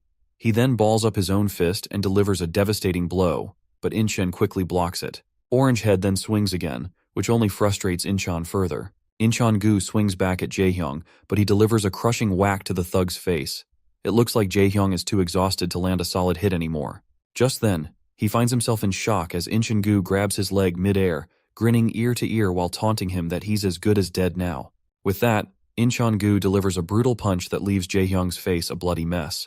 But this bastard doesn't stop there. He follows up with a knee smash that sends Jae-hyung sliding across the ground. Meanwhile, the blondie is also in trouble. He gets a skull-crushing blow from a thug behind him while he's distracted and worried about his friend. Once he's down, the thugs begin pounding on him relentlessly. Inchin Gu also continues to beat the hell out of Jae-hyung, his shoes now covered in blood and grime. But he shows no mercy, crushing Orange Head's skull with vicious intent. Suddenly, another lackey arrives from behind and informs Incheon that Tae-soo wants these guys brought to him. The other lackey then asks what they should do about the one who got away. Incheon instructs him to tell everyone to gather at the club and start chasing that third guy. It seems like they're talking about Youngchan, and it looks like this scaredy cat has finally run into our boy. He fills everyone in on what happened, how the Gosok Tech guys came in and jumped them, and how they seemed pretty pissed off about what went down a few days ago. He further explains that they were caught off guard, but Jae-hyung and Hyukjin quickly managed to fight back until Inchin Gu showed up. Jin has no clue who Inchin Gu is, so the scaredy cat explains that Tae-soo Ki rules Gosok Tech, and Inchin Gu is his right-hand man. They're notorious enough to have been recruited by the gangsters even before they graduated. He explains that there were 20 of them waiting to ambush them, and Jae-hyung and Hyukjin told him to run away. 2 of them faced off against all 20 and made him promise not to tell anyone. The scaredy cat admits it's all his fault because Jae-hyung helped him when the Gosok guys tried to mess with him. Jin finally asks where he last saw Jae-hyung and Hyukjin. The scaredy cat quickly explains that he left them in an alley by the subway station, which is also the usual route to the game room. Jin begins to walk forward quietly without saying a word. Youngchan tries to ask where he's going to look for them, and this scaredy cat still looks afraid, convinced that even Jin couldn't handle 20 guys on his own. The Gosok guys are known for being tough, as most of them go straight into gangs. But then the scaredy cat's mind flashes back to all the pleasant times he spent with his friends. With those happy moments in mind, he steals his resolve, shakes off his worries, and confidently joins Jin in the cause. They both begin to walk away, while Yona is left unsure of what to do. Seokju, on the other hand, stands quietly. But then, the bodyguard asks him if he's not joining his friends. Seokju is startled to hear this, and the bodyguard repeats his question once more, asking if he's not going with them since they are his classmates. The bodyguard then flashes a grin and tells Seokju to snap out of it. He reminds Seokju that even though he might hang around suits like the guard himself, he's still a high school kid, just like those two. Seokju thinks for a moment, and then a smirk spreads across his face as he finally makes up his mind. He turns to Yeona and lets her know that he'll be back in a few minutes, and that it won't take him long. The girl is caught off guard by his unexpected behavior, and as he walks away, she thinks to herself that she has never seen a look like that on his face before. Suddenly, Yeona announces that she's tagging along too, but her guard quickly cuts her off, saying she can't get mixed up in any trouble, and he's sure those two will be able to handle it quite easily. Yeona is clearly annoyed by her guard's party-pooping attitude, and she quickly turns her gaze away to express her frustration, leaving the poor guard sweating profusely. Meanwhile, Youngchan is still worried because he knows Jin is a hardcore fighter, but he's not sure if he can handle 20 guys. His worries seem unwarranted when he sees Seokju joining them in their cause. Jin glances over his right shoulder, and Seokju simply states that he's joining as well since they are his classmates too. This makes Jin smile, and the trio struts down the path with full confidence. Once the trio finally arrives at the scene, they find nothing but broken sticks and blood splattered everywhere. Youngchan is freaking out, convinced they were just there. He wonders if maybe they managed to escape, but Seokju quickly spots 2 smartphones and picks them up, and explains that it's more likely the thugs took them away. Youngchan confirms that these phones belong to the beta bullies, and Seokju points out that the broken phones on the ground were left intentionally, and Jin is also pretty sure he knows whose blood is on the ground. Suddenly, some of the thugs stroll into the street. They spot our trio and quickly recognize that they are wearing a sign-on-high uniform. They also see Youngchan, who had run away earlier. The thugs begin to approach them, calling Youngchan every name in the book and saying they've been chasing him everywhere just to find this little bastard. While Youngchan is completely rattled, Seokju feels relieved that they don't have to chase around for answers, since they can just ask these thugs where their friends were taken. Jin strides confidently toward one of the thugs, but that bastard doesn't like our boy's attitude and tries to punch him, but Jin quickly deflects the punch and lands a solid hit to the thug's face. Another thug swings his fist, but Jin delivers a brutal whack to that one as well. He then grabs the thug by the head and smacks him with a knee to the face. Meanwhile, Seokju is not holding back either, and he is also taking down thugs with precision and skill. Before long, all the goons are down for the count, smeared in their own blood. Youngchan's face has now moved from scared to shocked as he watches Jin and Seokju take down the thugs in no time. One of the goons groans in pain, and Jin quickly approaches him, demanding to know where their friends were taken. The thug remains silent, looking both pissed and cocky even after his face is smashed up. He flashes Jin the middle finger, telling him to scram. To return the gesture, my guy slams the thug down to the ground with incredible speed, leaving him unconscious with his eyes rolled back. Youngchan looks absolutely anxious, unable to believe how Jin just bashed the thug's face into the concrete. Blackhead decides it's time for him to handle the questioning, figuring Jin is not the best person for interrogation. We finally arrive at the club where all the goons have been gathered, and it's packed with these guys. In the center of the chaos, we see the beta bullies being tossed around like trash. Youngchan tries to look up once he hears smashing sounds, and he is absolutely blown out of his mind when he sees this dude with tattoos swinging the bat like a madman, leaving the blood splattering everywhere. The guy going off with his bat is Taisugi, the big cheese of this joint. While he is busy pounding someone on the ground, his lackeys arrive saying they have brought both of the thugs back.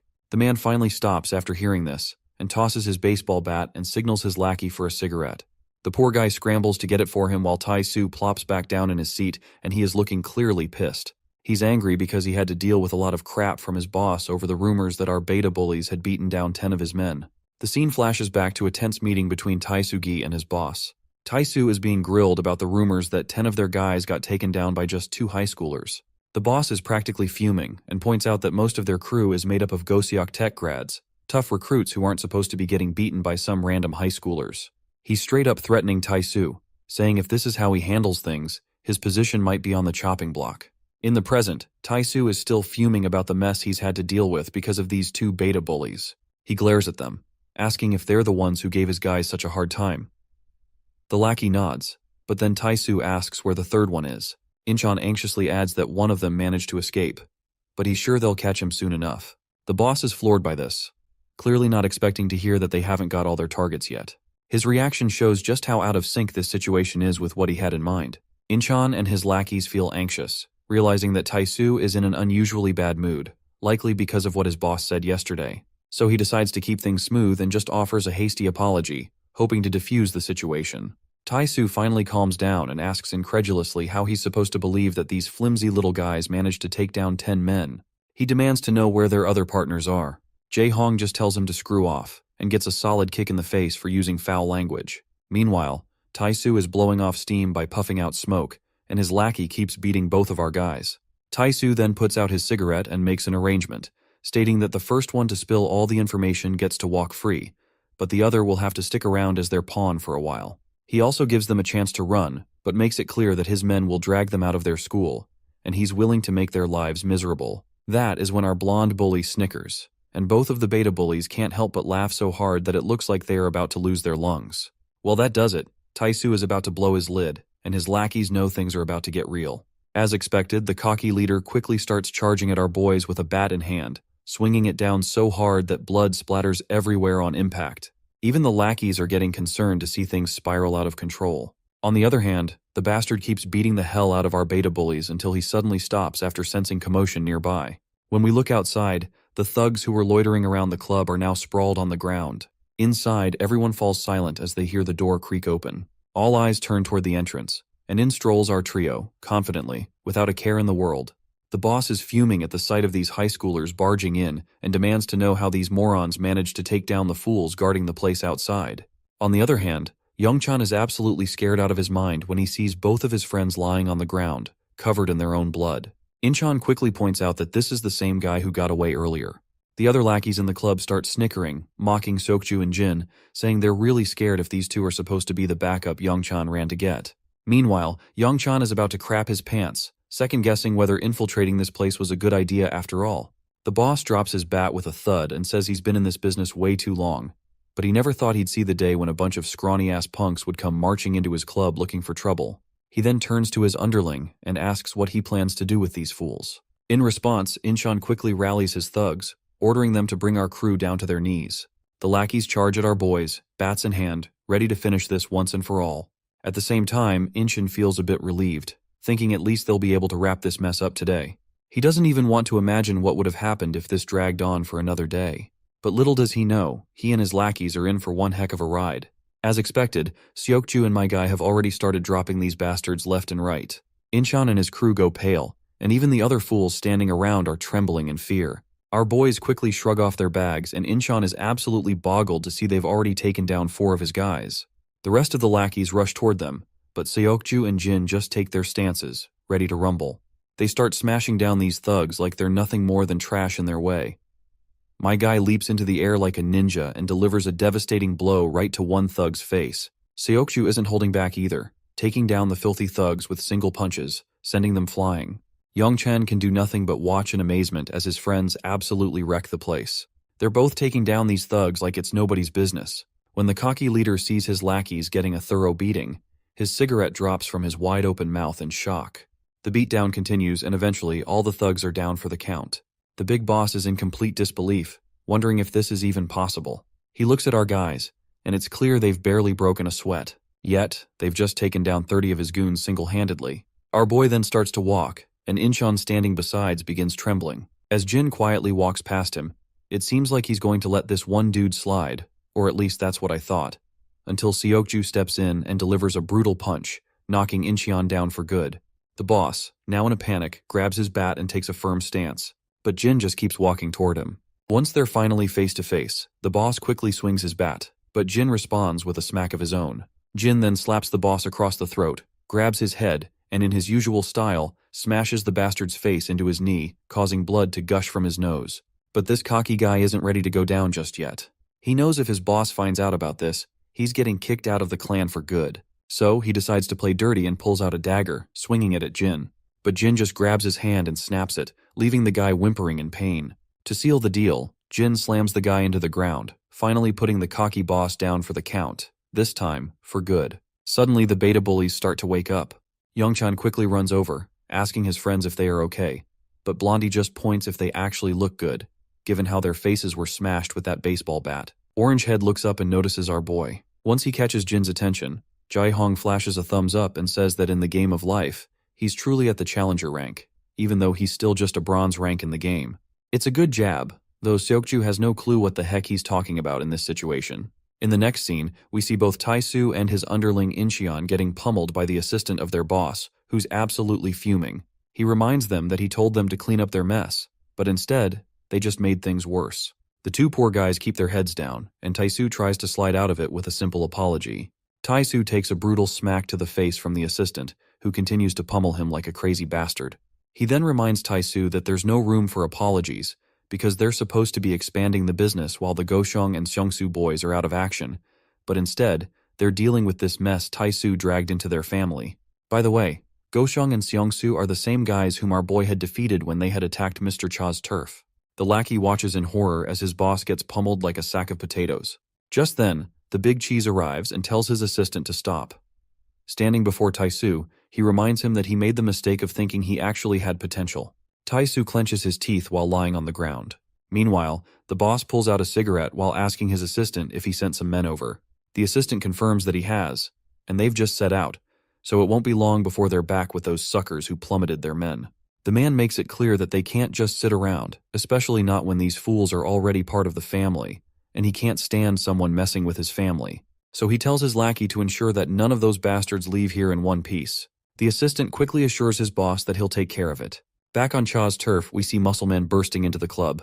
He reports to Cha that he's figured out why the Hkwon Kim boys have been stirring up trouble. Cha asks for more details, and Muscleman anxiously reveals that it seems one of their new members got into some trouble with that kid. Looks like Cha already knows who that kid is, and wonders to himself why they had to pick on that guy. By the way, I just figured out that this Muscleman's name is Yongsu, so we will be calling him that. Yongsu then reveals that the kid decimated them, and now the rest of the family is out for blood. They don't want word getting out that their men got beat by some high school kid. Cha lets out a puff of smoke and tells Yongsu to round up some men because things are about to get real. It wouldn't be surprising if he wants to step in and aid our boy. Yongsu quickly states that he's already on it, and with a big smile adds that some of the boys have dropped by to say hello. He mentions that since Cha has already dealt with the Kim family and Goshong, all the former lackeys are back in the game. Cha starts to stand up, chuckling to himself. He points out that these damn fools are back and just looking for an excuse to have fun and get drunk. He opens the door to find all the lackeys lined up, all glad to have their boss back. Cha stands tall, appreciating the crew and saying he's also glad to see everyone back. He acknowledges it's been a while since they had a blast together, but he suggests they tackle one quick job before catching up over some drinks. Later on the streets, Yona and Seokju find themselves suddenly surrounded by a group of thugs. The leader of the thugs smirks, clearly pleased that they didn't have to search far to find them. He mockingly apologizes for crashing their date, but warns that he's taking both of them with him. But before the thugs can make their move, a fleet of cars screeches to a halt around them. Out step a group of guards clad in sharp suits, quickly surrounding each and every thug. It's clear SW Corp has sent in reinforcements, and Yona's personal bodyguard looks absolutely furious at the sight of these lowlifes, and without a second thought, he grabs one of the thugs by the head. We all know that these thugs are as good as dead. Even Yona can't help but feel a bit sorry for these fools, and they have no idea what they've just walked into.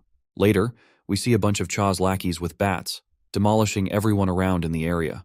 We also see Cha strolling into the familiar club, the same place where our boy and Seoku had taken down those 30 men. The leader of this gang is clearly in shock to see Dushik Cha there. Even the two lackeys standing behind him are absolutely blown away and terrified, realizing they're facing the boss of the Dushik gang, who is the toughest gangster in this part of town. The boss struggles to believe it and asks Cha why he's here, reminding him that they never touched any of Cha's men, so there must be some kind of misunderstanding. Cha calmly reminds him that he should have just let the kids sort it out among themselves, because he finds it a bit childish for an adult to get involved in such matters. Of course, the boss of this area is shocked to hear this and asks what the hell that even means. But then, it quickly clicks in this mind, and he asks if Cha is here because of our boy.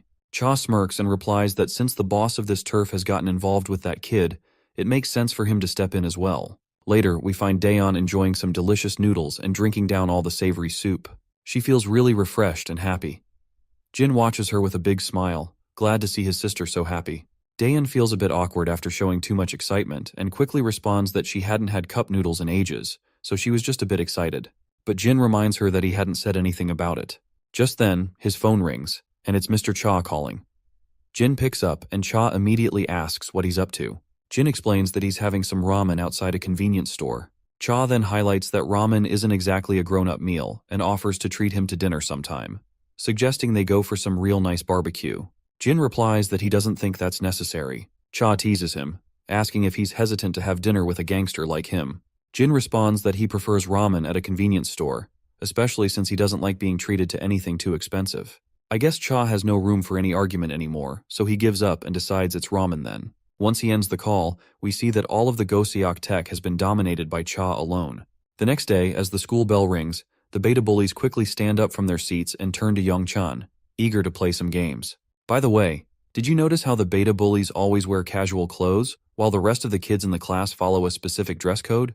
Is this a Korean thing, or did the writer just want them to stand out? Anyway, Young-chan glances at Jae-hyung's fractured hand and asks if he's even in any condition to play games. Orangehead quickly raises his hand and starts flicking his fingers around, saying he's damn sure he can still play because all his fingers are okay, so he can use a mouse just fine. Young-chan is baffled by how Orangehead is trying to flex his broken arm, while our boy finds it a bit admirable. Blondie then warns Orangehead not to use his injury as an excuse during the game, because he already knows that he is going to blame his arm after he plays poorly. They then turn to Seokju, asking if he wants to join them. For a moment, Seokju looks startled, but Jaehyung promises that snacks will be on him today as a gesture of thanks for all the help. Seokju is quiet for a moment but then agrees to go. In the end, Yeona also expresses her desire to join them. Blondie checks if she's sure about going to the game room, and she confirms it, wondering if it's a problem for her to tag along. Seokju then turns to our boy and asks if he's still at bronze rank. Our boy confirms that he achieved bronze a while ago. Seokju beams with pride, leaving everyone a bit puzzled by his reaction. Without further ado, he starts walking forward, ready to head to the game room. Jin can't shake the feeling that there's something off about Seokju. Despite this, they all enjoy themselves in the game room, with Yeona observing quietly behind them. Jaehyung, in particular, is getting a lot of flack from his friends for being terrible at the game, and he is almost worse than Jin himself.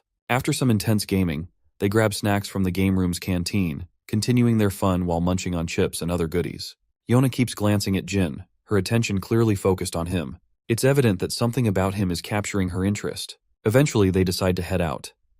As Jin walks down the path, his phone rings. It's Daein calling, and once he picks up the call, the girl quickly asks him if he is going to have dinner outside. Jin tells her he's almost home, and just as he says this, he spots Grandpa and Daeon standing there in the distance. Jin asks where they're headed, and Daeon and the old man reveal they're off to pick up some groceries for dinner. Jin decides to join them, but the old man is concerned that he might be tired. Jin responds that he's fine, since he was just hanging out with friends. At the grocery store, they diligently pick out everything they need. Once they're done shopping, Jin volunteers to carry all the bags. As they walk out, Jin's attention is caught by a shady figure standing nearby. The person is wearing a hoodie and exudes a serious, intimidating aura. Jin quickly realizes who this man is, and the figure greets Jin and calls him 001, making Jin's heart skip a beat. The scene flashes back to the past, showing a younger Jin and the same man with long hair, who appears to be a fellow mercenary. In the present, Jin's reaction to seeing this man is immediate, and he starts walking toward him, leaving Grandpa and Daeon puzzled by his behavior. Grandpa then curiously asks if this man is someone Jin knows. In response, Jin explains that they were teammates from back when he used to live elsewhere. The old man then tries to make a good impression by introducing himself as Jin's grandpa. The man responds with a pleasant smile, though Daeon looks a bit startled and begins to step back. While the two exchange deadly glares to each other, Grandpa points out that the newcomer must be tired from traveling, so he invites him to join them for dinner. However, the man politely declines, saying he was just in the neighborhood and thought he'd drop by to see Jin. Grandpa then decides to give Jin and his friends some space, so they begin walking off to let them catch up. Once they are left alone, the man smirks and points out that Jin seems to be doing well for someone who was supposed to be dead. Jin then finally speaks up and addresses this man as 006, asking how he managed to track him down. That is when the long hair reveals that their camp has found out that Jin is still alive, and they are now searching for him. He reassures Jin that there's no immediate danger since they haven't discovered where he lives. He further explains that he was in the area on a mission and decided to drop by when he heard about how camp was already looking for him. However, he warns Jin that it won't be long before they catch up. It seems like the camp is preparing to send someone to deal with our boy once they have found out his location, and it's only a matter of time before they put 006 on the job. Jin gets alert to hear the threat, but 006 just smirks and brushes off the tension, telling Jin there's no need to get defensive since he's only here to catch up with an old friend. Jin stays quiet, with a mix of wariness and curiosity flickering across his face. 006, meanwhile, suggests taking a bite to eat, because he was so caught up in tracking Jin down that he nearly forgot to eat. After a while, we see the long-haired dude chowing down that bowl of ramen like it's no big deal, which even leaves our boy Jin a bit uncomfortable watching this guy eat like he hasn't seen food in days. After that hearty meal, the long hair lets out a satisfying burp and can't help but comment on how good it was. Jin agrees, saying not only is it delicious, but it's also convenient and high in calories. The long hair then points out how Jin still seems to pay so much attention to efficiency even after quitting as a mercenary. Nevertheless, Jin gets serious and asks his friend how he found him if the camp hasn't tracked him down yet. To which, long hair replies that he already knew Jin was alive because he knows him like the back of his hand. He then asks Jin if he's gotten his memories back, and our boy quickly says yes. 006 then mentions that even 032 probably knows Jin is alive too, though he can't predict how he would react since the news of our boy's death hit him pretty hard. Our boy then asks him why he has not informed 032 about this. The blondie replies that the fewer people who know the better, even if it's someone close. Jin then points out that he figured he would eventually realize he was alive, but didn't expect him to keep it secret from the camp. The blonde just snickers and says he didn't expect this much from himself as well. That's when the scene flashes back to the past, where everything is on fire and soldiers are advancing. The explosions are massive, and we see Jin lying low on the ground with his gun in hand. The blonde guy walks over to him, crouches down, and rubs the ground, noticing blood on the grass, which is a clear sign that someone just cleared through the area. But, eventually, he just goes back, leaving our boy there in the hiding, and crawling down over the grass. In the present, the blonde admits he has no clue why he did not take our boy back to the camp when he found him back then, but he's kind of proud of his decision. He explains that they were trained like dogs, forced to obey the camp's commands, but he felt a strong camaraderie with Jin. But then the blonde gets pretty annoyed, crushing the can he's holding, and demands to know why Jin didn't stay hidden for good. Jin responds that he had no choice. The blonde then wonders if getting his memory back has changed him, or maybe living in a place like this did. He just can't quite decide if it's for better or worse. Suddenly, Blondie's phone rings, and he promptly pulls his phone out of his pocket. After picking up the call, he doesn't say a word, and after listening to the caller, he simply puts the phone back. The smile on his face makes it seem like the camp might have already tipped him off to take Jin out. As expected, he grabs that chopstick from that empty bowl, and after snapping one and sharpening it, he swings it down at Jin. But Jin quickly grabs his hand, stopping the sharp piece of wood just an inch away from his eye. The bastard then tries to swing his other hand, but my guy quickly stops that too, and the second piece of wood halts right before it hits his neck. While they're locked in this deadlock, the blonde apologizes, saying he had only come to say hello today, but the camp found out sooner than expected and just gave him orders to wipe him out. Jin kind of agrees, saying it can't be helped since orders are orders. Suddenly, a girl walks out of the grocery store, and when she looks over, she spots these two guys who are, surprisingly, tidying up the place. She can't help but blush, noticing how handsome they both look. After they put the trash into the baskets, the blonde comments that this is probably not the best place to carry out the task on such short notice. The blonde then starts walking away, and before leaving, he points out that he likes this version of Jin better, saying he's sure it's an improvement.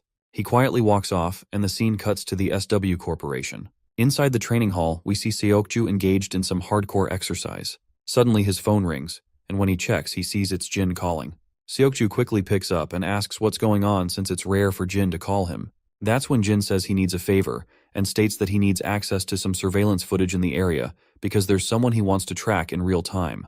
Seokju is startled by this unexpected request, and explains that he'll need clearance from his superiors, which will take some time, and tracking someone's location is difficult. Seokju then asks when he needs this, and Jin replies that he needs it right now.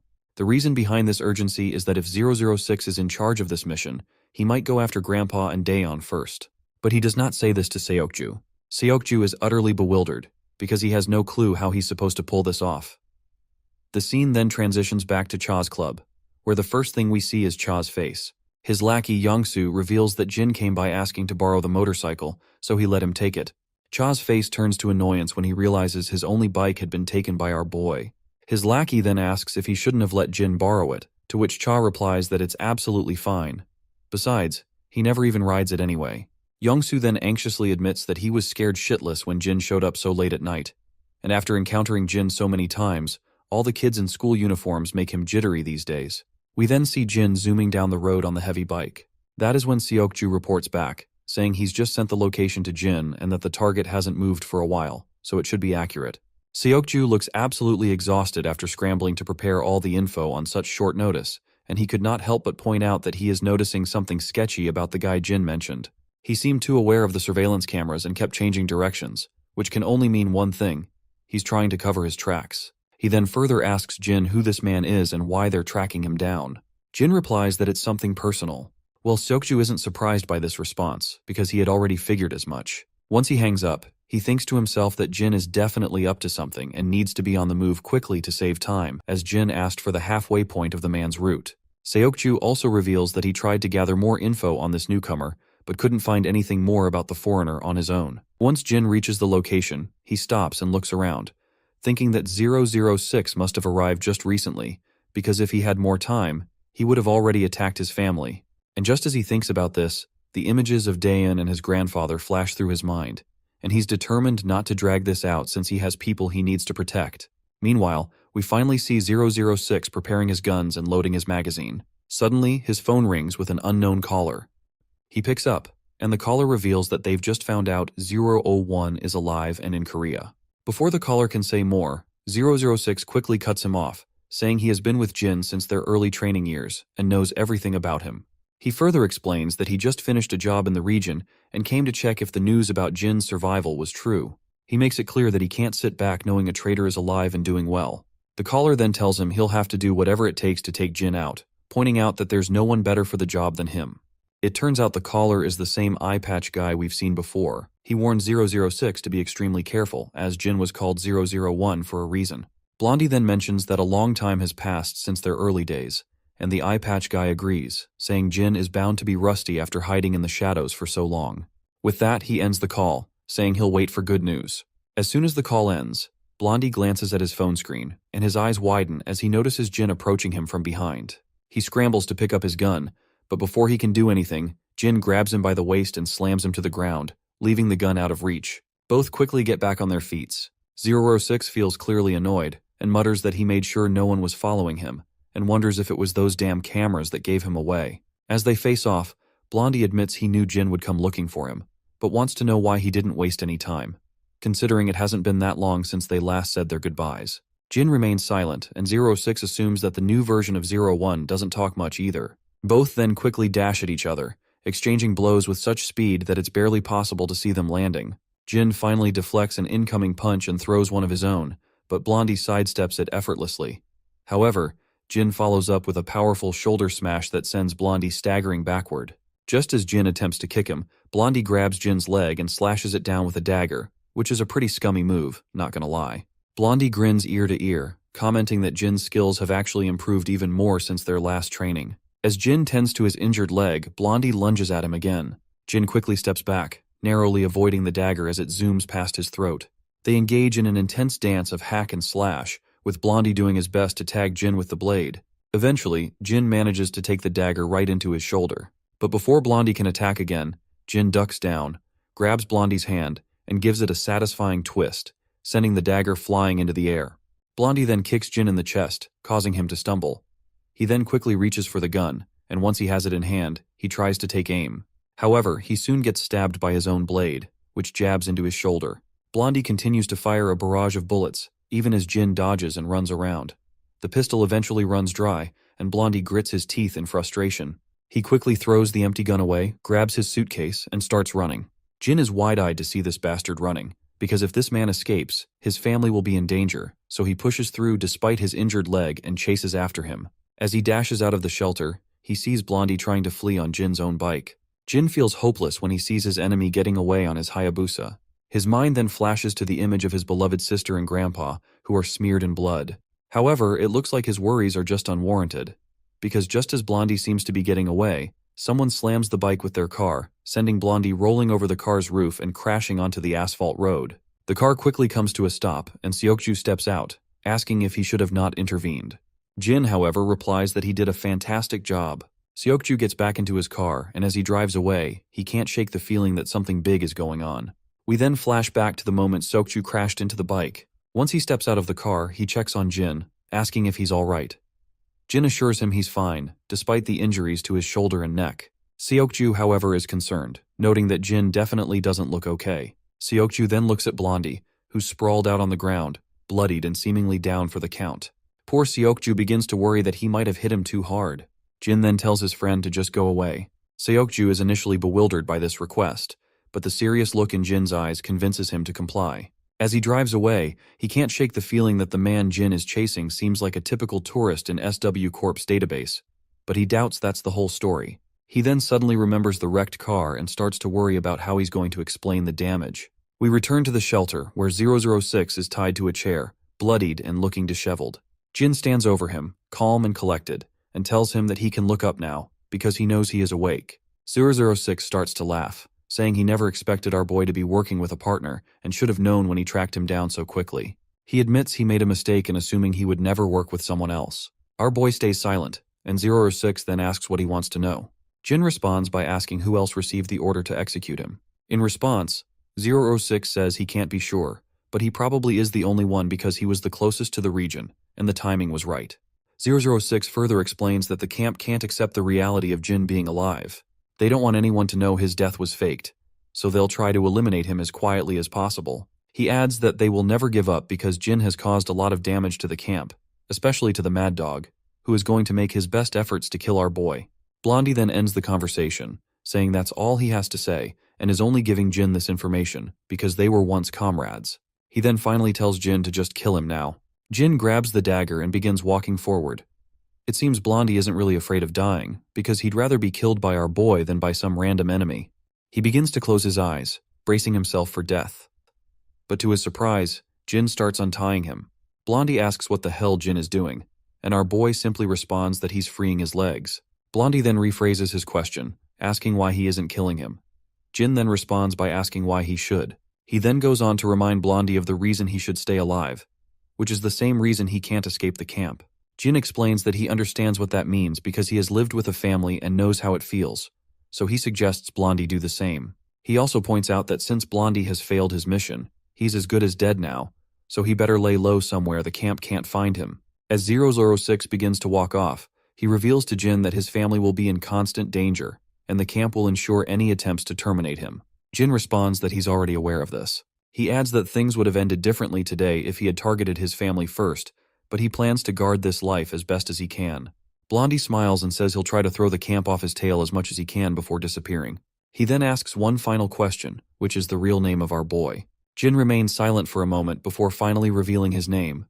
Blondie smirks and also gives out his own name, which is Liam. He then jokes how it took them 10 years to learn each other's names. With this heartfelt exchange, 06 begins walking away, and the next scene takes us to our boy's apartment. Once he arrives home, he quietly opens the door and slips inside, trying not to make a sound. But before he can reach his room, he hears the creak of another door opening. His heart skips a beat as he realizes he's been caught sneaking in. It's his grandpa, standing there with a surprised look on his face, seeing Jin return at such a late hour. Jin gives a warm smile, while carefully hiding the wound on his shoulder, and asks why Grandpa is still awake. The old man explains that he had trouble falling asleep, which is probably because of the coffee he had earlier. With a pleasant smile, he tells Jin to go and rest, pointing out that Jin must be tired as well. With that, Grandpa retrieves back into his room. As Jin is about to head to his own room, he hears his sister calling him. Once he looks at her, she quietly reassures him, saying not to worry too much about Grandpa. He was just waiting up because he's still concerned about whether Jin is having a hard time settling back into life in Korea. She then reminds him that she had left dinner on the table for him, knowing how much he enjoys home-cooked meals. After that little chat, she heads back to her room quietly. Jin moves over to the delicious spread laid out on the table and smiles broadly at the sight. The scene then shifts to Seokju, and when his phone rings, he picks it up and sees a message from Jin. The message is a thank you note for slamming 006 with his car and for providing the pinpoint location.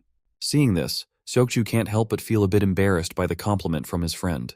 The next day at school, Yona and Seokju are walking side by side as usual when Seokju spots Jin standing outside the classroom. They call out to him, and he promptly looks up. Both of them ask why he's standing there, to which Jin replies that he needs to talk to Seokju about something. Yona is startled by this and starts wondering what it could be about. Once they get inside the lounge room, Seokju inquires about the incident from the previous night. Jin, seemingly prepared to explain, states that he thought it was time to tell what happened.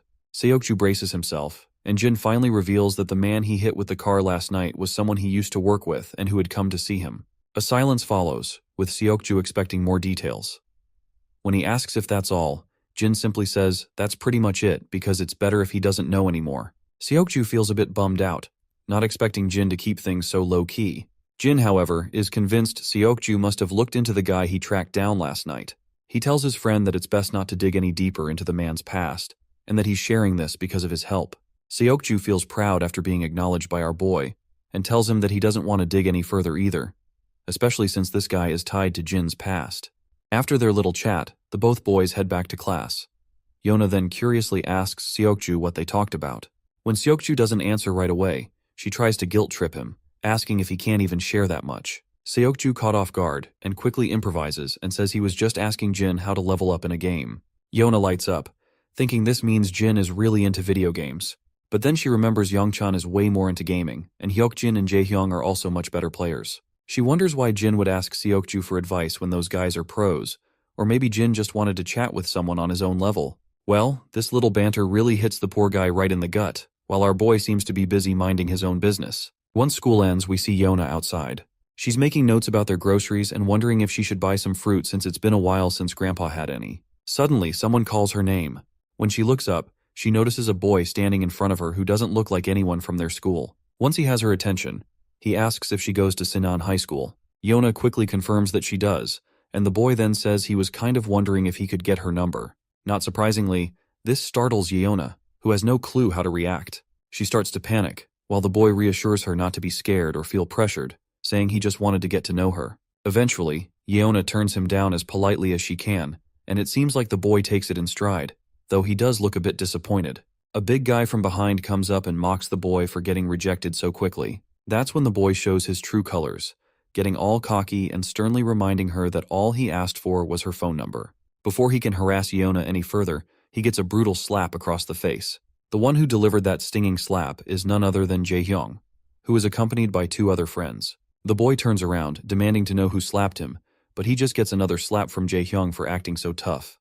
After feeling the sting of the slaps, this lowlife realizes that dealing with these guys is a terrible idea. Meanwhile, Hyokjin is giving the other goon chills with just his glares, and the two bullies decide to leave, trying to salvage whatever dignity they have left. Orangehead lets out a sigh of disappointment seeing these bullies, then happily turns to Daeon, asking if she's all right. The girl says yes and starts bowing her head frantically, but Jae-hyung feels embarrassed and quickly tells her that there's no need to say thank you. At the other block of this street, we see people freaking out as they spot a group of thugs strolling down the streets. And surprise, it's Tae-soo-gi, along with his underling Incheon and the rest of his lackeys. They're casually strolling down the area, and wouldn't you know it, the same guy who tried to harass Daeon is with them, clearly bringing in Tae-soo as backup to get revenge on our beta bullies.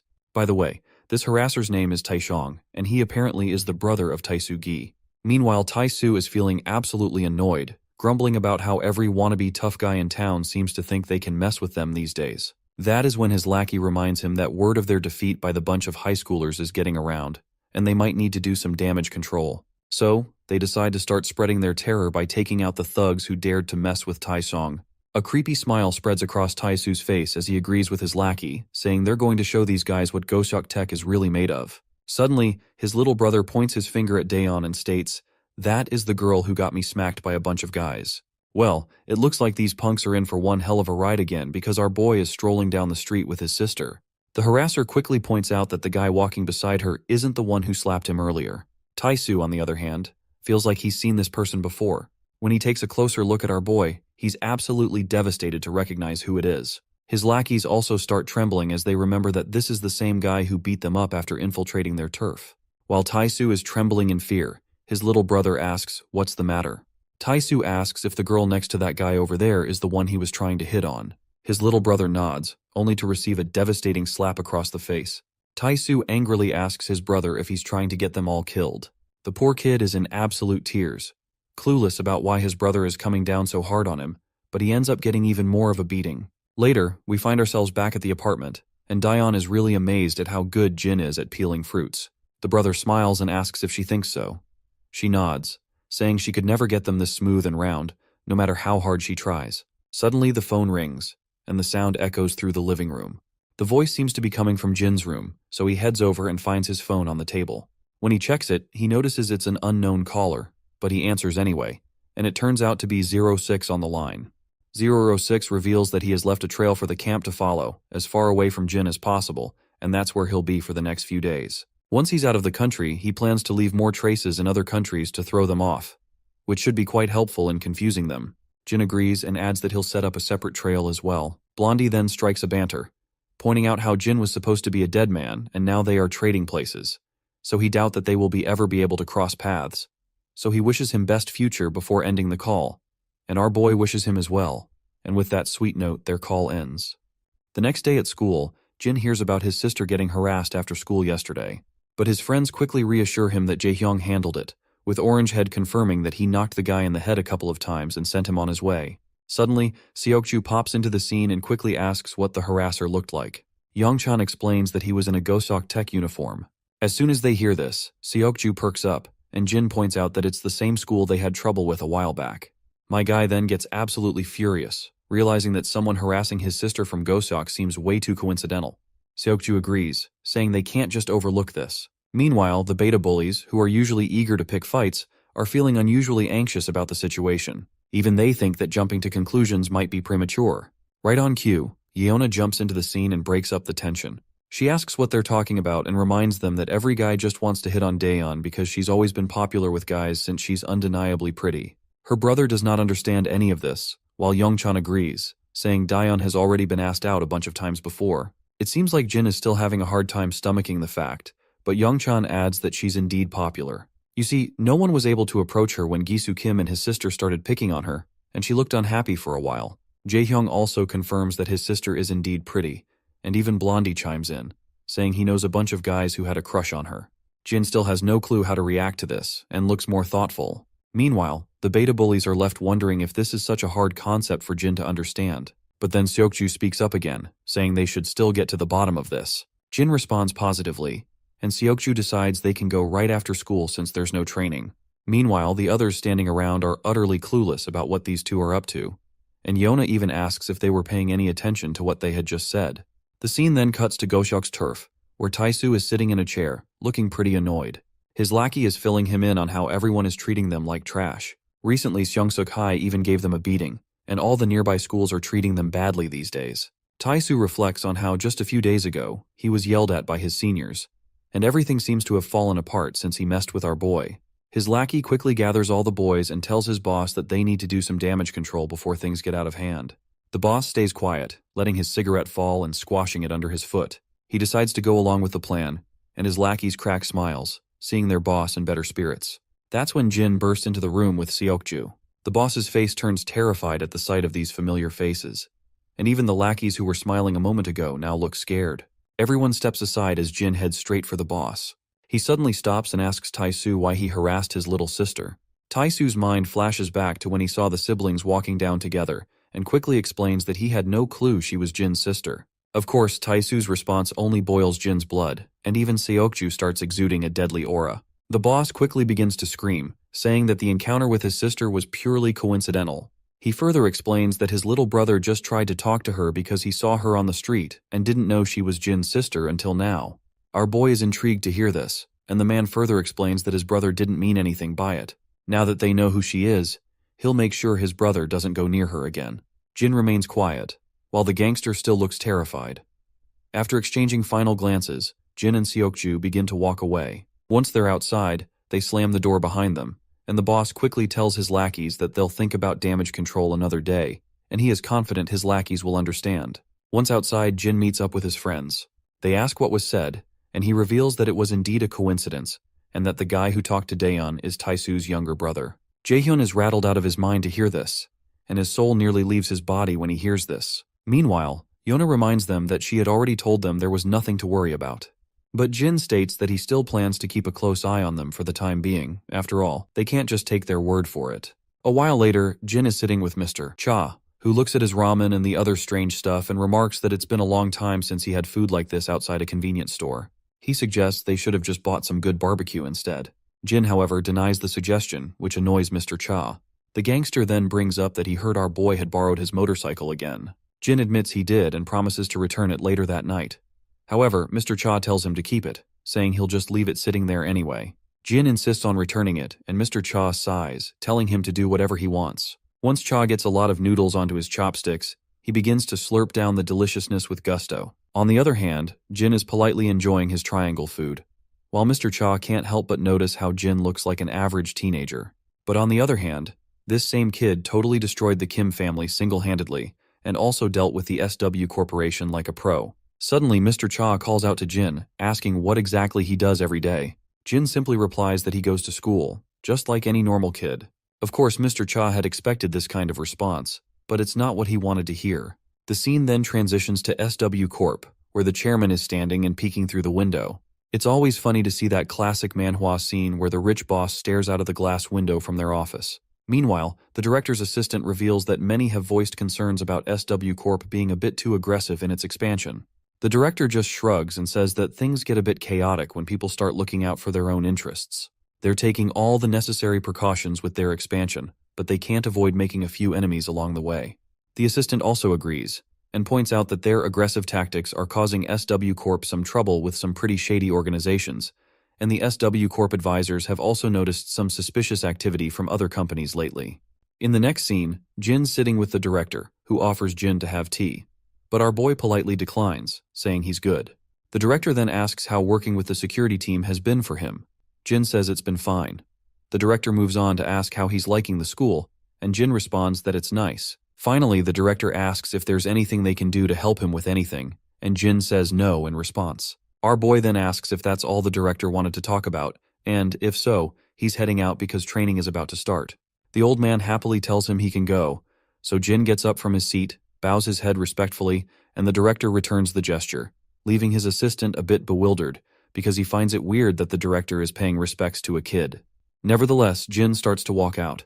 Later, we see all the guards diligently training in the hall. Amid their exercises, we catch up with Jie and her bodyguard after a long time. Her guard notes that Jin doesn't stand out like he used to. Jie gets curious and asks more about Jin.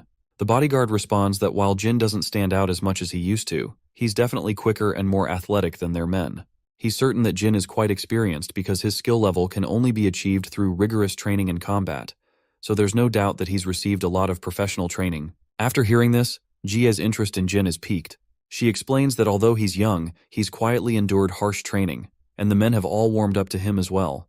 The scene then flashes back to the past, where we see Major Kang meeting with Jie once again. As they're chatting, she advises him to try not to overwork himself and get hurt, and Kang responds that he won't. Then he asks her if she's still looking into that student she asked about. At first, she has no idea what he's talking about, but then a bell rings in her mind. She pretends to be uninterested and asks if he means that kid named Jin. But in her thoughts, she is blown away to see how Kang still remembers Jin's name from that day, and she also can't shake off how he looks so anxious after asking about Jin. Eventually, Jie smiles and says she's no longer interested in Jin, which visibly brightens Major Kang's mood. Jie notices this shift in his mood, and she can definitely see there's more to the story. In the present moment, when she looks at our boy, she wonders if Jin might actually know her fiancé. After a while, we see her car zooming down the road, and Jin is also sitting beside her. She casually brings up the idea of Jin joining their talent agency, and suggests that he could benefit from their top-notch training programs in acting or singing. Jin, however, promptly declines, saying he's simply not interested. Jie can't help but be intrigued by his immediate and firm response. She wonders if he could at least pretend to consider it, finding his lack of hesitation a bit puzzling. She then finally asks him if he happens to know Major Kang, and then further reveals that he's her fiancé. Of course, this news surprises Jin, and his mind flashes back to the past when Kang mentioned he had to meet his fiancé. Jin has absolutely no doubts that she definitely knows Major Kang. When she looks at him, she finds herself bewildered, as Jin just sits there, looking clearly untroubled by this unexpected bombshell. Well, my guy just looks way too untroubled to the point that he looks weird, because this is definitely not his style. Even she senses something different about him, and she can't quite put her finger on it. A while later, once they reach their destination, Jie heads into the corporate building. On the other hand, Jin and his senior get inside the staff-only room to freshen themselves up. Meanwhile, Jin's mind is still stuck on the fact that Jie is Major Kang's fiancé. He can't quite believe it. While the guards wait outside the ladies' restroom, we see Jie inside, doing some makeover to her face. We then noticed someone else also entering the restroom, and not gonna lie, this woman who just entered looks kinda shady at first glance. The woman then also begins using one of the sinks, located over Jie's right shoulder. Just as Jie is standing quietly there, that shady woman quickly puts a chloroform rag right over Jie's face. After Jie finally slumps down after losing her consciousness, we see that the guards outside have also been taken down. The woman with black hair then quickly instructs her lackeys to hurry and transport the goods. Suddenly, the senior bodyguard gets a shocking report. Mr. Sin has vanished, and Jinsu and Kaeyoungwoo, who were supposed to be escorting him, have been found unconscious on the ground. Wasting no time, the senior orders his soldiers to seal all exits and secure the surveillance footage immediately. Our guy bursts out of the restroom the moment he hears the news and races through the corridor, thinking that the intruders have disarmed security and secured their target, so it's only a matter of time before they make their getaway via car. After rushing down the stairs, he finally reaches the parking lot. He spots a man getting into a car and quickly moves to block its path, only to realize it's just some clueless guy inside. Meanwhile, the real criminals are speeding off in their getaway car from the other side. Jin takes off after them, sprinting at full speed. Without hesitation, he jumps in front of their car, but those bastards don't even slow down, and they try to run him over instead. As those bastards make their getaway, Our boy quickly radios in that he's spotted the suspect's vehicle, which is a black minivan. Jin does not waste any time and leaps over those parked cars and tries to grab the minivan.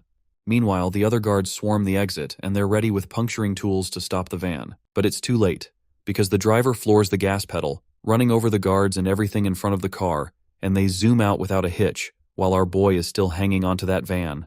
The minivan swerves wildly, and Jin is struggling to hold on as the vehicle juggles around. Just as he's fighting to keep his grip, his mind flashes back to a conversation with Major Kang.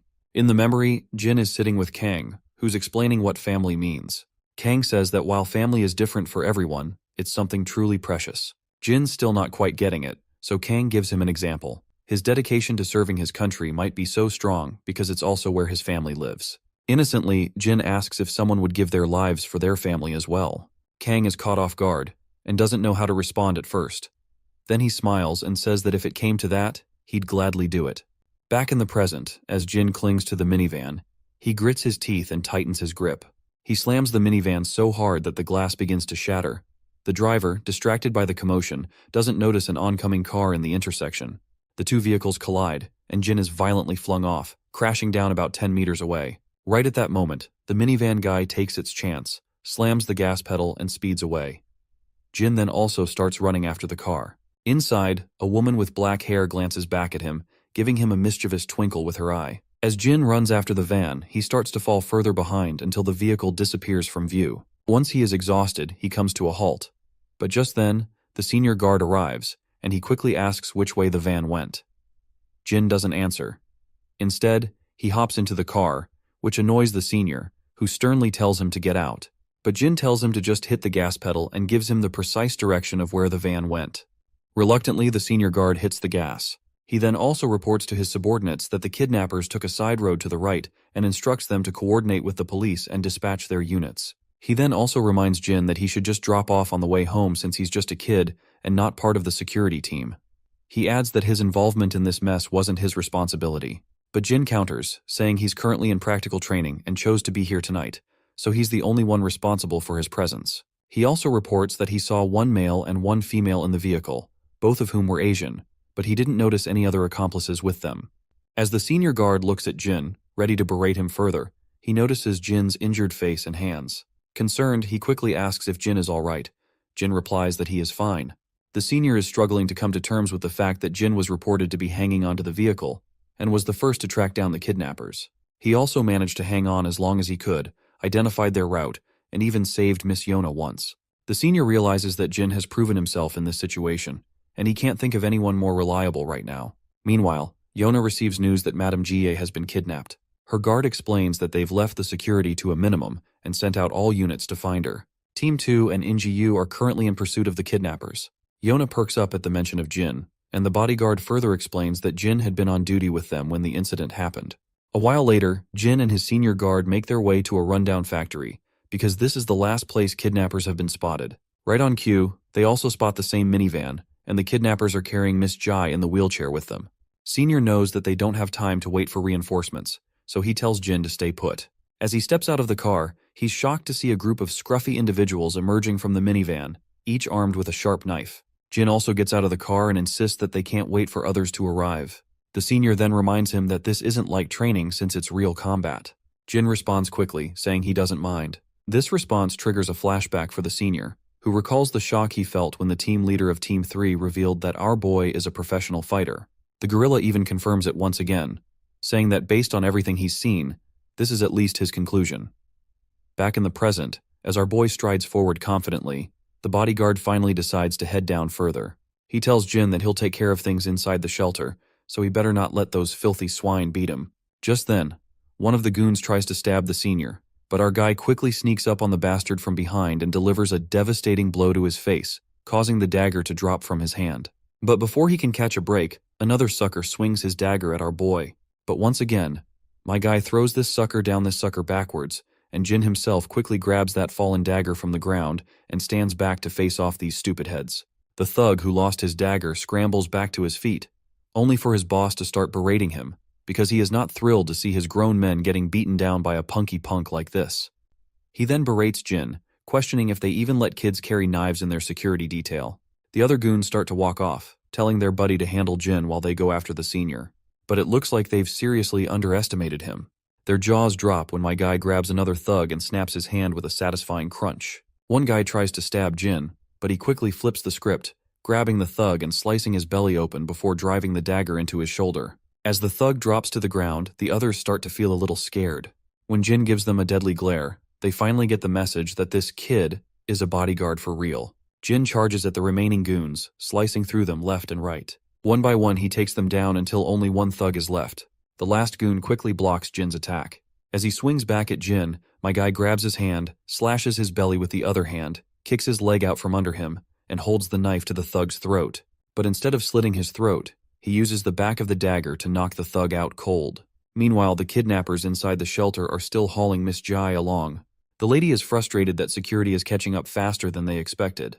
Her accomplice reports that they've alerted the client that they've secured the target. She explains that it's a bit early, but they'll have to move to the next location soon since the security team will be closing in. With the speak of the devil, the leader of Team 2 bursts in. The male kidnapper quickly tells his associate that he's the head of the security detail for their target. While the senior grits his teeth, glaring at the kidnappers, someone tries to sneak up on him from behind. But the senior quickly sidesteps the attack, and as the bulky thug charges at him again, the senior grabs his hand and delivers a solid punch to his face. Another goon rushes at him with a dagger, but the senior quickly takes him down as well. Just when it seems like the senior has the upper hand, the situation takes a sharp turn. Despite his skill, even the most seasoned fighter is no match for a gun. One of the kidnappers pulls out a gun, its barrel gleaming under the dim light, and points it directly at Jai's head. They coldly warn the senior that they won't hesitate to pull the trigger if they have to. The threat hangs in the air like a deadly promise, and the senior could do nothing other than express his frustration with his twisted face. The man makes it crystal clear that she'll die the moment he moves, so the senior doesn't budge an inch. Then, these scummy kidnappers drill a hole into the senior's shoulder with a single bullet, making his face go as pale as a ghost from the pain. Meanwhile, the jerk who just pulls the trigger is oddly fascinated that the senior barely flinches. The woman beside him tells him to just finish the job, insisting they don't have time to waste. So, the man decides to pull the trigger again, while the senior takes one last look at Jie, preparing for his final moments. Just as the monster is about to pull the trigger, the senior asks Jie for forgiveness.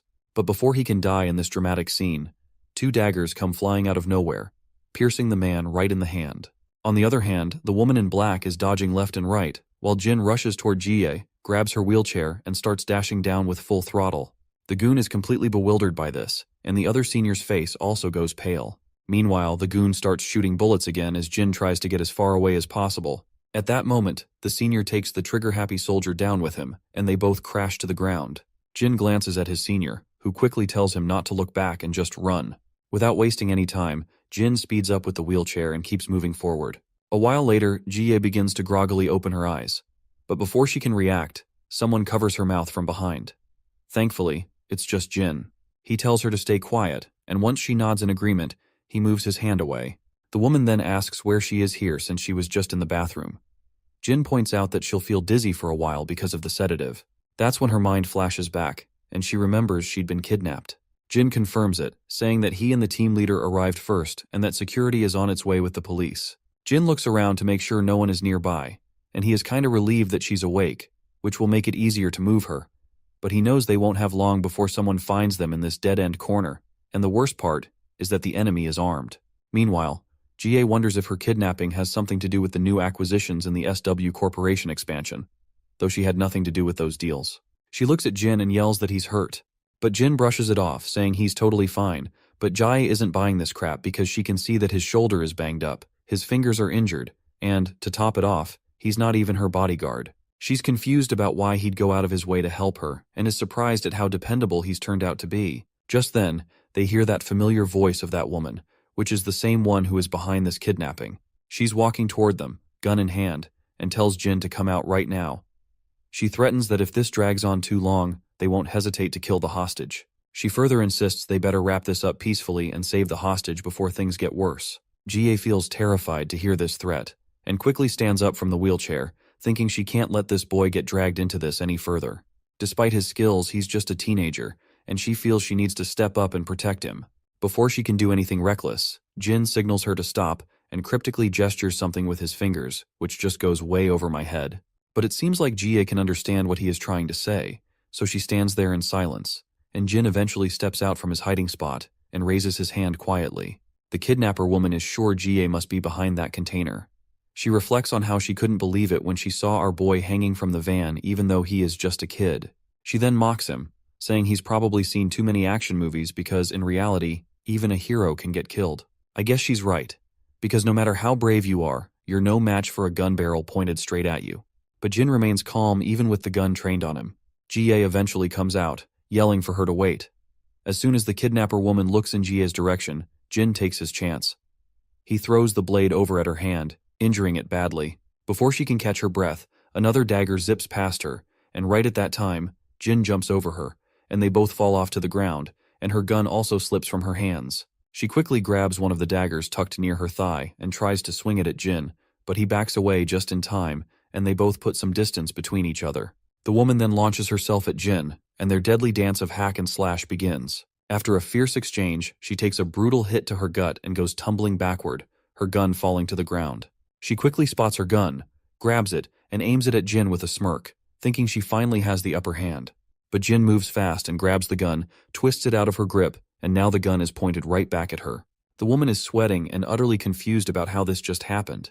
Meanwhile, Jie is blown away by Jin's moves, while our boy just stands there, cool as a cucumber. The woman smirks again, saying he must have watched a lot of movies. She then pokes fun at him, pointing out that while he might be able to fight, she questions whether he really has the guts to fire a gun. She admits that bodyguards might practice target shooting, but shooting a living person is a whole different ballgame. But well, she's dead wrong about that, and Jin doesn't hesitate for a second before putting a bullet right into her thigh, causing blood to spatter out. The woman is absolutely stunned, unable to believe he didn't think twice before pulling the trigger. What baffles her even more is that his eyes remain dead still after firing the gun, as if he's grown used to it. She has yet to figure out how could a boy from such a peaceful country know how to fight like this. But when she looks at him closely, she recognizes those eyes and feels a chill run down her spine as she realizes that he's code 001. Before she can say anything further, Jin slaps her across the face with the gun, knocking her out cold and letting her fall to the ground. Jie is completely blown away by how effortlessly Jin takes her down, as if it's no big deal. Meanwhile, back with the senior, he seems to have finished dealing with his adversary as well, though he looks severely injured, with blood dripping from his shoulder. Sadly, the senior finds himself surrounded by a bunch of goons. The bastard from before gets back on his feet, puts his hat back on, and retrieves his gun from the ground. A bulky guy swings a punch at the senior, but the senior quickly deflects it and lands a punch of his own. Suddenly, the bastard aims his gun at the senior and admits that he underestimated the head of security for the SW Association. He acknowledges that they wouldn't have been able to kidnap her if they hadn't waited until the end of his shift. On the other hand, it looks like the senior is on the brink of giving up. He fought here solely to buy Jie and Jin time to escape, but he can't be sure if they got away since that woman went after Jin. For some reason, though, the senior has a gut feeling that Jin will handle it, and he feels surprisingly confident about that. He's so confident that even the dude standing over there can't help but notice the smile spreading across the senior's face. He finally asks the reason behind the senior's smile, but the bodyguard doesn't say a word, just keeps that smile on his face. The cap guy warns that if the senior thinks Jin is safe just because a woman went after him, then he is underestimating that woman gravely. He claims that no man here can defeat that woman, and now that she's angry, Jin will soon be begging for her to put him out of his misery. The senior's smile finally fades, and he grits his teeth out of frustration. The kidnappers also states that he did not send any men after Jin because she'll be done with him before they even get there. The cap guy then starts to squeeze the trigger of his gun, telling the senior to focus on saving himself because he's about to die. Suddenly, a bullet drills a hole into the cap guy's hand, and blood splatters everywhere. He staggers backward and his gun falls to the ground. The senior quickly turns into the direction to see where the shot came from, and is shocked to find Jin standing there, gun in hand. The cap guy is sweating profusely, his blood pouring out, and he's furious, trying to figure out what the hell Jin is doing here. He's also panicked, wondering what might have happened to his friend Priscilla, who went after Jin earlier. I guess he was just way too confident about her. On the other hand, Jin shoots another bullet and puts it into the cap guy's thigh, then turns and aims the gun at the senior. For a moment, the senior's heart skips a beat, but before he can react, Jin starts firing. But to the senior's surprise, the bullets whiz past him, taking out the lackeys surrounding him from all directions. Once Jin's gun runs dry, the senior looks around, only to find every man down on the ground, groaning in pain. What fascinates the senior the most is that Jin didn't even hesitate while drilling holes into those bastards, and he disarmed them with just a bullet for each man. In the background, GA stands with her ears covered, and once the shooting stops, she looks up. Meanwhile, the senior bodyguard's mind flashes back to what the leader of Team 3 said, which is Jin is definitely a professional. Right on cue, reinforcements arrive and cover the entire area. The police quickly start their work, handcuffing all the goons. Meanwhile, a few soldiers walk over to GA, asking if she is all right. In response, the lady quickly assures them that she's absolutely fine. She then notices our boy talking to the officers. Once Jin confirms he's with the security team leader, the soldiers quickly start tending to his injuries. GA walks over to him asking if he's all right. He replies that he is fine, but GA questions how he can call himself fine in his condition.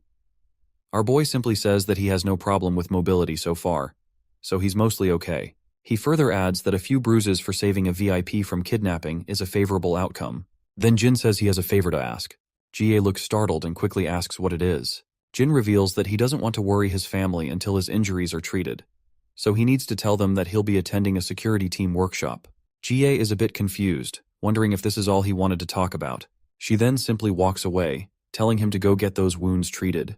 But before leaving, she doesn't forget to thank Jin for his help. Shortly after, the senior also arrives and places a hand on Jin's shoulder. He flashes a warm smile and tells Jin that they'll see each other next time. With that, GA and her bodyguard walk off. The scene then cuts to an unknown location, where a mysterious man sits behind a desk in a dimly lit office. An unknown lackey stands behind him, delivering the sad news that their attempt to kidnap GA has failed. The boss smiles to hear this, and explains that success in kidnapping her was never the real objective, because it was merely a way to deliver a message to SW Corporation. He elaborates that they will start to watch their steps more carefully once they realize the trouble their expansion can cause, and that's all he's after. The scene then cuts to a chamber where that same woman from the kidnapping is sitting. She appears annoyed while saying she never expected a beast like Jin to be on their payroll, and she's talking about the mercenary who's really a force to be reckoned with. The man just stays quiet, so the woman goes on, saying if she'd known he was working with SW Corporation, she would have handled things a lot differently. In fact, she probably wouldn't have taken the gig at all. The man acts all clueless, but the woman tells him not to play dumb. She points out that Jin, the mercenary, always keeps his face covered, but she recognized his eyes because she'd crossed paths with him before. She mentions that about 6 months ago, Jin vanished off the radar, and there were all sorts of rumors about him retiring or even being dead. She never thought he'd end up working for SW Corp. The man's response remains the same, and he further states that he can't make sense of any of it.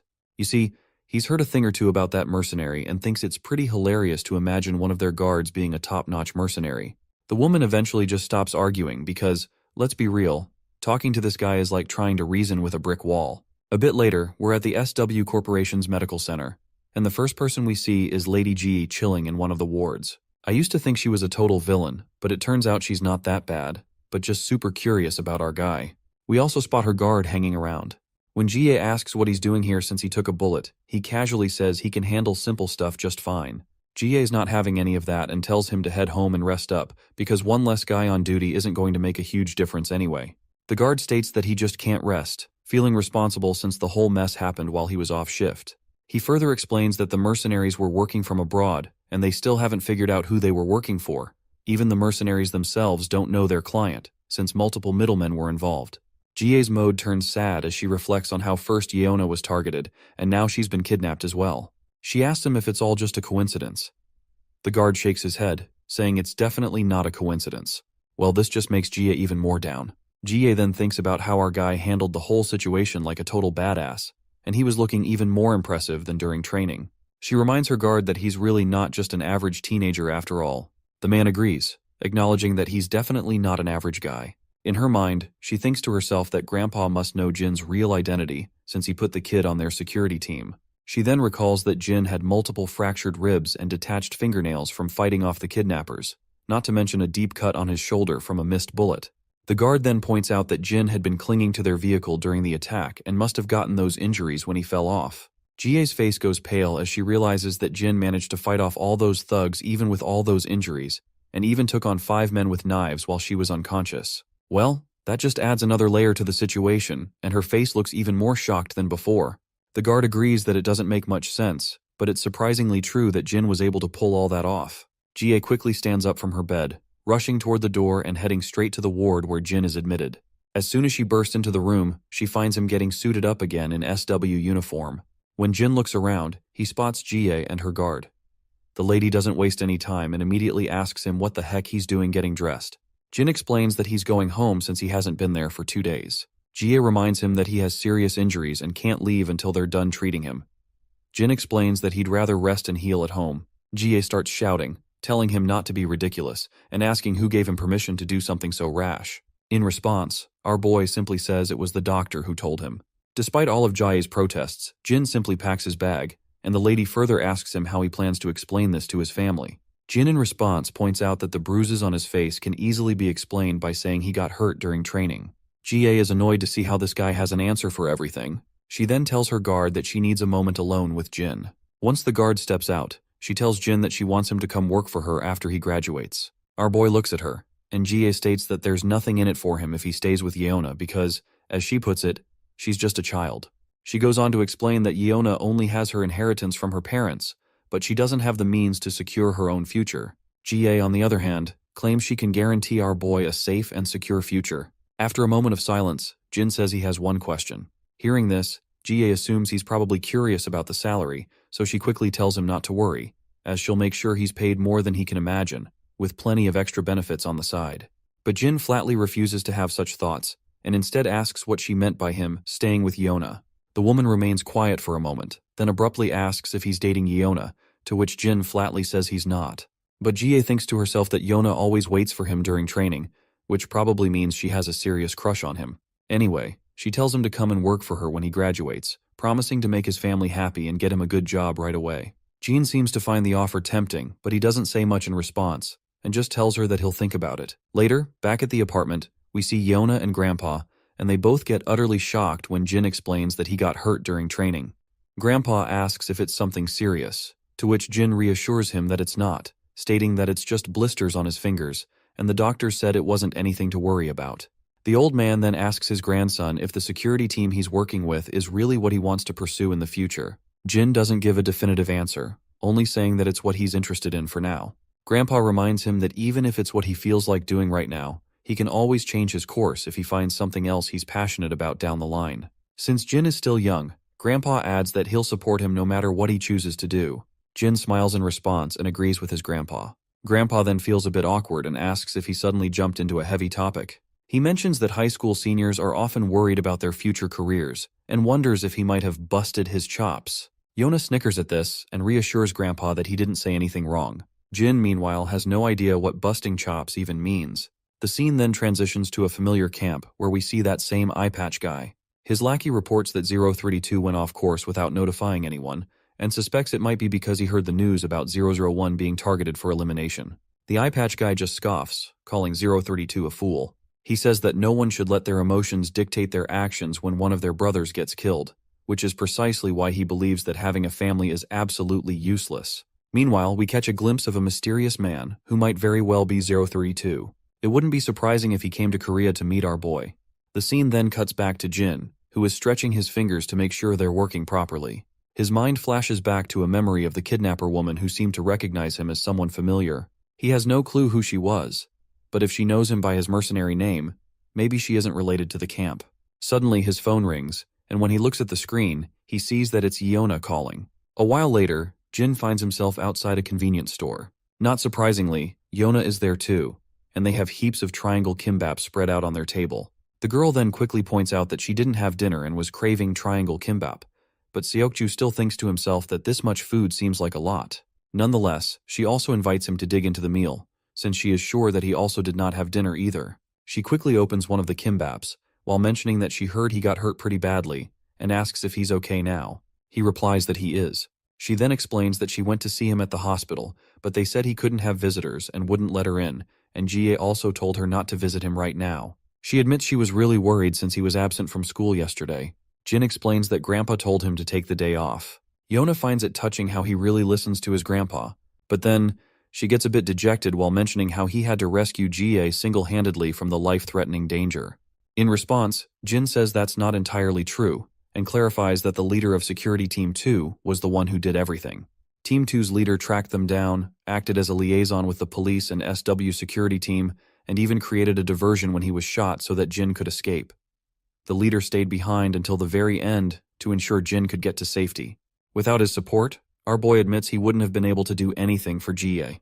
Yona looks a bit awkward hearing the truth, probably because she wasn't expecting our boy to explain everything thoroughly. Seokju agrees that if what Jin says is true, then the team leader was indeed the one who carried out the rescue. Jin quickly agrees with his friend, but Seokju points out that the team leader wouldn't have been able to pull this rescue mission alone as well, and the report clearly shows how much Jin contributed to rescuing Jie. Our boy then highlights that they're essentially a team, and the goal is to ensure the VIP's safety, not to figure out who made the greatest contribution. Seokju nods, saying that's absolutely right.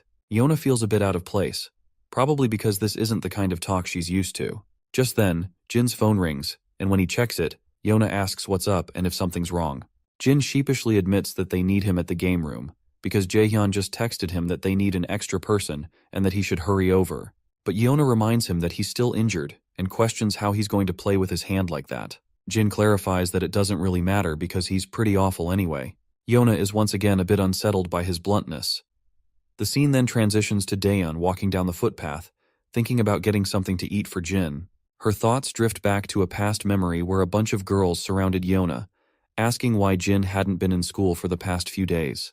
Yona explained that he was away on a trip and had injured his hands a bit. The girls were startled and asked if it was anything serious. Yona reassured them that it wasn't.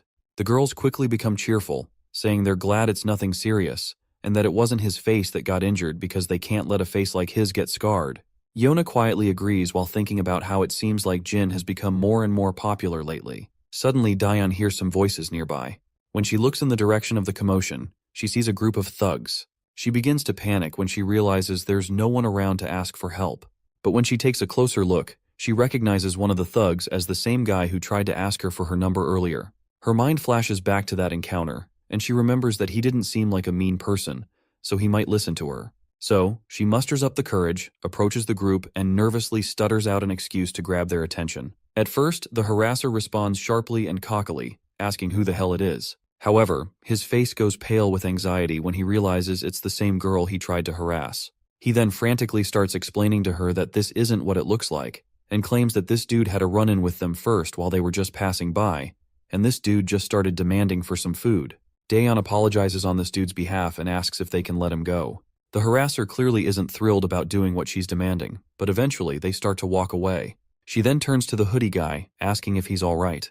The hoodie guy is startled at first, but then quickly asks if she could buy him some food. Shortly after, they're sitting outside, and it's clear the man has devoured a lot of triangle kimbap like a hungry hound, and he still can be seen chomping down over the last remaining he has left. After that, he gulps down a bottle of water, and once his belly is full, he feels as if he is swimming over the clouds. Daeyeon watches him with curiosity, while the guy quickly apologizes, explaining that he didn't mean to bother her, but he was just so hungry that he couldn't resist asking for some food.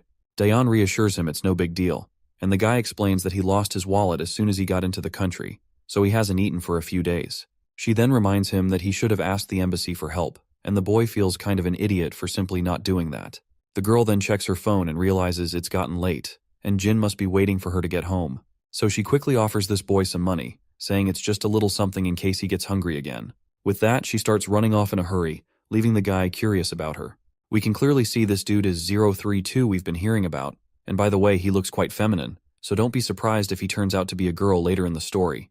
The scene then shifts back to the past, where we see Jin bursting into one of the rooms with his gun in hand. Inside, he finds this lady protecting a girl. Jin doesn't open fire immediately, but his transmission tells him to eliminate the target and return to base immediately. The girl in the ponytail's arms trembles in fear, and that is when Jin hears someone calling, and he finds himself jolting awake from this unpleasant dream. He quickly sits down over his bed, and he can literally feel his pulse pound. He then starts hearing the clattering of dishes from the living room. He heads outside and finds Yeona and Grandpa there. The old man looks at him and asks why he's up when he should still be resting. Jin replies that it's time for him to get back to school.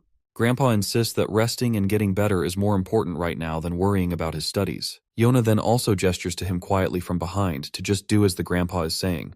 And without a doubt, Jin agrees with his old man with a pleasant smile. Before heading out, the old man mentions that he'll be home late tonight because his colleague, Mr. Lee, isn't feeling well, so he's covering his shift. Jin then asks Daeyeon why she's leaving so early. She replies that she got up early and plans to study a bit before school starts. As usual, she reminds him that breakfast is on the table, so he better eat up. Jin gives her a quick smile, and she quietly heads out, leaving behind a delicious spread of food for him. Later, we find ourselves outside, and as Jin strolls down the street, his phone rings with a notification, and it's Jae-hyung texting, urging him to make his comeback to the team as soon as possible. Just then, Yona also joins the chat and tells Jae-hyung to count her in as well. But Jae-hyung brutally turns her down, saying she should start practicing with bots first. Just as Jin smiles at the lively banter between his friends, we see 032 walking down the other side of the road. Our boy's smile fades when he spots him, and he is sure that something about the figure seems familiar. He quickly dashes toward the guy, but 032 slips into a back alley. Jin picks up his pace and dives into the alley after him. Once inside, he can't spot the guy in his sight. He follows the path further and ends up at a construction site. After climbing up one of the buildings, he scans the area and soon spots his old friend, who's now holding a gun and aiming right at him. Femboy doesn't hesitate and opens fire, sending a barrage of bullets toward him. But our boy quickly dives behind a nearby wall for cover, while his previous injuries are still hurting. Femboy starts walking toward our boy, and he can't help but remark about how long it's been since they last met. Earlier, he admits that he was a bit startled to see someone trailing him, but he's even more surprised when he found out that it was our boy. That is when it finally hits Jin that this dude is 032. The hoodie guy keeps walking forward and points out that he already knows 006's habits, so it's no surprise to him that our boy is still alive. He finds it fascinating that he did not have to look around to find our boy. Jin then asks if the camp sent him to eliminate him, but this question just goes above the femboy's head, and he has no idea what Jin is talking about. Jin, on the other hand, already knows that the camp would never send anyone to finish the job which 006 failed to complete. But the femboy just tells our boy to shut the hell up since he's not their leader anymore. Despite this, Jin keeps pressing for more info, asking if the camp didn't send him. Then he must have run out from the camp without anyone's permission. Femboy simply responds that none of this should matter to a traitor like him. He claims that he doesn't want to hold any resentment towards our boy, but his circumstances are forcing him to do so. But he does mention that 006 was his only family, the only person who looked out for him in that hellish camp. While 032 is rambling on with his sentimental talk, Jin quickly throws a metal projectile at him, hitting the gun in 032's hands. Distracted, 032 loses focus, allowing Jin to jump over him, and they both crash to the ground. 032 quickly tries to break free and aims the gun right at Jin's face, but Jin reacts fast, kicking 032's hand and sending the gun flying. Not missing a beat, 032 pulls a dagger out and tries to slash Jin with it. Their back and forth is so quick that it's hard to follow, but eventually Jin grabs 032's hand, balls up his fist, and lands a punch on his face. But 032 blocks the punch with hands and retaliates with a kick, hitting Jin right where he's already injured. Our boy asks if 032 has reported everything to the camp, but 032 dodges the question, asking since when Jin became so talkative. He reminds Jin that he's no longer their leader, so he doesn't have to answer him. Right now, Jin is just a target. After those words, he pushes Jin back and swings his dagger at him. When they both take a step back, it's clear that Jin has been cut across his belly. Meanwhile, back at school, the teacher is giving the lecture as usual, but Daeon is lost in thought, hoping Jin isn't skipping breakfast. She worries that he needs to eat well to recover quickly. Back in the fight, Jin and his old friend continue their squabble. As the dagger comes at Jin again, he quickly grabs 032's arm and delivers a brutal punch right to his face. The hoodie guy slides backward after swinging his blade, and he is absolutely huffing and puffing. Jin's side hurts from the cut as he asks 032 one more time if he's reporting everything to the camp. Once again, the femboy dodges the direct questions and wonders why Jin is suddenly talking so much. He then makes it clear that he won't tell anything to a traitor who killed his friend 006. Afterwards, he swings his blade again, but Jin quickly jumps over him, landing a brutal punch to his face. Jin follows up with a series of powerful swings, eventually landing a devastating blow to 032's belly, sending him staggering backward. On the other hand, 032 notices the gun over his left shoulder. Before he can grab it, Jin dashes down, but 032 manages to pick up the gun and aims it straight at Jin. Jin reacts quickly, grabbing the gun by the barrel and redirecting the bullets to ricochet harmlessly into the ceiling. Once the firing stops, Jin pins the femboy to a pillar, and the guy starts groaning in pain. Jin then asks him if he's here out of loyalty to the camp or to avenge 006. The femboy doesn't respond and instead slams his knee into Jin's belly, then points his gun at him again. He begins firing another barrage of bullets, but Jin quickly ducks behind the pillar, trying to shield himself from the onslaught. The femboy grits his teeth and keeps shooting, determined to take our boy down. Jin looks back and sees 032 moving away. As soon as he tries to follow this bastard, he is left struggling behind due to his wounds, with one last cut bleeding intensely. In desperation, he calls his friend Seokju, and when the blackhead answers, his face goes pale upon hearing Jin's request for surveillance data of the area. Seokju quickly starts moving, and Yona notices him heading out of the classroom. Once outside, he asks Jin why he's getting involved in something so messy again. Nevertheless, he tells Jin he'll call him back in a few minutes and advises him to just send him the physical description and location he wants to track. Once the call ends, we find ourselves outside, where the femboy is strolling down his path, and he's absolutely annoyed, thinking that if our boy hadn't been busy asking all those questions, he could have killed him multiple times. He also notices that Jin has gotten way stronger ever since the camp days. He then recalls how our boy was asking him if he is here to take revenge for 006's death, or if he has been sent by the camp. He has no clue why he was asking him those questions, or why Jin just did not kill him right away. While 032 is walking, the same harasser and his goons spot him again. A creepy smile spreads across the harasser's face, as he decides to pick on him once more. 032 spots the goons too, and he's definitely not thrilled to waste time with these idiots, and he simply ignores them and keeps walking forward. Suddenly, a few more thugs block 032's path, towering over him as if they're about to devour him alive. But in the blink of an eye, all of these thugs are piled up on the ground like discarded toys. As 032 walks on, he notices Daeon standing nearby. When their eyes meet, the girl quickly recognizes him as the same guy from before. The man starts rummaging through his pockets, pulls out a note, and hands it to her, thanking her for her earlier help.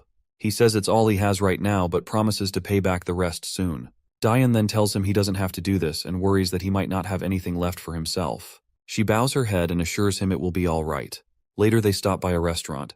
Daeon comments that he shouldn't have returned the money until he had more saved up. The guy simply replies that not everyone should wait until they have extra to repay someone for their help. She then asks him how old he is, and he replies that he's 17.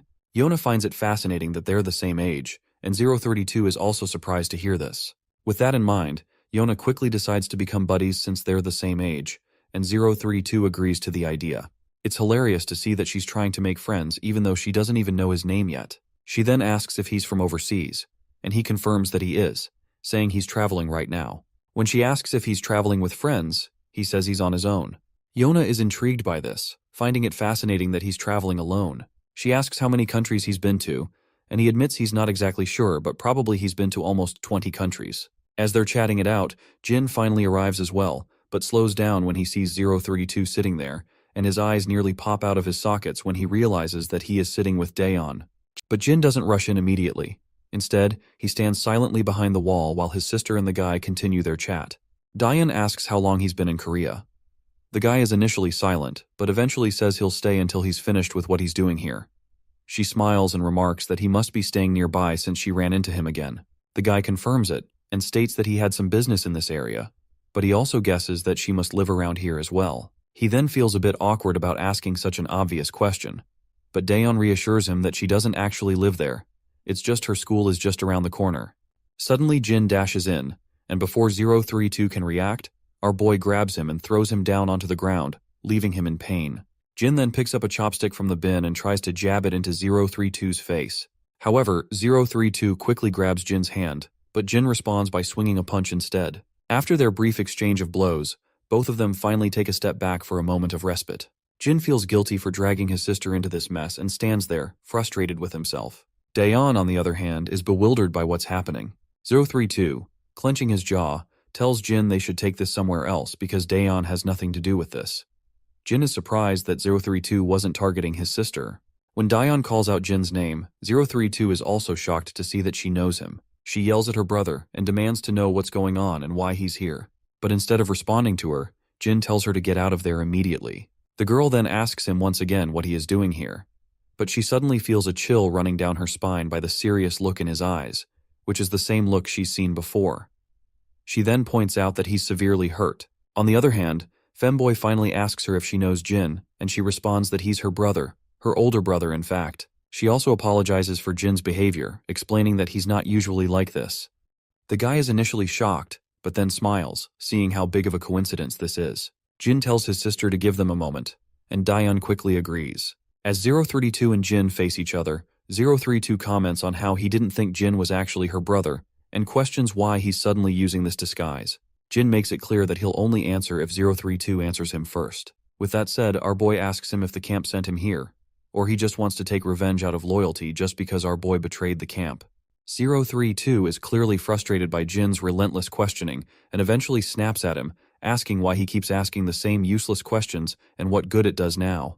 But when he looks into our boy's eyes, he eventually reveals that he left the camp as soon as he heard Jin had killed his friend 006. He further admits that he's not here because of the camp, but he's here because he wanted to avenge 006's death, because he was the only family he had. Jin reminds him that he and 006 weren't even close, so why is he actually feeling a great urge to avenge? The femboy kinda agrees, and points out that they never spent time together outside of training or missions, and he's not even sure if revenge is what he is really after. He is now not even sure why he just ran away from the camp. After a moment of silence, Jin reveals that his friend 006 is actually not dead. Not surprisingly, this revelation nearly makes the femboy's eyes pop out of his sockets. Jin further drops truth bombs that 006 faked his death and disappeared to avoid being found by anyone, and he does not want to even let his friends find him out. The guy is officially shocked, and he asks once again if 006 is really alive, and Jin confirms it without a shred of doubt. The realization hits the femboy hard, and he starts feeling pangs of guilt when he understands why Jin had been asking him the same questions repeatedly. Jin explains that he needed to know his true intentions before revealing anything. If femboy had been working with the camp, he would have immediately reported everything back to camp, so Jin just did not want to reveal anything without confirming if femboy is working with the camp or not. After getting overwhelmed by the news, the hoodie guy slumps into a chair and starts to snicker. He then asks Jin why the hell he's here. Jin, unsure how to respond, simply says he just came back home. The guy is shocked and asks if he is saying that the girl is really his sister, because as far as he knows, our boy had lost all of his memories. Jin replies that his memories have come back recently, though they're still a bit hazy. 032 asks if he betrayed the camp just because he got his memories back. Jin shakes his head and says it was because he couldn't follow their orders anymore. Then Jin remembers Dion and gives 032 a serious look, demanding to know how he met her. 032, clearly freaked out by Jin's intense stare, is pretty sure that if he doesn't spill the beans, Jin might actually kill him. He nervously admits that Dion helped him out a while back. Jin expects more details, but 032 just turns away and says that's all there is to it. Jin finally chills out, and 032 is relieved to see him calm down, though he's still a bit rattled by how Jin looks even way more deadlier than he looked while fighting. Despite everything, Jin starts cleaning up the mess, and his friend also lends his hand in cleaning the area. While they're cleaning up the mess, femboy asks if 006 is okay. This question triggers a flashback for Jin, and he remembers the brutal hit 006 took from the car and how he was tossed around afterward. Keeping that in mind, he doesn't go into details and just says his friend is kinda okay. Femboy shrugs and says it doesn't matter as long as his friend is still alive. After all, he did try to kill Jin, so it's expected that he might be hurt. Jin then turns to him, asking how he can trust someone like our boy, especially since he is a traitor to the camp. Femboy replies that it's because Jin has never lied to any of them. Even though he betrayed the camp, 032 believes Jin wouldn't betray his friends. He mentions that 006 had the same opinion about our boy as well. Upon hearing this, Jin then says that he understands everything. His friend gets curious to hear this vague line, so he asks what he means by that. Jin reminds him that on the day the entire camp was mobilized to track him down, 006 intentionally let him run away from the camp, otherwise he wouldn't have made it out alive. Femboy smirks at this and points out that they probably hated the camp even more than he did. Jin smirks in return, and then his friend asks if there's any way to reach 006. Jin says no, not until 006 makes contact first.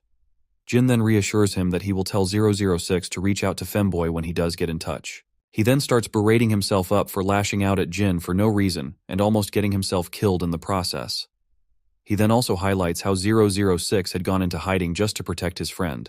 Jin then also reveals an interesting tidbit and explains that if the camp had known that 006 has a close relationship with the 032, then they would have used this to their advantage, so 006 did not tell anyone before vanishing.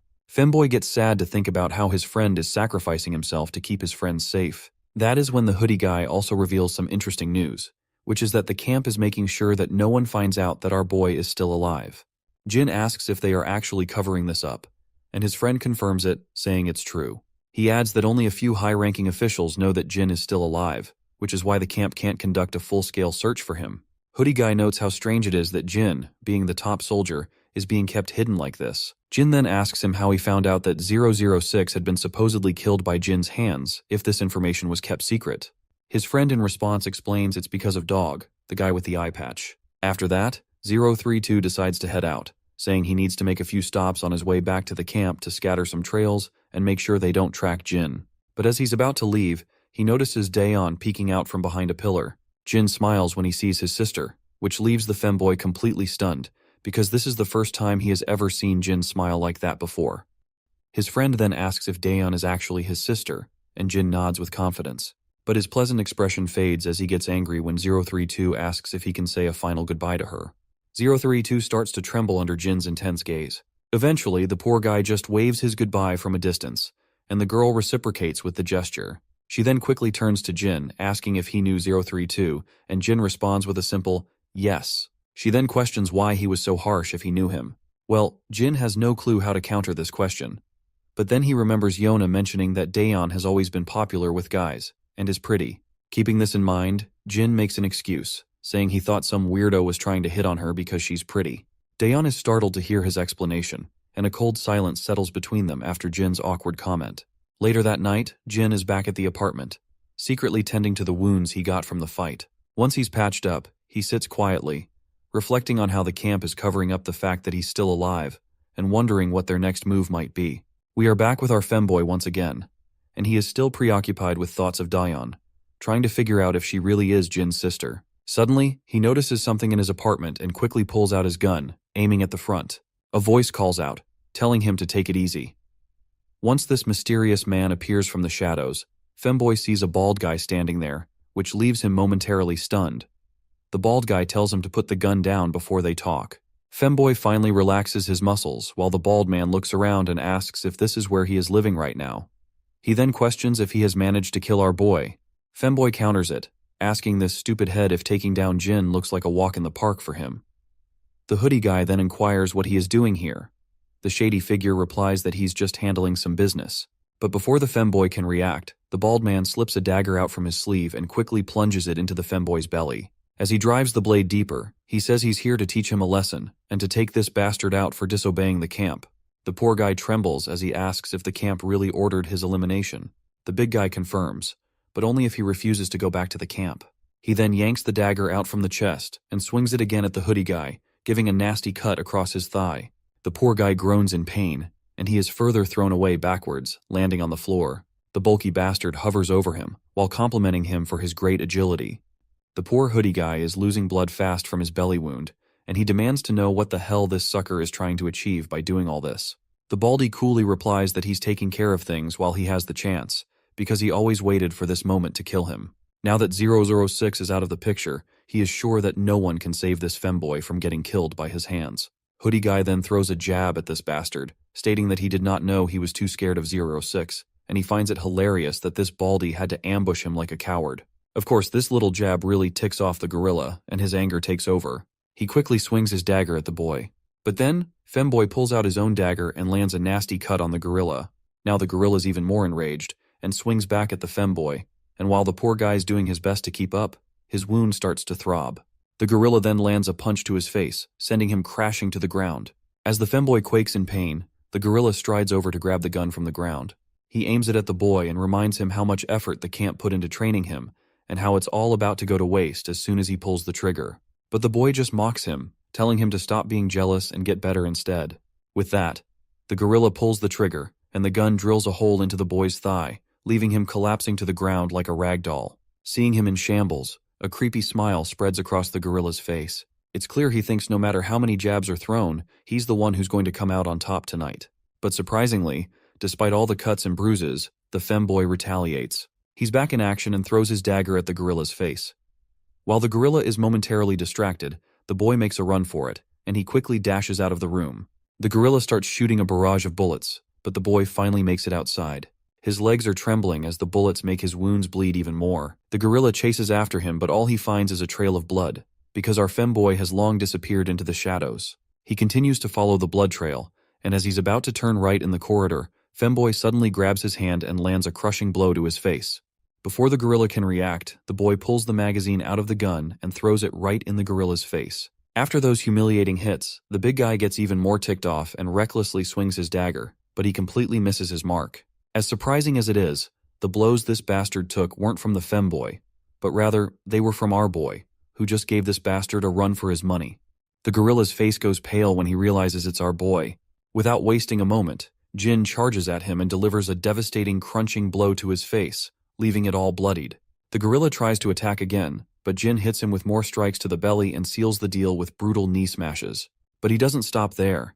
He slams the gorilla's face into the concrete wall, and with his face all bloody, the wall is smeared with blood as well. Finally, the cocky gorilla drops to the ground. Once the fight is over, we see the femboy sitting on the ground with his injuries, asking Jin why in the hell he is even here. Hearing the voice, our boy turns around, looks at his friend, and then starts to walk away. He grabs this bag full of goodies from the ground and offers them to a femboy, saying that his sister told him he was broke, so he brought this to him. Femboy takes a look and finds food supplies. He starts laughing, teasing our boy for being such a softie, and asks what's changed him so much. He wonders if he's hurt his head or something, but then realizes that our boy has been like this all along. The scene shifts to the SW Corporation. We see our boy sitting before the director. The old man points out that the man he brought in turned out to be an international fugitive. He mentions that arranging what was requested will be straightforward since many countries want to claim him. He wraps it up by saying they'll make sure he spends his days imprisoned, isolated from society. It sounds like they're talking about the gorilla who attacked them, and I guess that bastard really deserves for all the mess he has caused.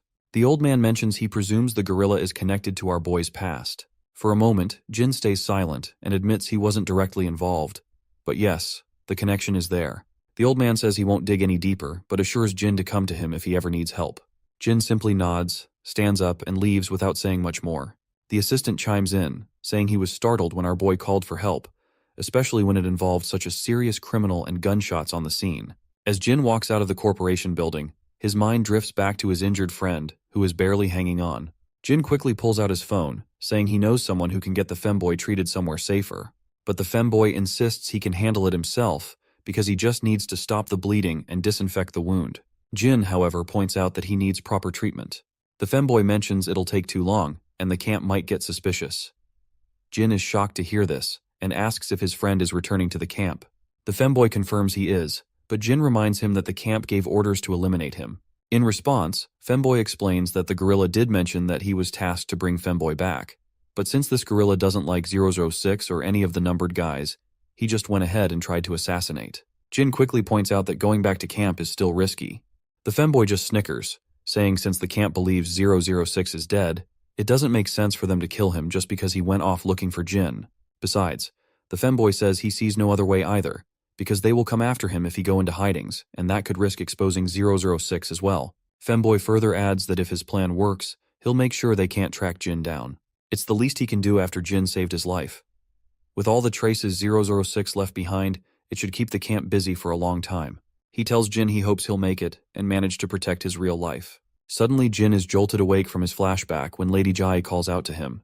She asks what brings him here, and he responds that he was just running an errand. She then asks if it's really okay for him to be out like this, since he still has not recovered from his injuries. As soon as she mentions his injuries, Jin's mind flashes back to the past, where he remembers getting kicked and beaten by femboy, which only made his previous injuries worse. But instead of admitting that, he smiles and says he's doing great. The girl smiles back and asks if he's free now, suggesting they grab something to eat. It seems like she's taken a liking to him, and even though she has a meeting to attend, she'd rather have dinner with Jin. But unfortunately for her, Jin turns her down, saying he has to head straight home since he already has dinner plans with his family. It seems like she wasn't ready to be turned down by a kid, and she's clearly feeling the heat of the situation. To save her face, she quickly comes up with an excuse, saying she remembers she has some work to do as well. Meanwhile, the guard behind her looks completely pale after hearing her blunt lies. After all, the meeting was the only reason they were here. Suddenly, the girl asks if he'd be interested in taking a part-time job, guaranteeing that the money will be worth it. Once again, Jin turns her down, saying he's not interested. She sighs and finally asks if he wants a ride home. Jin replies with a simple no. As Jin starts to head out, Lady Jai's guard tells him to get well soon so they can train together again, mentioning that the other boys have been asking about him. On the other hand, Lady Jie secretly smirks, thinking Jin is fitting in better with the guys than she expected, and even her picky bodyguard seems to like him. Once our boy is out of the picture, the guard asks if Lady Jai plans to put him in Seoha-cha's security detail. She says yes, pointing out the recent stalker incident happened with Seoha-cha, and noting that it wouldn't be too dangerous since he'd just be escorting her. She asks what he thinks about it, and he replies it should be fine. While Jin's heading down the street, he notices his grandpa standing nearby. He calls out to him, asking what he's doing there, and Grandpa just says he's out for some fresh air. The old man then reveals that Dion's birthday is coming up in a few days, and Jin looks quite surprised. The old man admits that he doesn't know much about Gen Z preferences these days since he's a boomer himself. He asks Jin if he can suggest what kids his age might like as a gift and what her hobbies might be. It turns out, Jin is just as clueless as his boomer grandpa, and there's an awkward silence as they both realize they've fallen into the boomer category. Suddenly, Jie's phone rings while she is sitting in her office. When she checks it, a creepy smile spreads across her face. She picks up the call, clearly surprised that it's Jin himself returning her call, which is quite a big deal in itself. Our boy then asks her about the offer she had made earlier, and wonders if that is still valid. The girl smiles, thinking Jin must be calling about the dinner offer, so she acts all nonchalant, saying she's pretty busy but will check her calendar. However, her pleasant smile fades when Jin tells her he's actually calling about the part-time job she offered him. She looks annoyed when she hears Jin is actually calling about the part-time job, not the dinner. Our boy then asks again if the offer is still valid, and the girl asks if he's interested. Jin confirms he is, so she tells him to come to her studio tomorrow at 4 p.m. The scene cuts to the game room, where Jin and the other boys are lounging around, having fun while gaming and chatting. Jae-hyung, who's been reading an article on Seoha-cha, tells his other friends about it. The other boys perk up and start staring at his monitor. Jae-hyung explains that she's starring in a new TV series based on a webtoon, and will be the lead in the Mercenary teenager series. The blondie then adds that he's seen her in person, and she looks smoking hot. His orange head friend nearly chokes on his drink hearing this, while Blondie continues, saying he saw her while working part-time at his cousin's ad company, where they were shooting a commercial with her. Jae-hyung is blown away by this news, as he's been a hardcore fan of Seoha-cha ever since her first show, which has been almost 8 years of following and loving her work. Youngchan asks Blondie how she was in real life. Blondie responds that she's pretty in person and admits he's never seen someone so beautiful. The other guys can't help but blush and call Blondie a lucky bastard. Jae-hyung even asks Blondie to let them know if his cousin's company needs anyone again. The scene cuts to the ad shoot set, where everyone is preparing for the next advertisement. They're eagerly waiting for Seoha-cha to come out of her room. Inside, Seoha-cha hears the news that a bodyguard is coming to escort her. One of the crew confirms it, but Seoha-cha replies that they already have someone from the agency handling it. But the guy reminds Seoha that the guard coming this time is from SW Corporation. He mentions that he had already told the corporation that there is nothing to worry about, but they were still worried because of the stalking by some stalkers. He assures her it's just one guy who will be tagging along with her, so it won't be much of a hassle. The gorilla-like guard standing nearby then confirms that the new guy is just a trainee. Of course, this doesn't sit well with the actress. She wonders why they would send a trainee for something like this. As everything gets ready for the shoot, everyone's attention is suddenly caught by the crisp sound of shoes thudding on the floor. When they turn around, they're blown away by the elegance this man exudes. Even though we don't get the chance to see this elegant man, I can confidently state that it's our boy crashing the party here. Back in Seoha-cha's dressing room, the gorilla-like guard mentions that SW sent the trainee to get some experience, and he assures her that he will keep an eye on him to make sure he stays out of her way. Seoha's assistant thanks the guard for his help and apologizes for the extra trouble, saying this whole situation is way above his paycheck. The guard reassures them, saying there's nothing to worry about. He adds it's SW's fault for sending a rookie, and he personally finds it rather humiliating to work with someone below his level. Suddenly, there's a knock on the door. When the guard cracks it open, he finds Jin standing there, and our absolute handsome boy in his suit looks totally lady killer, and he quickly states that he's from SW. The assistant is totally bewildered, wondering if he's really a bodyguard or just trying to pull a fast one on them. Jin formally introduces himself and confirms he's indeed the guard sent by SW. The man finally acknowledges it, though he almost thought Jin was some kind of celebrity in disguise, because he just looks too hot to be some random bodyguard. On the other hand, the gorilla perks up to see our boy, and he finds this nothing short of a joke that they have sent a literal kid. Nevertheless, Jin asks if he can come inside, and the assistant gives him the green light to enter. Once Jin is inside, Seoha-cha takes one look at him and is absolutely blown away, finding it ridiculous that this handsome kid is a bodyguard. Jin introduces himself personally and tells her he'll be her bodyguard from now on. Seoha quickly reciprocates with the gesture and says it's nice to meet him. Jin starts looking around, trying to get a feel for things, while Seoha-cha is still wondering if this guy is really a trainee bodyguard. He looks more like a boy band trainee that SW is trying to debut, and she suspects they probably sent him here to get some exposure. Meanwhile, our boy wants to confirm if this is her first day on set. The assistant confirms this, and once the formalities are out of the way, our boy quickly points out the elephant in the room and asks if the stalking began 2 weeks ago with letters. The woman clarifies that it's been going on for longer than that. She explains that the stalker somehow knows her address and keeps leaving strange letters in her mailbox. It's gotten worse recently, but it's been happening for a while now. She adds that this is common in this line of work, so SW shouldn't worry too much about it. After that, the actress begins to ask how old he is, and that is when our boy's mind flashes back to a time when his senior told him that revealing his age would only make people doubt his abilities. So, in the present moment, he simply replies that it's a secret. At that moment, the gorilla from before calls our boy from behind and says he wants to have a quick chat outside. Once they're out, the gorilla starts by asking if he is a security trainee from SW. Once Jin hears this, he realizes that this is what these guys must have been told, so he just rolls with it, confirming that it's exactly right. The gorilla tells Jin to simply stand aside and watch how it's done. He's confident that he already has things under control.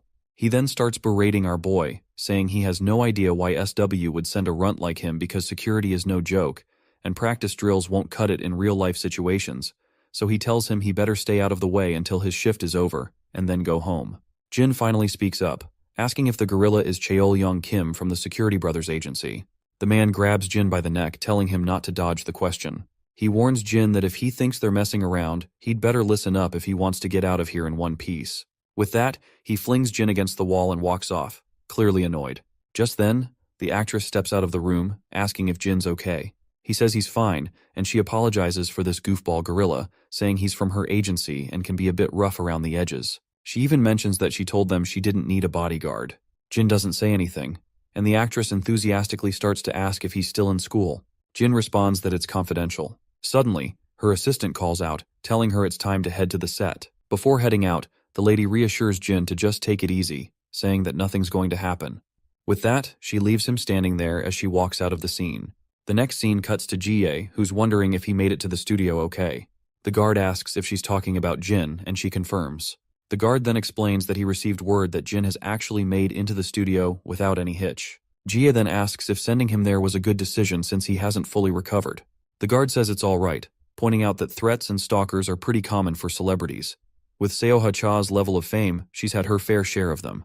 Her agency recently assigned a personal bodyguard for her, so Jin won't be too busy. Jie agrees, explaining that this is precisely why she sent him there, to let him take it easy while he recovers.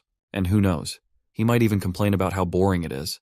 The guard then smiles at Jie and says he doesn't think Jin is the type to let himself get bored.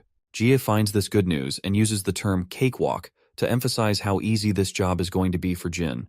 The guard reluctantly agrees, saying she's precisely right. Jie, on the other hand, feels proud of herself for using Gen Z slang, which makes the guard awkward as he watches her bask in her own sense of accomplishment. As people are gathering in for the shoot, we also see the gorilla making another appearance. Despite the hottest actress sitting right before them, everyone's attention seems to be fixed on Jin, as they can't take their eyes off him. The big man then asks Jin why he left his post for so long, saying they're not here on a field trip. Jin replies that he was scanning the perimeter. The cocky guy starts fuming, questioning what kind of perimeter Jin is talking about, and what a kid like him could possibly know about this stuff. Suddenly, the director wraps up the shooting. As everyone is taking a moment of respite, Seoha Cha's assistant offers her some water. Just as she's about to take a sip, her attention is grabbed by Jin, who announces loudly that he needs everyone to remain inside. The entire staff is all ears after hearing this request, and Jin continues, saying that the police will be arriving soon, and everyone in the studio must cooperate with the investigation. The actress is now thoroughly confused and asks what's actually going on. Jin then shows her an envelope with a tiny camera inside. She asks Jin what this is, and he explains that it's a spy camera he found in the waiting room. The news hits like a thunderbolt out of the blue, shocking both the gorilla and the actress's assistant, as well as the actress herself. Even the people standing all around start murmuring, wondering how a spy camera ended up hidden in her waiting room. The actress begins to tremble, and Jin continues, saying he checked the surveillance footage but didn't find any security cameras at the entrance of the waiting room. This makes it difficult to figure out who installed the spy camera. As usual, the gorilla is fuming, berating Jin for not revealing this sooner. But Jin doesn't give a damn about the gorilla's rage. He continues, saying that Ms. Cha didn't use the waiting room after he found the camera. He was just waiting so as not to disrupt the shoot, and no one has entered the room to retrieve the camera, nor has anyone left the studio. The gorilla's frustration reaches its peak. His nerves are practically popping out, and his mind is on the brink of exploding, and he's convinced Jin is trying to screw him over. He tries to snatch the camera from Jin's hand, demanding he hand it over. But Jin just steps back with such a nonchalant flair that it's almost unbelievable. The gorilla, clearly fed up, asks Jin what the hell he's trying to pull. Jin just says it'd be best if Miss Cha's assistant took the camera. The gorilla turns to the assistant and demands he let him take the camera so he can have his team stage it with the police. The poor assistant, clearly flustered, hesitates but eventually agrees. The gorilla snatches the camera from Jin's hand without a second thought, and everyone around is pretty unsettled by how this giant guy is throwing his weight around. As they step outside, the gorilla starts laying into Jin, asking why he didn't come to him first with something like this. Jin shoots back, wondering why he should have, especially since the gorilla had already said he did a thorough investigation when Jin asked if he'd checked the waiting room. The gorilla's rage hits a new level as he demands to know if Jin was aware of the camera when they spoke earlier. Jin confirms he was. This sends the gorilla into overdrive, yelling at Jin for not immediately reporting to his superiors. Jin makes it crystal clear that the gorilla is not his superior, and that's the last straw. The gorilla tries to slap Jin around, but Jin's not the kind of kid to just take that. He quickly stops the gorilla in his tracks. Fuming, the gorilla finally backs off, muttering that Jin would have been dead if it weren't for SW Corporation. Later, we see the van speeding down the highway. Inside, the lady and her assistant are having a chat. She asks how long it's going to take to figure out who planted that camera. The assistant says the forensic team is on it and should have some answers soon, but the lady isn't so sure. She mentions that they seem to think she was overreacting about something as little as this camera. The big man, ever the reassuring presence, tells her not to worry. He insists he will run his own investigation into the matter. While the actress looks sad and all, Jin glances at her but doesn't say anything. When they arrive at her home, she gets out of the car and Jin follows, but the assistant tells him to stay in the car as he'll drop Jin off at the nearest station.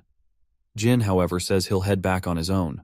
With the final exchange of goodbyes, the assistant drives off, leaving Jin standing there.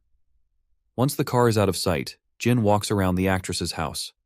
That's when we see her sneaking out of her own house, wearing a mask and a cap. As soon as she steps out, she finds herself startled by the presence behind her and looks around, finding him standing by her side. She quickly asks how he's still there, and Jin simply responds that he was just scanning the area. She gets a bit embarrassed and tells Jin that he can go home since she's just heading to the convenience store around the corner, and asks if she's not allowed to do that. Jin responds that she's free to do whatever she wishes, and that's exactly why he's here. The girl lights up at this, and later, we see her enjoying some delicious noodles outside the convenience store. She tells Jin not to just sit there but to dig in too. She mentions that she was going to take the noodles home but decided to eat them outside since he's here. She looks down and admits that when she's really stressed, she likes to unwind and stroll around the neighborhood. She's been in the business for so long that it's hard to walk around anywhere freely, and she hasn't had time for friends either. She then asks Jin what he does for fun with his friends. He replies that he sometimes goes to the game room after school. She then asks Jin again if he actually mentioned a game room. Jin confirms that he did, which leaves her shocked, because it suddenly feels like she's talking to a teenager again. While Jin is sitting there, he spots some familiar faces, and they are his friends, who are absolutely blown away to see him hanging out with the infamous actress. Jin stands quietly in the background while the lady waves to them with a pleasant smile. After a while, all of Jin's friends join her at the table, and it turns out they all ended up at the game room together. Jae-hyung points out that he never imagined he'd be gaming with her today. The actress smiles and says she didn't think she'd end up at the game room either, as she usually just games at home. Jae-hyung gets a chill when the actress smiles and talks, because she looks even more attractive in person. She thanks him for the compliment and also points out that she won't forget how they told her she sucked at games. Youngchan, with a deadpan expression, confirms this, saying there's no doubt she actually sucked. Surprisingly, as much as Jae-hyung likes her, he adds there's no mercy for noobs. Blondie agrees, and he looks totally worn out, exhausted from playing with noobs like Jin and Seoha. Jae-hyung tells her not to take it personally, but advises her not to tell people she's a gamer, as it will be just insulting in itself. The actress erupts in a smile and a cheerful laugh after their little banter. Eventually, they decide to part ways. After a final wave, Jin and Seoha head off together, while the boys stand behind, still unable to take their eyes off her. Youngchan even remarks that he can't believe he grilled Seoha Cha about her gaming skills. Jae-hyung agrees, and he feels like it's all just one big dream. As they walk out, they carry the sweet autographs of Seoha Cha, signed over their uniforms. Later, we see a Mini Cooper zooming down the road. Inside, Seoha is still in disbelief that her bodyguard is actually a high school student. Jin feels a bit awkward, seeing her so chatty and enthusiastic, while Seoha continues to gush about how much fun she had with him, admitting she never thought she'd be hanging out at a game room like that. She usually just plays games alone at home. Jin suggests that if she finds gaming in public difficult, she could invite her friends over to play. Seoha explains that she's been a trainee since middle school, so she honestly doesn't have any friends.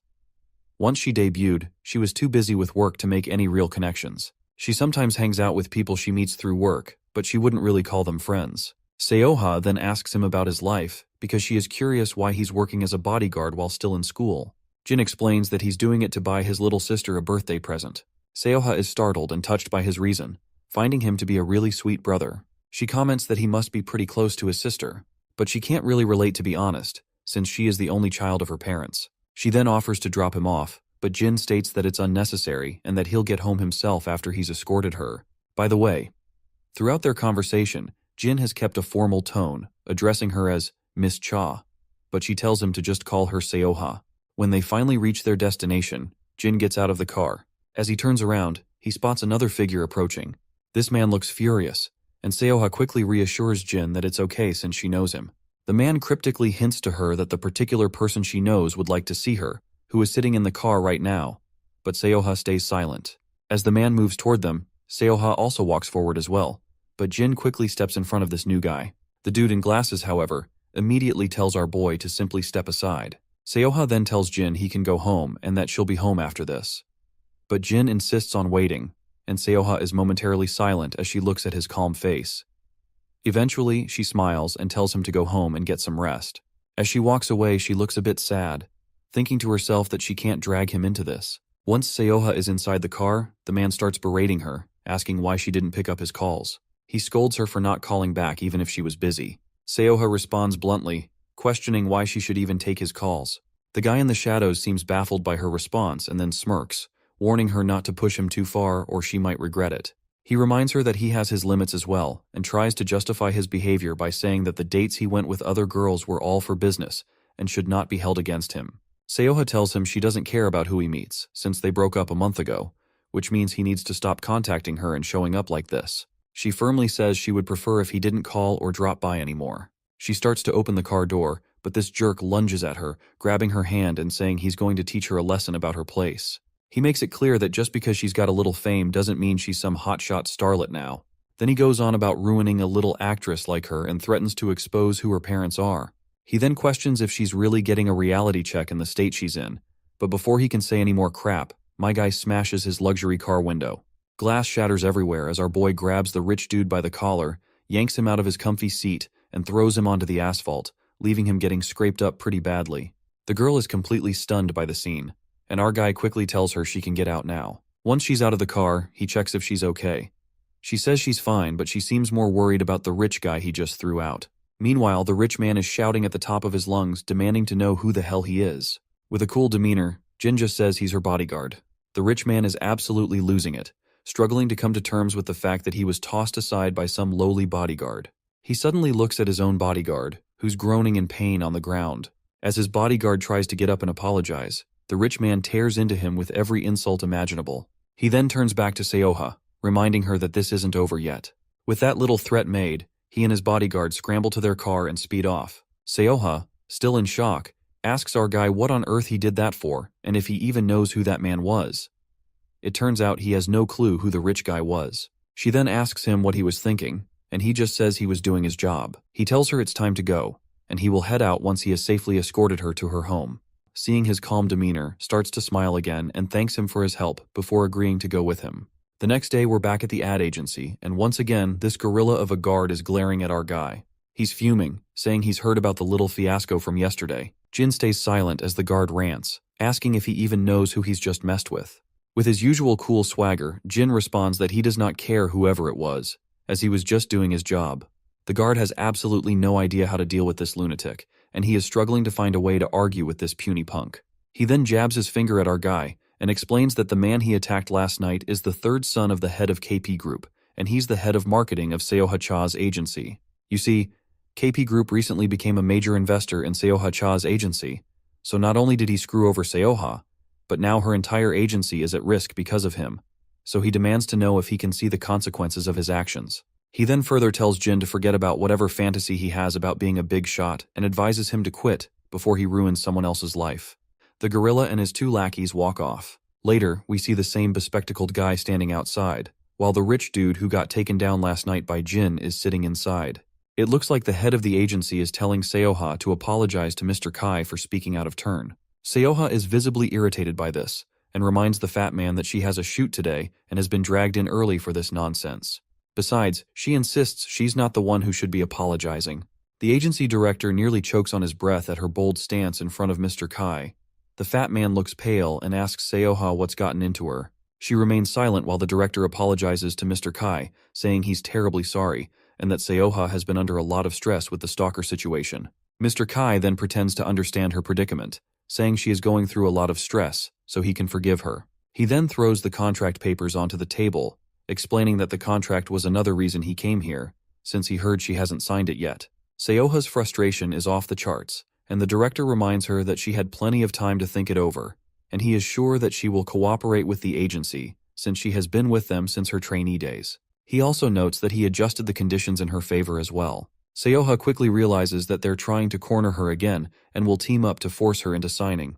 Mr. Kai then recalls the bodyguard from yesterday and tells the director to get rid of him as well, saying he can't stand the idea of such a violent person being around Seoha all the time. The greedy fatty quickly agrees to send that other guard back, who is our boy by the way. But as expected, Seoha tries to protest. But the fatty shuts her down, and states that it's not just about what happened with Mr. Kai last night.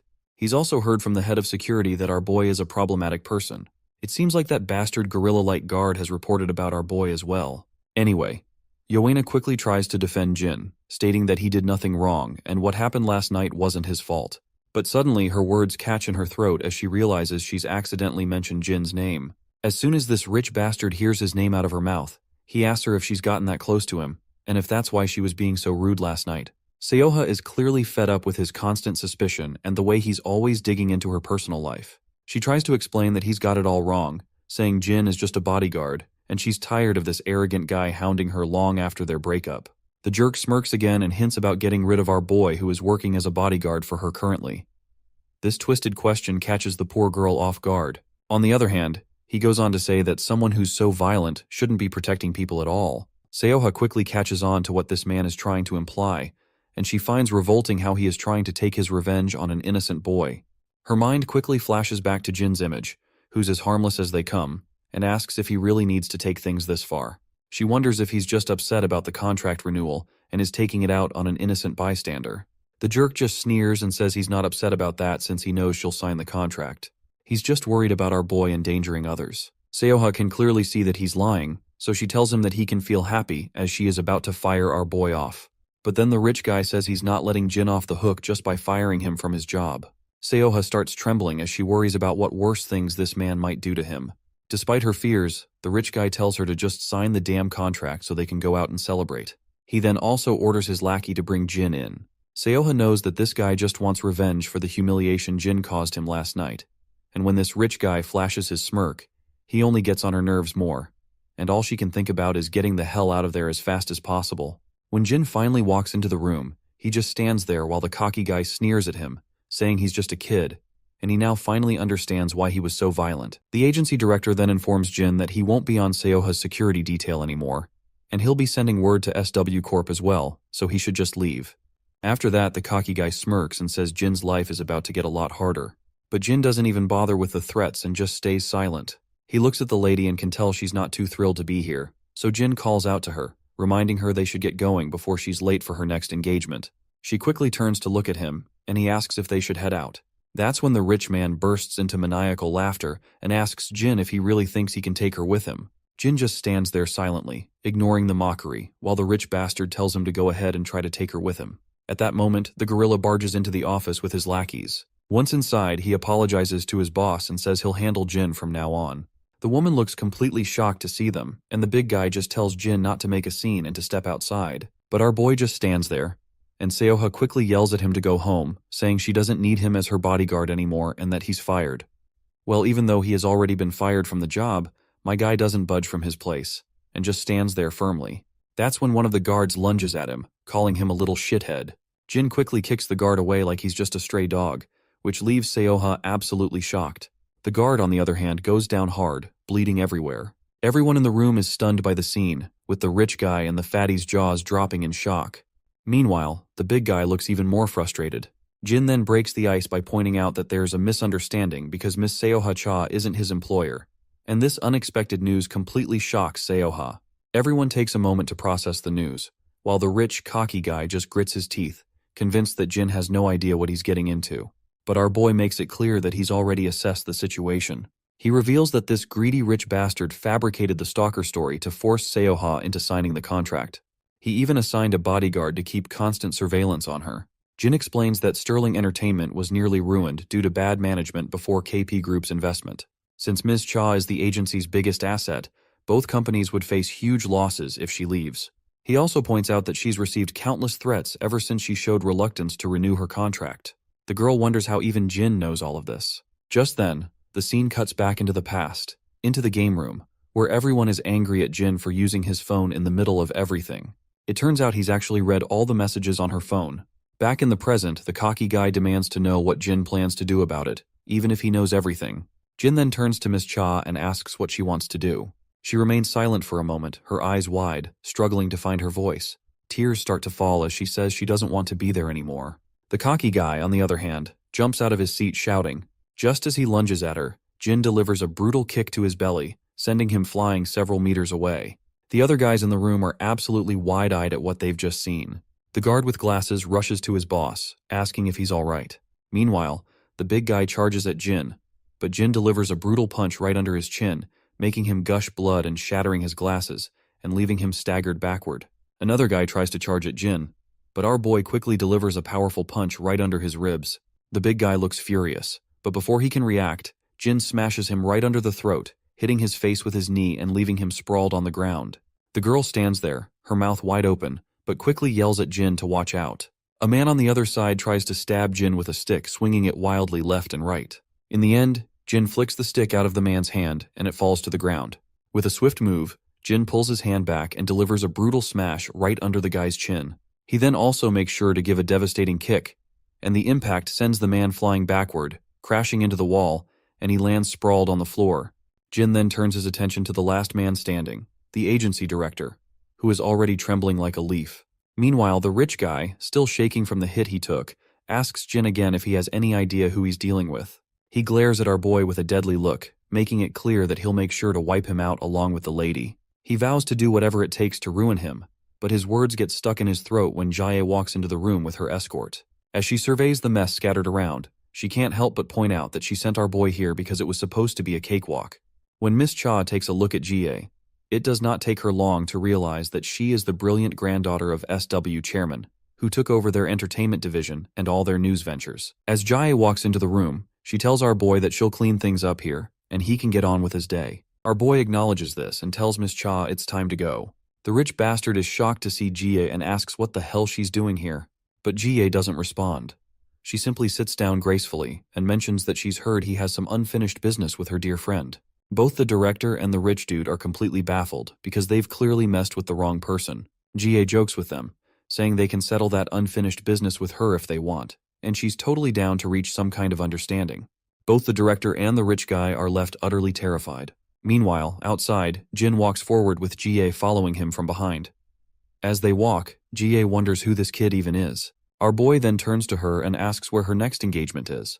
The lady stays quiet for a moment, then starts to snicker under her breath before bursting into laughter. She can barely hold back her tears of laughter. Next scene, we're at Miss Cha's house. She's still lying in bed, looking like a complete mess. She somehow managed to sleep for 10 hours straight, which is wild since she usually only gets like 3 hours max because of her sleep disorder. She wonders if maybe all that sleep was because everything she was stressed about is finally gone.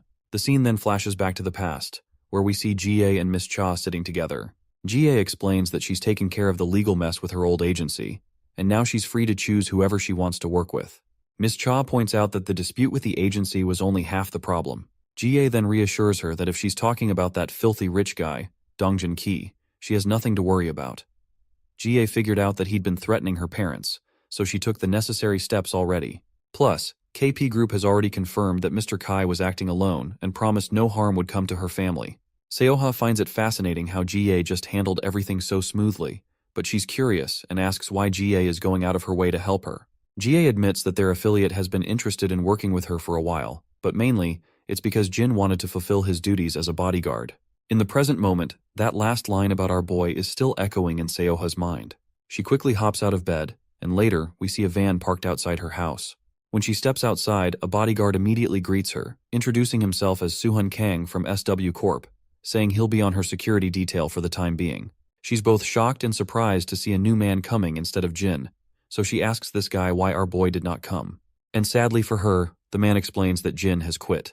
Hearing this, she feels a wave of sadness, but she quickly puts on an awkward smile and greets her new bodyguard, and the guard could not help but to blush a bit.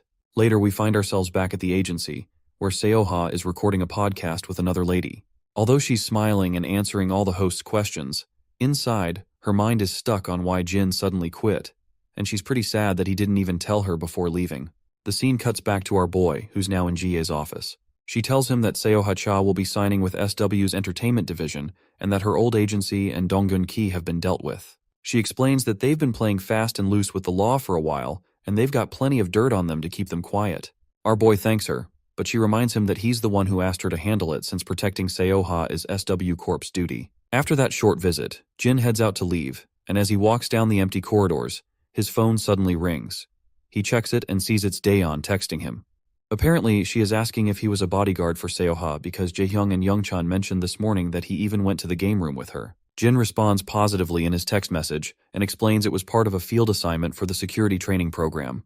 Daeon quickly gets excited and points out that if she had known this sooner, she would have requested him to get an autograph or something from her. Looks like Jin has finally found out what gift he might get to his sister after all. Anyway, while he's chatting with her, his steps slow to a stop when he sees Seoha right in front of him. She quickly plays it off like it's such a huge coincidence that they ran into each other here. Her guard in the background thinks to himself that she literally came out just because she heard Jin was around. Anyway, she mentions that she's here for a meeting and then asks if they can chat for a minute once they're outside. When they step out, she begins the conversation by thanking him for everything. But he quickly replies that there's no need for thanks since he was just doing his job. She looks a bit down while asking why he suddenly quit. He explains that he strained himself and felt some pain around his wound, so he decided he wasn't fit to continue working in those conditions. She's surprised and asks if he got injured while working for her, but he quietly states that it's just an old injury from his past. When she inquires if it's serious, he says it's just a broken rib. Then she extends her hand and asks for his phone. Jin looks confused by her sudden request, but she insists until he hands it over. Once she has the phone, she starts saving her personal number, which is something only her parents have, so she tells him he better consider himself lucky. After saving her number, she hands the phone back and asks if there's anything he wants. At first, Jin doesn't get what she's saying, but she quickly clarifies that she'd be happy to fulfill any request as a gesture of goodwill since he helped her so much. Jin stays quiet for a moment and then asks if she's sure he can ask for anything. She confidently assures him that he can. The next scene then picks up at the school. Inside the classroom, everyone's jaws hit the floor at the unexpected sight before them. Meanwhile, Daeon is packing up her bag, planning to swing by the store later to grab some beef for dinner. Out of nowhere, a bouquet of flowers appears in front of her face. When she looks up, she sees Seoha standing there with a bunch of beautiful blooms, looking just as stunning as the flowers. Daeon is totally stunned, having no idea why Seoha is there. The woman lights up with a smile, excitedly says she must be Daeon, and wishes her a happy birthday while handing over the bouquet. After that, the lady decides to snap a selfie with our girl, and once again, the whole class is in shock when Seoha invites Daeon out for dinner later that day. The scene then cuts to our boys' class, where everyone is blown away to find out that Soeha is currently in the school. We then also see our three idiots making a beeline to catch up with her. Meanwhile, our boy starts packing up his bag, thinking about how he only asked for an autograph, but she's doing so much more. For those who want to see the magic, here's the cute selfie of the two of them in one frame. Later that night, our boy is running down the empty streets carrying a bag. Shortly after, he spots his grandpa standing there with what looks like a birthday cake. After that, we find Daeon blowing out the candles on her birthday cake with a single breath. Grandpa quickly cheers, shouting happy birthday to her. Grandpa then slides a Samsung Galaxy phone box toward Daeon. She's absolutely amazed by the new phone. The old man reminds her that he'd promised to get her a new one. Daeon feels a bit guilty, saying her old phone still works fine and there was no need for a new one. Anyway, it's finally Jin's turn to present his gift, and he promptly pulls out a big box. When Daeon takes a look at it, she discovers it's a Samsung notebook, which leaves her completely blown away because this shit costs a fortune to acquire. She starts to panic a little, saying it's all too much. Even Grandpa is baffled by how Jin could afford such an expensive notebook. But our boy casually explains he took on a part-time job to cover it. Grandpa keeps insisting that laptops are expensive, especially this new model that just came out this year. But Jin reassures him not to worry about it, saying he knows how inconvenient it can be without a computer in the room. Daeon quickly says thank you and promises her brother she'll put it to good use. After the pleasantries, Grandpa starts cutting the cake. Jin smiles at Daeon, but then his phone rings. It's Seoha-cha. He heads to his room to answer the call. Seoha explains that she's on a break and just wanted to check in. She asks if Daeon had a nice birthday celebration. In response, Jin states that they are celebrating it currently, and he thanks her for everything she did. But Seoha brushes it off, saying all she did was just stop by, have a chat, and she is actually really glad to meet such a lovely girl. She then asks him if he's busy tomorrow. Jin replies that he plans on going to security training since it's been a while, but she reminds him he's injured and questions if he'll be okay. He assures her he'll keep it light so he doesn't aggravate his wounds. With that, she asks if he's free the day after tomorrow. Jin says he'll be training that day as well. The lady gets frustrated by his constant excuses and, in irritation, asks if he's going to have fun during his training. He replies that he wouldn't call it fun, which only annoys her more. There's a persistent knock on her door, so she tells him she's heading back on set and will call him again another time. Suddenly Jin's phone rings, and it's an unknown caller. He quickly answers, and it turns out to be his friend 006, who says he's just entered the city today and wants to meet up. Under the dim moonlight, the two friends meet for a reunion. The blondie wastes no time and tells Jin that he wasn't planning to contact him, but there's something he needs to confirm. He says he heard that 032 came to eliminate our boy. Jin confirms it quickly, adding that Femboy has already returned to the camp once he learned Blondie is still alive. But the blondie sighs deeply and facepalms in frustration while explaining that the Femboy never showed up at the camp. This news catches Jin off guard, who then explains that the Femboy had said going back to camp would be the only way to keep them off the trail. But Blonde highlights that according to his sources, he hasn't returned to the camp since he first disappeared. Jin then points out that 032 was also ambushed by a camp mercenary after he came to Korea to see him. This revelation makes Blondie even more frustrated, while Jin continues explaining, saying the camp probably sent the mercenary to bring 032 back, but the mercenary attacked him without proper authorization from the camp. Blondie then points out that the camp has always had a mix of mercenaries, those with numbers and those without. The numbered mercenaries were despised by the unnumbered ones, and shit only got worse after Jin left, especially with the camp bringing in more recruits. Jin asks his friend if he's sure they've taken 032. As much as he hates to admit it, Blondie says yes. Just then, the scene cuts to 032, who's tied to a chair and smeared with his own blood. A group of goons hovers over him, demanding he stop playing hard to get and start dishing out the details. They grill him about why he bolted without authorization, what Aiden's orders were, and where Aiden is now. By the way, this Aiden guy is probably the same gorilla who has been handed over to SW Corp already. Anyway, the femboy just smirks and throws back a sarcastic comment, asking if they're treating him like a cheating spouse or something. Of course, the cocky goon isn't happy with femboy's response. He quickly slaps him across the face, causing blood to drip down.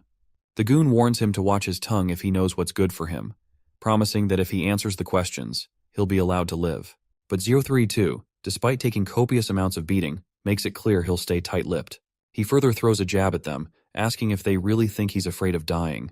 The scene then cuts to Grandpa and Daeon watching Seoha's latest show on TV. Meanwhile, Jin is alone in his room, probably thinking about his next move after his recent meeting with Blondie. The scene cuts back a little earlier to when he was talking with his friend. There, Blondie mentions he'd try to track down 032, and he actually has a hunch about where he might be. Jin warns him that the camp will soon realize he's still alive, but Blondie states that he has no choice but to risk it, because 032 is the only family he has left.